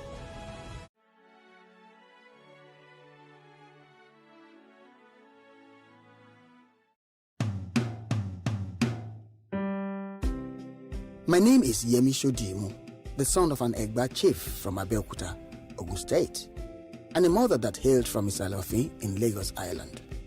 My early days were spent in the serene but beautiful city of Abeokuta. I experienced a community of people that cared for each other and elders that looked out for each other's children. You could not misbehave outside and believe that could be done with impunity. Someone was there to reprimand you, which of course was a better option. 2, you're being reported to your parents. Of course, you knew the consequences of that. This automatically kept us in check. I had the privilege of growing up in the palace in Ake with my late grandmother, Olori Adejoke Gbadebo, who was the wife of late Oba Adeshina Gbadebo, Alake of Egbaland. This exposed me to the way our people celebrated our culture and tradition, even while mingling with people from other religions, such as Christians and Muslims, without any acrimony or rancor. The dignity of labor was also inculcated in us quite early in life. Apart from the normal house chores which I mandatorily did, in spite of the presence of house helps, I hawked old newspapers after school so as to learn the importance of contributing something to the home economy. Abeokuta provided the right ambience for the arts to grow and prosper while creating the desired recreation for the people in a friendly environment. The cinema affair, that is free cinema screening of cowboy and Indian films, was a favorite pastime. There was also the ancient Centenary Hall that was home to most of the Nigeria's traveling theaters. My grandmother was a lover of live theater, so I had the privilege of seeing the Ogun Days, Ogunmola, Duro Ladipo, Baba Salah, Baba Miro, and a host of others live on stage. This later in life influenced my career path.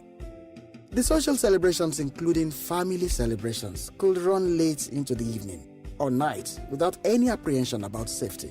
This also afforded me my early exposure to popular music. I haven't seen Ebenezer Obey, Yusuf Olatunji, Ayinla Omowura perform live. I got so sucked in. Much later in life, all I wanted to do after my national youth service was to become a backup singer in Ebenezer Obey's band. In all, life was good then. There was a quest to achieve things in life. Parents pushed us to work hard, but there was also contentment that discouraged greed and avarice. I believe we can get back on track if we collectively decide to bestow on the generations coming after us a sane, dignified, conducive society. Let us talk about a brighter future and not the good old days. I therefore join Shemori in this collective and bold attempt at changing the narrative and doing it right for a better future.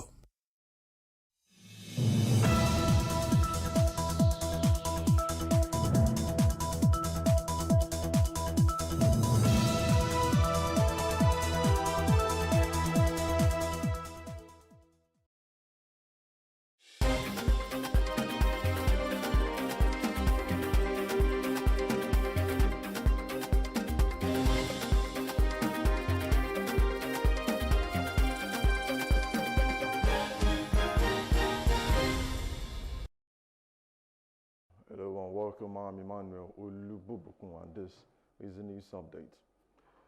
Michael Linen, a leader of the End Bad Governance protest in Abuja, has been arrested by the Department of State Services, DSS. Was arrested at his residence in the upper area of the FCT at around 2 a.m. on Monday. Director of Mobilization, the Take It Back movement, Damilare Adenola, stated that Lenin's house was raided by the DSS and demanded his immediate and unconditional release. Lalina had criticized President Bola Ahmed Tinubu's broadcast, claiming that Tinubu's address was out of touch with reality in the country. Education, the government does not appear or is not displaying any form of readiness to meet our demands. We also read what the president read out today. No single demand from this protest was addressed by the president. So that our protest continues. And tomorrow is going to be a mass protest on Monday, and we'll be gathered at the National Stadium. And the question that was asked, are we going to go inside the stadium or not? What we've said for the very first day is that we are protesters. We are not footballers. We are not athletes, and we don't have the intention to prepare for Olympics yet. So that our protest will converge at the front of the National Stadium to exercise our democratic right. And I said earlier that the court injunction against us is an attack on the democratic rights of us as citizens. And we are going to fight that on the street to ascertain, to make clear that we have the right to gather. And we have the right to also move, because we will not let the government to tell us how to express our anger. Now, the Plateau State Governor Caleb Mutfwang has imposed a 24-hour curfew in Jos and Bukuri metropolis due to reported cases of looting by hoodlums in the Bauchi Road community and Zulu Junction. The governor, in consultation with state security agencies, emphasized the curfew's importance to the safety and well-being of all citizens and directed security agencies to ensure its total enforcement across the metropolis. Mutfwang warned those planning to unleash further terror to desist immediately or face the full wrath of the law. He also called on security agencies to remain vigilant and proactive in their duties to prevent potential disruptions to law and order. Mutfwang has expressed gratitude to the citizens of Plateau State, particularly the clergy and imams, for their unwavering support of government policies and programs. He also urged everyone to continue upholding the culture of peace as they work together to build a united and progressive Plateau. Now, amid a widespread protests across the nation, the Moa State Governor, Ahmadu Fintiri, has now addressed the pressing issues of hunger and poverty. Now, in a televised address from the Government House in Yola, Fintiri acknowledged the reasons behind the demonstrations and appealed to protesters to suspend their actions. He assured that its administration is committed to inclusive governance and taking significant steps to addressing the challenges faced by the people. Is the constant reminder that it is not enough to tell the citizens we have had, must be seen as doing the needful in providing solutions to citizens' concern. Some of the demands of the protesters, as genuine as they are microeconomic policies issues that can only be addressed by the national government. This is the reality of our federal structure and constitution. We shall work with you to make sure that the demands are attended to. The president is a listening president, and I believe he can equally hear us loud and clear. Fellow citizens, protest is a constitutional right of citizens and a wake-up call to the government. We thank you most sincerely for this call to duty. For those who came out to protest, I thank you for doing so within the bounds of the law. For those who did not come out, and indeed those who are in the majority, I thank you so much for sending your message louder than those who came out. Now, President Bola Tinubu has appealed to protesters not to shut out the oxygen of the country's economy. The president said he understands that the nationwide protests are driven by economic hardship. Speaking in a televised address on Sunday, the president said the economy is on its way to full recovery.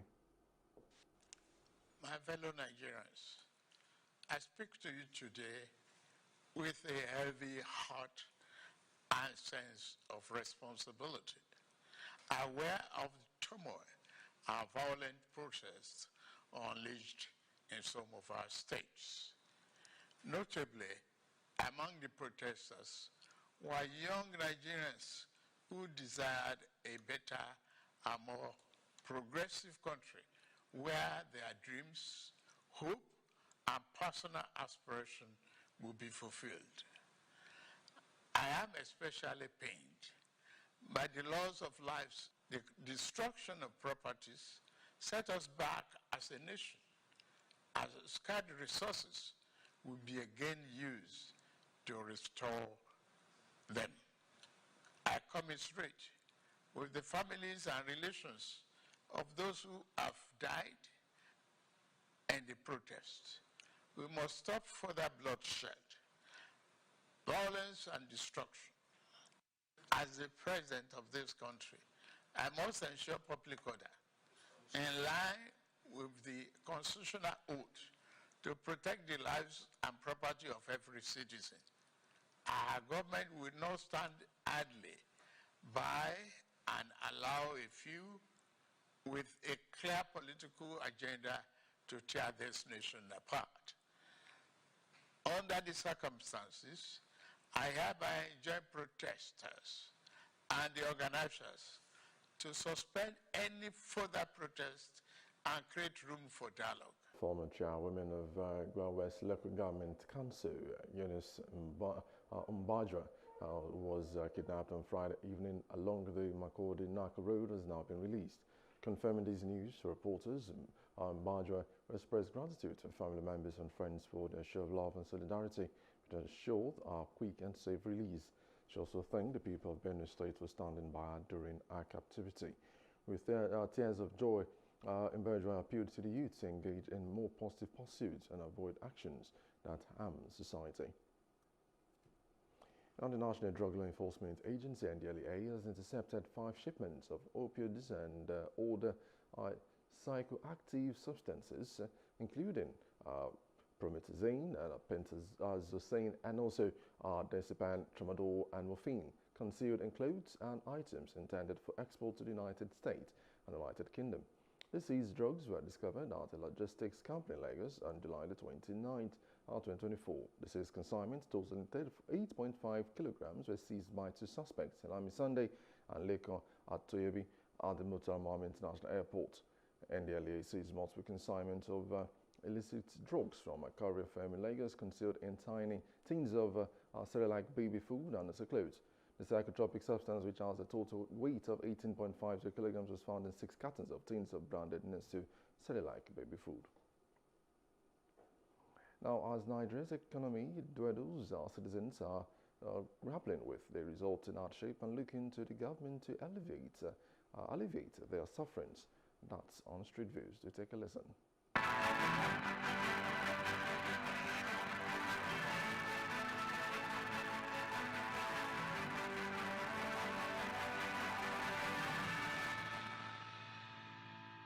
When I go to the market, things are very cost. Everybody is complaining. The hardship is too much. So we want the government to help us so that things will come down.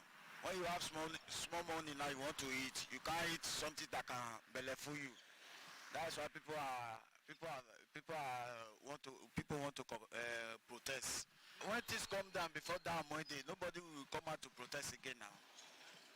So even a blind man that doesn't see, but he has the feeling, knows that things are not better. And the way I'm seeing it, our government are not doing anything and it can be better. You and I know that things are not getting better. And we do have to pretend. We have to be fatwa. When you have a good father should listen to a rebel. No, the price is different. At least the price they are selling now is ×3 of them. At least if government can help us on the price regulation,